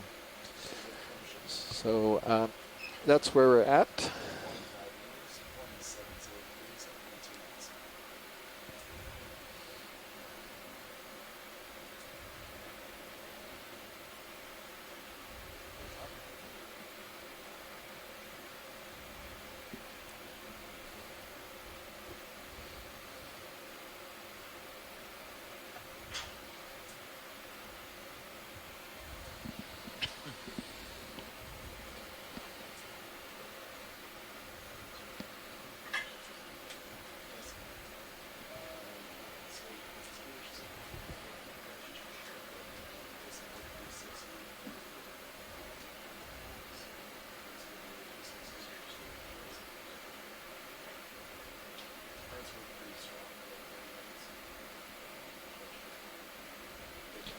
Come on in, video. Hey, Chris. Yeah. I don't know if this is interesting to you or not. Fish seem to be congregating in this cave. More of those big eye things you were looking at. Yeah, I've seen this before. This is actually more normal, where you can see little groupings of these epigonids. Epigonids. So, yeah, epigonids is what they are. That's a nice observation. I was sending out a event log message here. Is it a 5 valve? Let's come in on this. Oh, that's interesting. What's that? I'm gonna come in on it.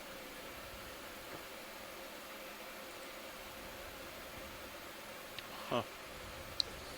No, what is it? I don't know. Like they almost look like bases. Yeah, they could be just bases of. Some of these are bases of corals that are gone. Yeah. There's a. That thing might be a sponge right in front of us. Little tiny. I think up to the right or up to the left there was little tiny coral colonies too. Oh, is that a? What is that? Is it a brachipod?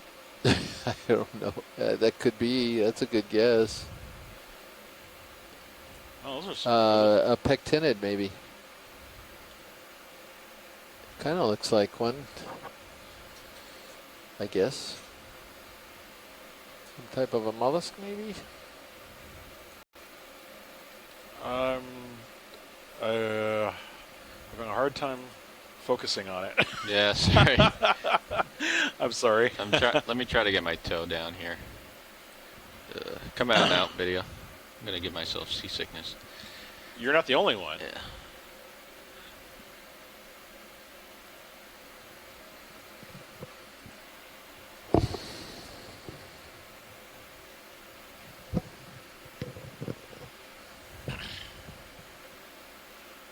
Alright. Now come in, video.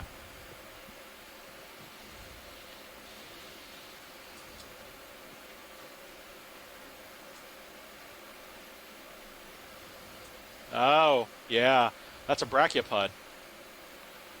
So these are very ancient animals. They look superficially like clams or mollusks. How far are we in that move? But they're not. Their shells are oriented in a different symmetry plane.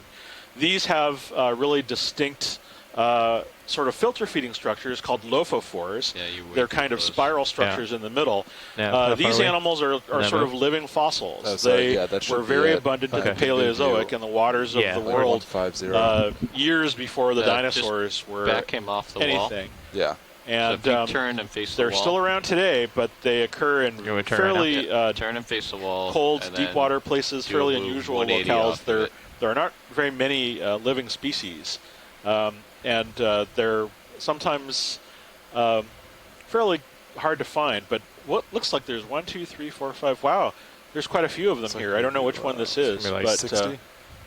Yeah, I don't think I've ever seen brachiopods at depth before. That's really neat. Yeah, so this is like kind of like degrees. living. This is like watching a wall of living fossils. Although, you know, they're not fossils since they're alive. So, but they're attached by the shell to via sort of a peduncle, sort of a fleshy stalk to the wall, and they're probably taking advantage of this very aggressive water current to filter feed. Neat.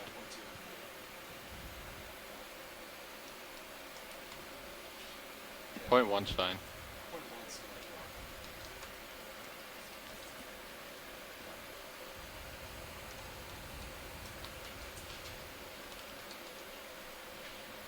Thank you very much for showing us that. That was neat. My pleasure. Just waiting for a ship move here. We're going to pull off this cliff a little bit. Very good. Thank you. Here, we can come up a little bit here, Andy, while we're waiting. Okay. We're sure it's not an overhang here?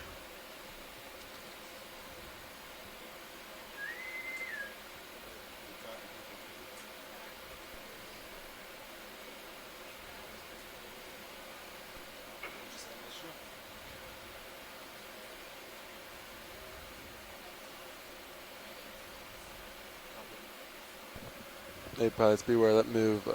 Where's the current going to push us? Where's the surface current? Surface current's pushing us southeast, so it's going to push us away, but okay, just be aware.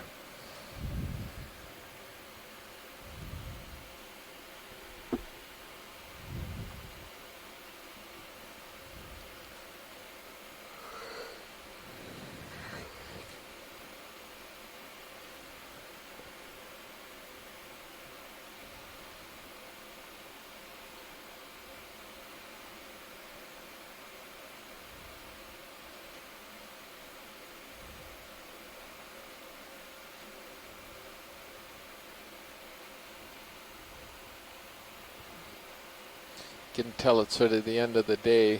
Chris and Chris are a little talked out, I imagine, but we'll try to keep up our jolly banter as we finish off this dive today. We still probably got another 20, 30 minutes, I think. Oh, I mean, got some brachiopods. Yeah, that's true. That's cool. Yeah. But you know, we can run on, and we're not running on right now, so that must mean we're a little tired. But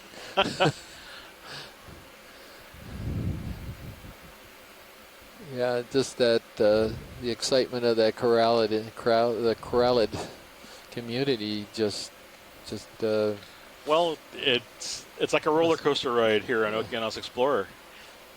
Sometimes all sorts of things are happening for really intensely, and then sometimes you have these periods just before the next exciting thing hits. Yeah.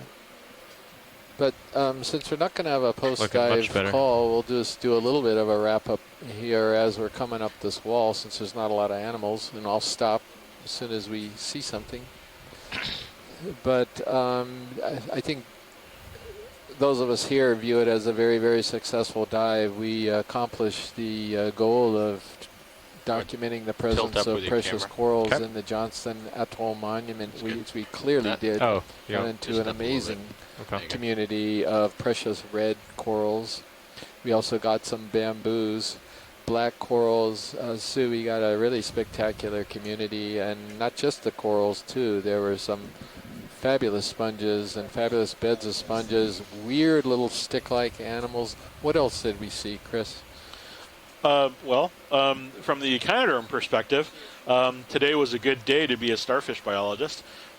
So we saw feeding of two different types of goniasterid sea stars, feeding on possibly new occurrences, things that I've not seen before.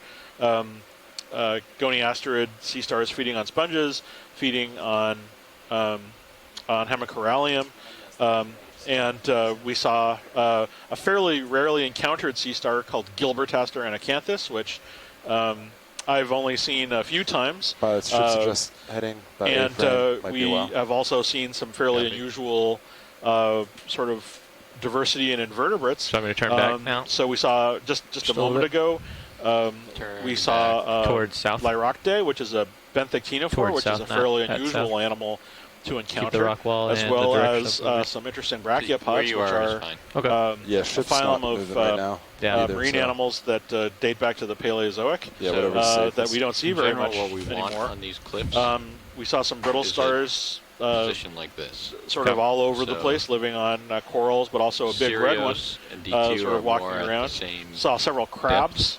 Including a very large crab species, a lithode crab with more of a buffer between you sort of very long legs, which was called, what was it called again? Move you forward, Pseudomaya. Pseudomaya. comes up, and then usually there the wall's were coming away, a number so you can of keep maintaining that distance. So which angle do I face when we're going along the side of it? Yellow scleractinian corals. I never get this right. Enopsalmia? Yeah, Enolopsamia. Enolopsamia, which we saw at the beginning in bits and pieces, well, in smaller abundance, lower abundance, I should say. And now we've come across a huge field of them, and sort of their graveyard, as a lot of them have seemed to have fallen from their mounts onto sort of a valley where their dead skeletons have accumulated. And I think one of the most consistent animals we've seen all day today was a neat little cup coral called polymyces, and we've seen both the living ones with their tentacles extended as well as dead cups without the animals. We're now focusing in on an Enolopsalmia coral, but looks like a sponge living on it. Yeah, I guess so. Or it's a closed anemone. I think it's a sponge. I don't think it's a closed anemone. That's what I said. No, I know, or a tunicate. That could be, I know you did. I actually had been wondering what it was, and I looked down for a moment, and it was just sort of of course, I see it now. Okay.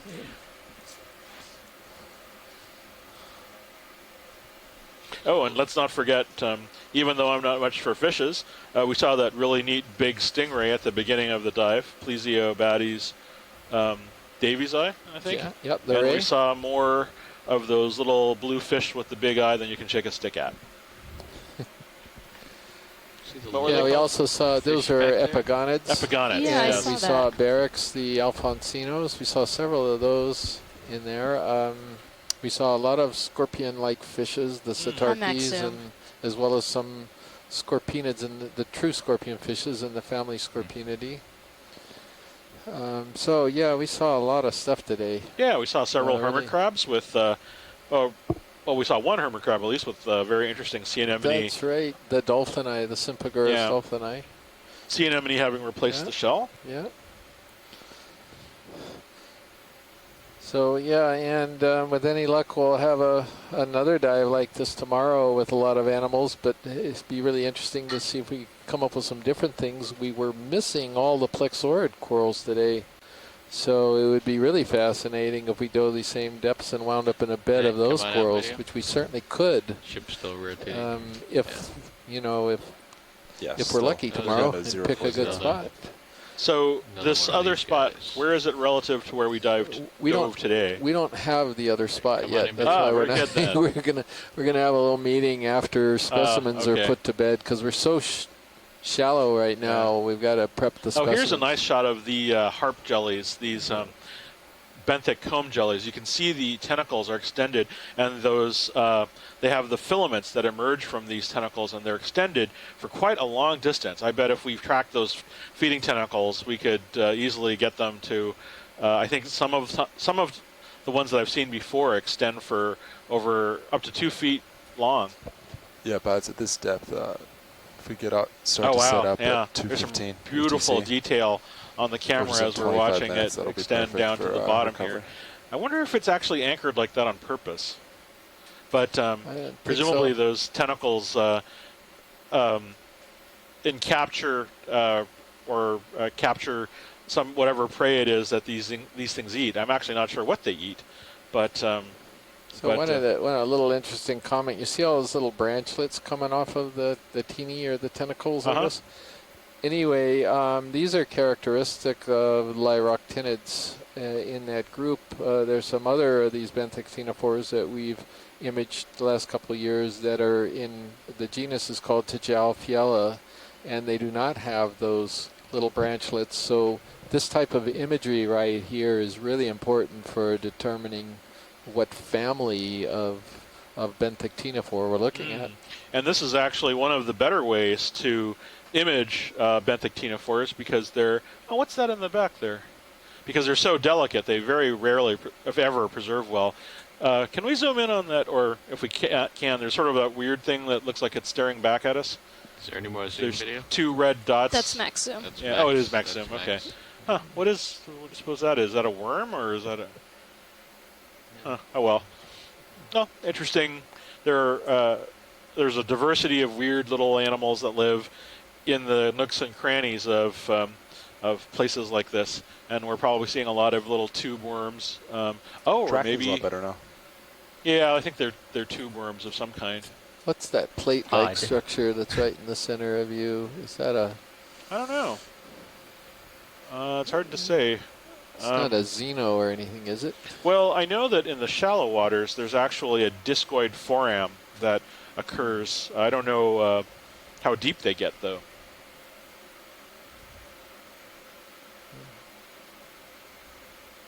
And looks like some bits and pieces of various critters. That looks like the broken test of sea urchin there. That bit with all of the round little circles on it. Some sponges in view. Brittle star arms in the background. Coral rubble scattered about. We're also coming up on fairly shallow water. We're in about 360 meters.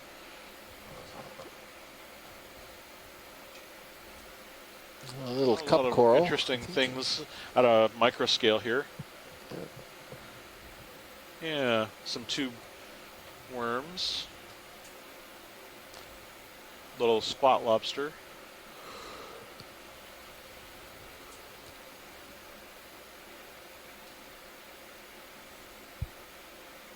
So much on these walls once you zoom in.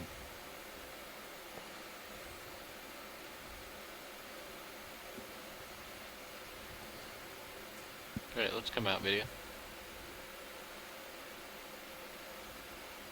Thank you. That was very nice. How's the ship doing, Sean? Still coming around? Yeah, we're almost there.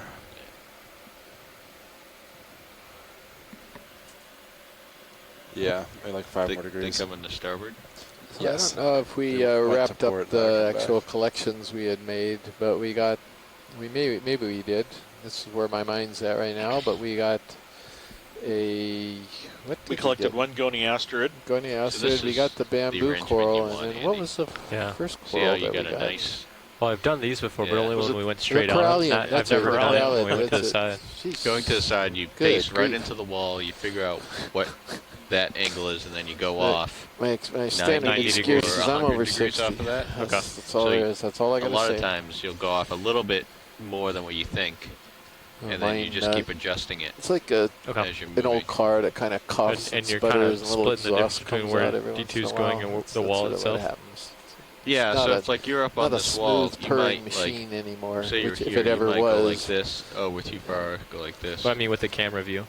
With the camera view, I like to keep it face at the wall. Okay. Just because it gives me a better sense on, and maybe turn the look to put the sonar down the side of the wall a little bit.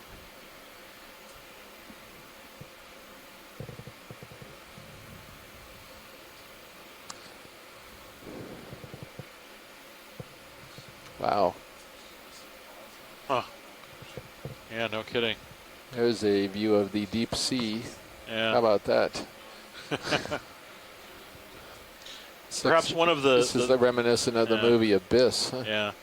Perhaps one of the things about our dive today that has been really striking, I think, is the number of really beautiful deep sea vistas and terrains that we've moved over. Yeah. Large boulders, that amazing Faria field that we passed that will undoubtedly show again on the highlight reels, which then abruptly shifted over to a field of Acanthogorgia corals. Again, these are the kinds of things that biologists, such as Chris and Chris, talking about Chris and myself, the third person, study is the transition in sort of different faunas, perhaps as they change due to different environments, such as current, temperature, salinity, oxygen, because could it be due to different environmental factors that are related to reproduction? Are they different species? All sorts of interesting questions that ask how did a particular species diversify in a particular area. And we did see several sort of transitions as we moved from our initial starting point to where we are right now. Earlier this morning, we went through sort of a high current area where we saw more Metallogorgia, more gold corals, and then we went to an area with lots of really karstic rock formations, and we saw a slightly different array of corals. And now we're here at these large boulders with a lot of these more high current areas, but with a very different fauna, different group of animals living on the surface of these rocks. We've tried to observe as many different kinds of animals as possible, small sea anemones, small other animals living on the surface of the rocks, as opposed to the large coral colonies that are present on the surfaces. So this is possibly a Sympagurus or a Parapagurus. I'm not really sure. Parapaguridae, I think, is safe guess. Got a big anemone that's partially closed on his back. Pilots, ship's new heading. It's in 040. So some of you might wonder, what shortly. is going on with that fish? Can we get a zoom on this, please? Is that? Didn't look like So he's doing this too good. is actually a really cool fish. It's a Grappo, I think, is the name. It's Grammatinotus, and there's several species of there. It looks like Grammatinotus. Grammatinotus species. I don't know if he's just lying there or he actually is dead. I don't see him breathing. It's still freshly colored. Yeah, it is freshly colored, but that's the first observation of this fish that we have seen today. Huh. I was also going to say, as some of you might wonder what's going to happen to this video after the dive. Of course, there's going to be marvelous still images made and some highlights video, but also we've got a group that's annotating all of the sponges, corals, fishes, and commensals and things like this from all of the video from the Okeanos dives. And all of these data will be submitted and be incorporated into NOAA's deep sea coral technology, deep sea coral research and technology program. They've got a marvelous database of deep sea animals, and all of the data from these dives are going to be incorporated into that database in another year and a half when we get all of the dives finished. Takes a while to really annotate these carefully. As you can imagine, from this dive to actually go through and identify and count all of the corals we've seen. There's large fish. Might be a shark above us. above you. But I wanted to do a shout out to the Deep Sea Coral Research and Technology Program because Matt Dornbeck is on the cruise assisting us, who's associated with that program, and he's assisting us as the data manager for the cruise right now. And it's a really great program. And they're consolidating data from all over the U.S. and also internationally as well, with hundreds and hundreds of thousands of records of deep sea corals. Coming up with you slightly. Again, it goes back to the name of the actual cruise, La Lima Okamoana. It's quite a partnership. Hey, what was that, 180 you said? I was thinking 145. Oh, he's way right of us. There's some pretty dramatic He terrain there. went Look around at it. that. Oh, yeah. Tricky. I thought I heard them say that there was a fish that they saw. My eyes said Long baby gone. shark. Okay. I think we lost him. I don't Listed think as he's way too off busy screen now. Talking, I I don't guess. see him at all. Yeah, So I it don't wasn't think the we fish can that we get this just guy. imaged? No, I think they were something else.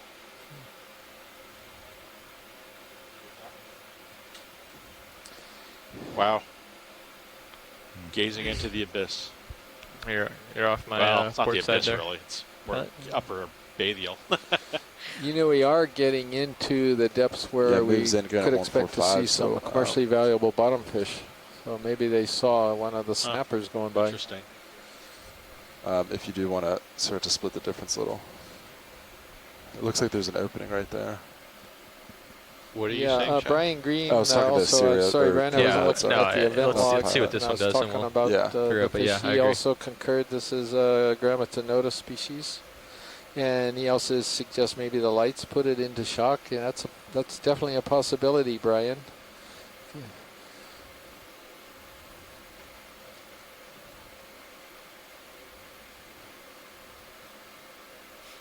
That was 1.5 meters, right?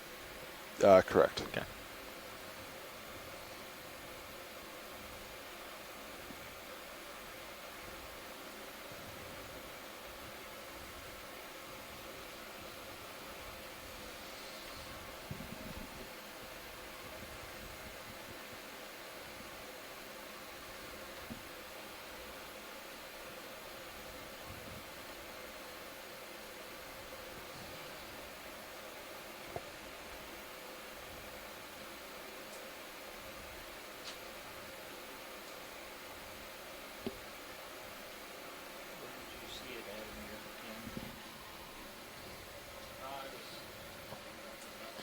That is There's a fish a upslope there.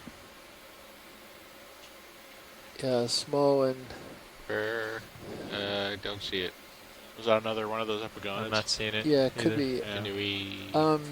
Josh, I was wondering, there's a coral hanging off the ledge to the lower left. It could just be a gigantic Elopsamia, but it seemed too big to be that. And I wonder if we're getting into something a little different, maybe a madrasis, or madrepore, excuse me. Wonder if we could just do a quick snap zoom before we go upslope. Come on in, video. Yeah, that's the one, all right.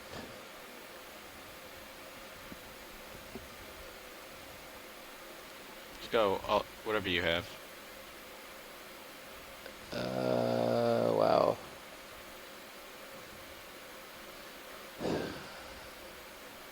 This is mostly dead. It's a scleractinian, a hard coral. Looks like it's become a nice home for crabs. Yeah, it's not madrepore, I don't think. Wow. Could it just be a gigantic Anelopsamia? I really don't know. Could be some other type of scleractinian as well. There's a Nav, what were you sponge on thinking a for the lot of next move? stuff Or with did you say colony. Oh, look at that 170? crab. Yeah, there's a couple of them on here.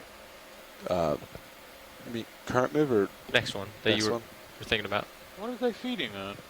Oh, No. I didn't think that far yet. Okay. I was going to see what was past this little corner here. That crab is what, about 5 centimeters? Hopefully we can see maybe the next 6 couple minutes. centimeters. Decent size.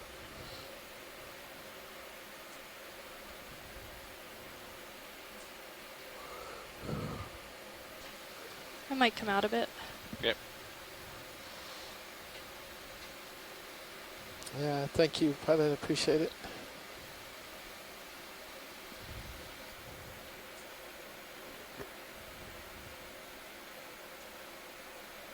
I just don't know. I'm just going to go to scleractinian at the moment. Hey, Chris, what are all these white dots on there? I thought on the rock face they looked like just the bases of other coral, but are those more brachiopods? They could be yours. Yeah, they are. Is that what they are? Yeah, I'm pretty sure.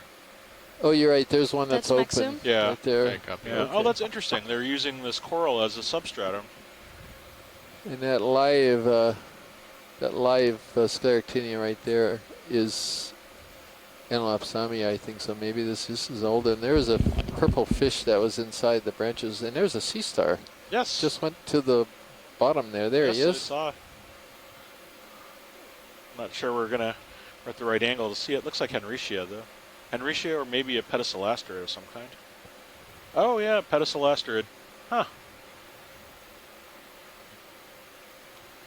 You gotta log it. We're gonna forget it.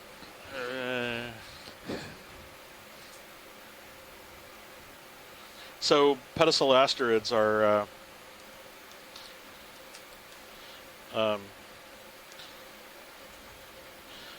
pedicellastrid are sea stars that are in the same group as what you might recognize in shallow water, like ochre stars or Asterias. But they're considered sort of primitive. They only have 2 rows of tube feet. Their skeletons are much more poorly developed, and they occur at the base of the tree of those sea stars. That moves back. You only see them in cold and deep water. High pack. Oh, That's a live Grammatinotus. I think Brian Green will concur. I'll take a look and see this time if he's commented on it in the chat log. I do love me some brachiopods. Neato. Okay, come on up.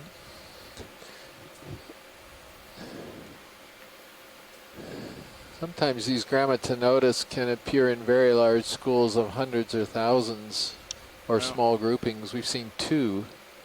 Wow, that area, this gorge we're going over is huge. Yeah, pilots. Looks like that move's done. Permission for 15 meters due south. Yeah, sure. Yes. Copy.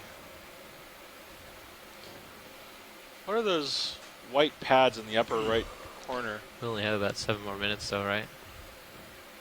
Yeah, correct. So this might Maybe be the those last are just one. bases. Come on in, video. Yeah, thank you. Oh, more brachiopods. Okay, they're just shells. Hey, come on out. The lower valves, I should say. Thank you. You're welcome. Maybe get the squat lobster. Come on in. There's a other yeah, Ceramaya. Ceramaya. Yep. Oh, a smaller in one. offensive mode. Protecting his home.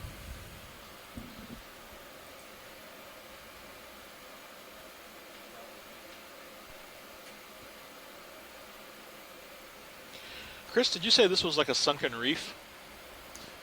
Yeah, I think so. It's or consolidated lagoonal sediments. Yeah. It looks like it's carbonate. Yeah. Oh, I just point out to everyone too that the composition of this rock looks like it's actually biogenic. It's actually made from the various hard parts of many fossilized organisms, worm tubes and other kinds of Come on out. of invertebrates and other animals.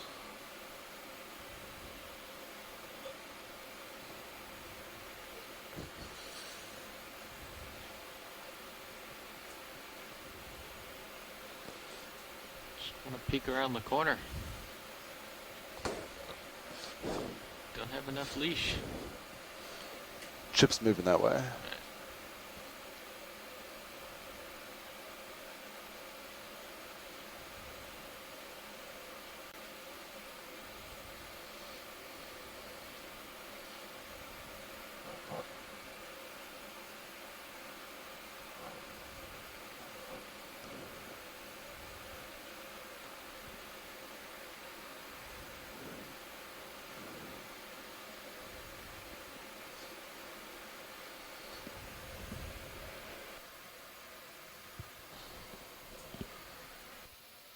Pretty neat stuff. Looking at a lot of history there.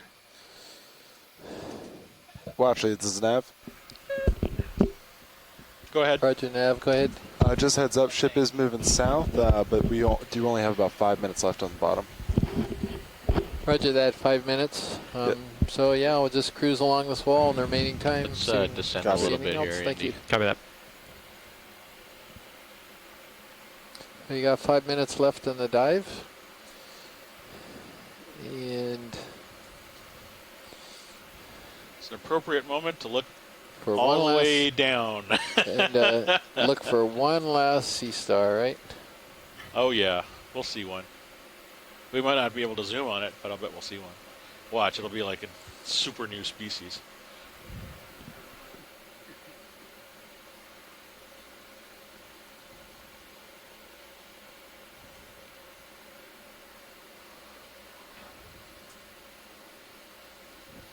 A lot of broken coral skeletons all over the top of this little outcrop that have fallen down slope and landed. Just do a snap right here. Got a nice little comb jelly, or a harp jelly that we're swimming past. Some crabs.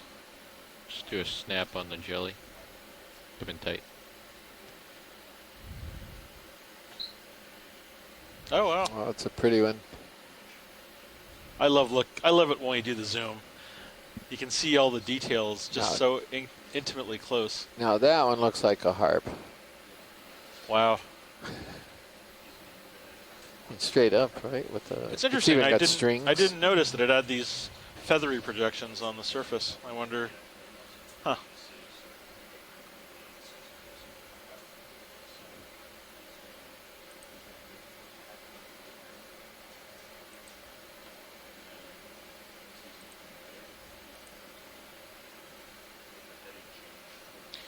Wow. You know, I don't think if I was to go back and tell a younger self, even about 1 or 2 years ago, that I would be surveying a deep sea cliff off Johnston Atoll, where I'd be looking at brachiopods and harp jellies side by side in the same area, I don't think I would have believed me. This is just like all the cool animals in one place.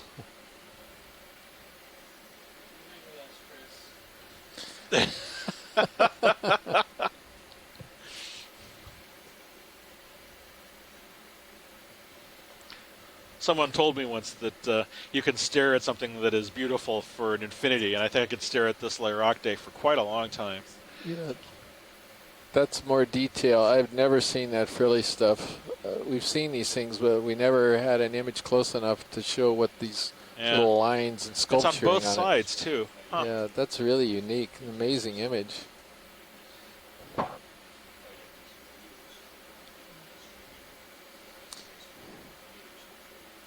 So if those of you who know what a typical comb jelly looks like, you're going, huh? What? Interesting thing about it is when these things reproduce and they spawn, and you look at their offspring, they look like perfect little pelagic ctenophores, the way everybody knows a ctenophore. It's the adult forms that look unusual. All right, pilots and watch leads, this is going to be our last visual on bottom for the dive. Frame it up video. Acknowledged. Hey, thank you very much, Tim. Thank you. A good thing to sign off with. Well, folks, I think that's going to wrap it up for us here. I want to thank everybody who's been participating with the dive. Sako Matsumoto, Tina Molitsova, Brian Green.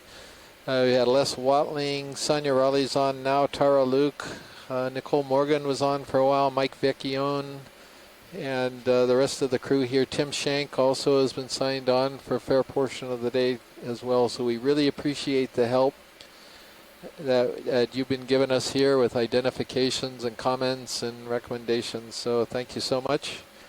We look forward to having a great dive tomorrow, and as soon as we know exactly where the site's going to be, of course it's going to be on Johnston Atoll, but as soon as we know exactly where it is, we'll send out a dive plan with a map so you can see be advised on that what swing the site arm there. looks Still like. out. But I suspect it's going to be fairly similar to this. We're going to try to find an escarpment of some kind that'll have a lot of animals on it. So appreciate your help, and good afternoon or good evening to everybody out there. And we're going to go ahead and sign off and get the lab prepped to receive the specimens. Everyone, big fish. You want to bring in that swing arm? That was a big fish that Sorry, swam down there. That's all the time. Oh, I've got to see the playback. Should I Bob, I bring in wonder that if we swing could arm? do a playback Well, on bring that. it in anyway. Stow him. Yeah. Yeah, please. Yeah, it's time to recover. Oh, well. So you're going to call Yeah, it so this is Chris Moss signing off, along with my colleague, Chris Kelly. Look at him, he's like we'll see. there he is. There he is. It's Randalichthys. Okay, or Randalichthys. Sorry. What is it with fish, like, photobombing today? We're like doing this graceful sign-off with the Lyroc D, and then boom, the fish comes along. So this actually is a commercially valuable species of snapper. It's not harvested in Hawaii, I can go over with but it is harvested elsewhere in the South Pacific. It's I think it's Randalichthys. All right, Andy, if you want to something or other. Rotate.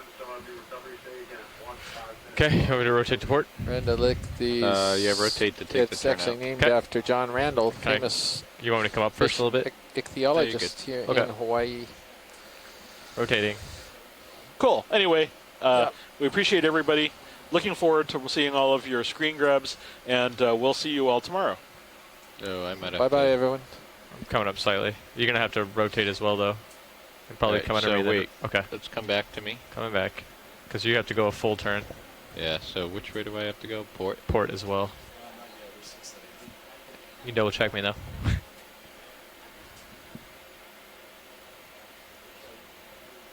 going to pull up just a little bit, get that tether, make sure you're under it. Is that? No, Filament don't toast. pull up. That's it.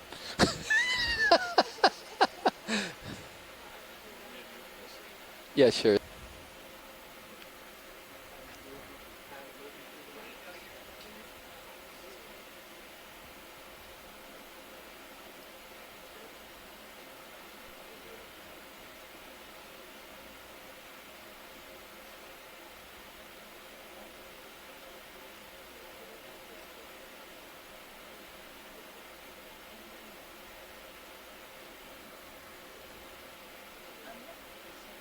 All right. That's nicer. There you can do your turn. Okay.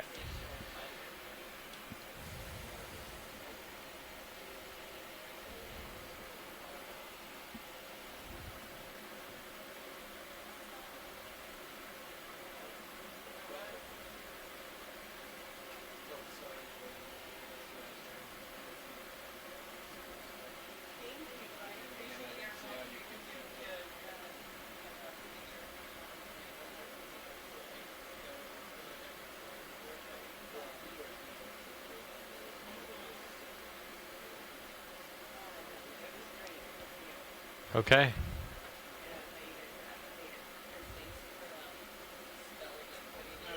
Yeah, we're going to have to come up a bit before I can get fully stretched out. Okay.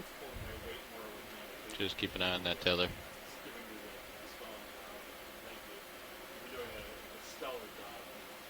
Okay, I'm on my way up. Okay, I'm coming up too.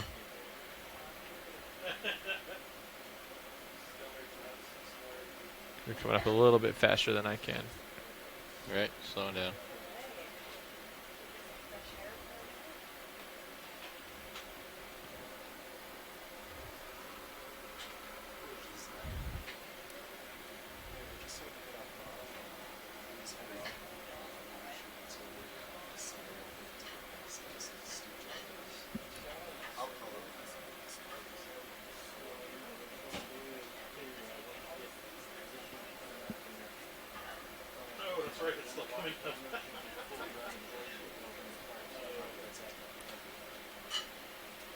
Got you in tether cam. Yeah, you guys slow down a little bit. Okay. I have you at delta of 11. Yep.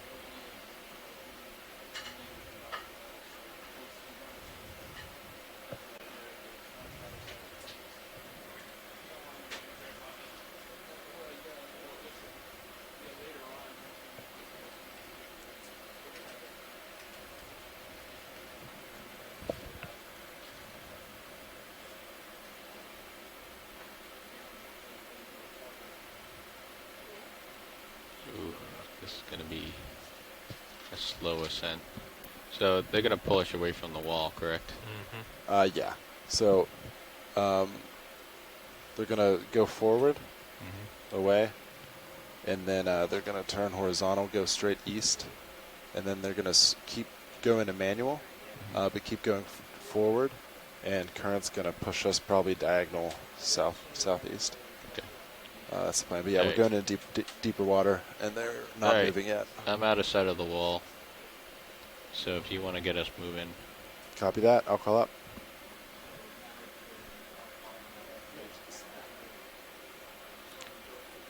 Are you ready for me to go out of auto heading?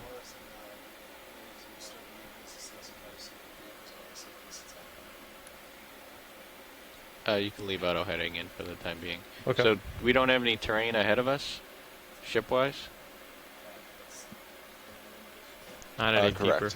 I mean, not any Yeah, shallower. we're only going into deeper. It's only deeper? Yeah, I can zoom out if you'd like and put the things No, back in. I was just looking at the numbers for the waypoints. Okay, yeah. It's like a that's 350 there. And I have a bottom lock right now.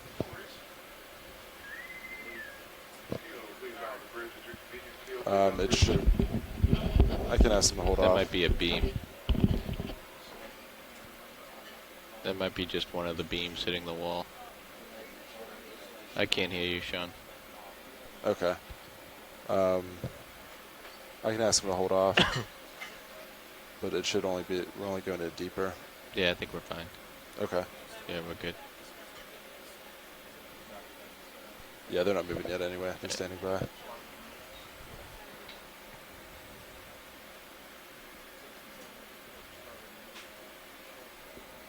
We're actually almost at recovery speed anyway. I'm at 28 right now. Okay. Yeah, I'm not. There's no point in me going into adjusting my Z-buys. We're only going to do this for a couple minutes. So if you want to come up to 30 at this point. Just move it a little bit. I can hold it.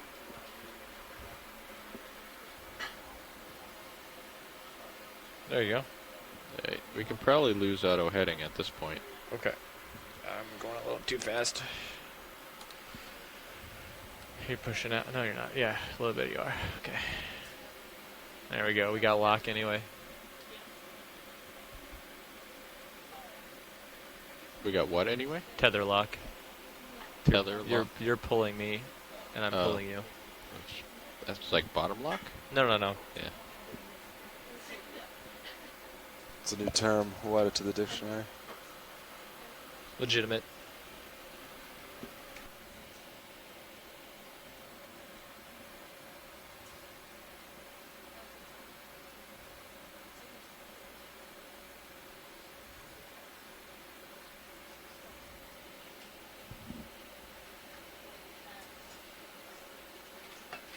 Yeah, pilots will probably be paused at 50 meters.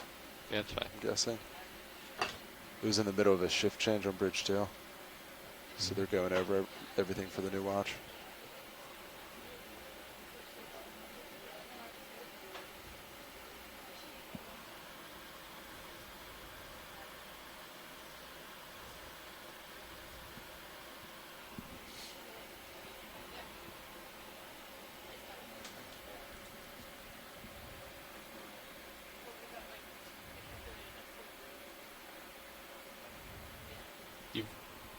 Retracted the pins and stowed all the swing arms and okay. Let's retract the pins and stow the drawer. Yep, because it's probably pushed out at this point.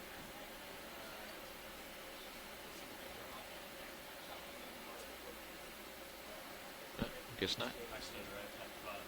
Okay. Yeah, you're gonna have to slow down a little bit.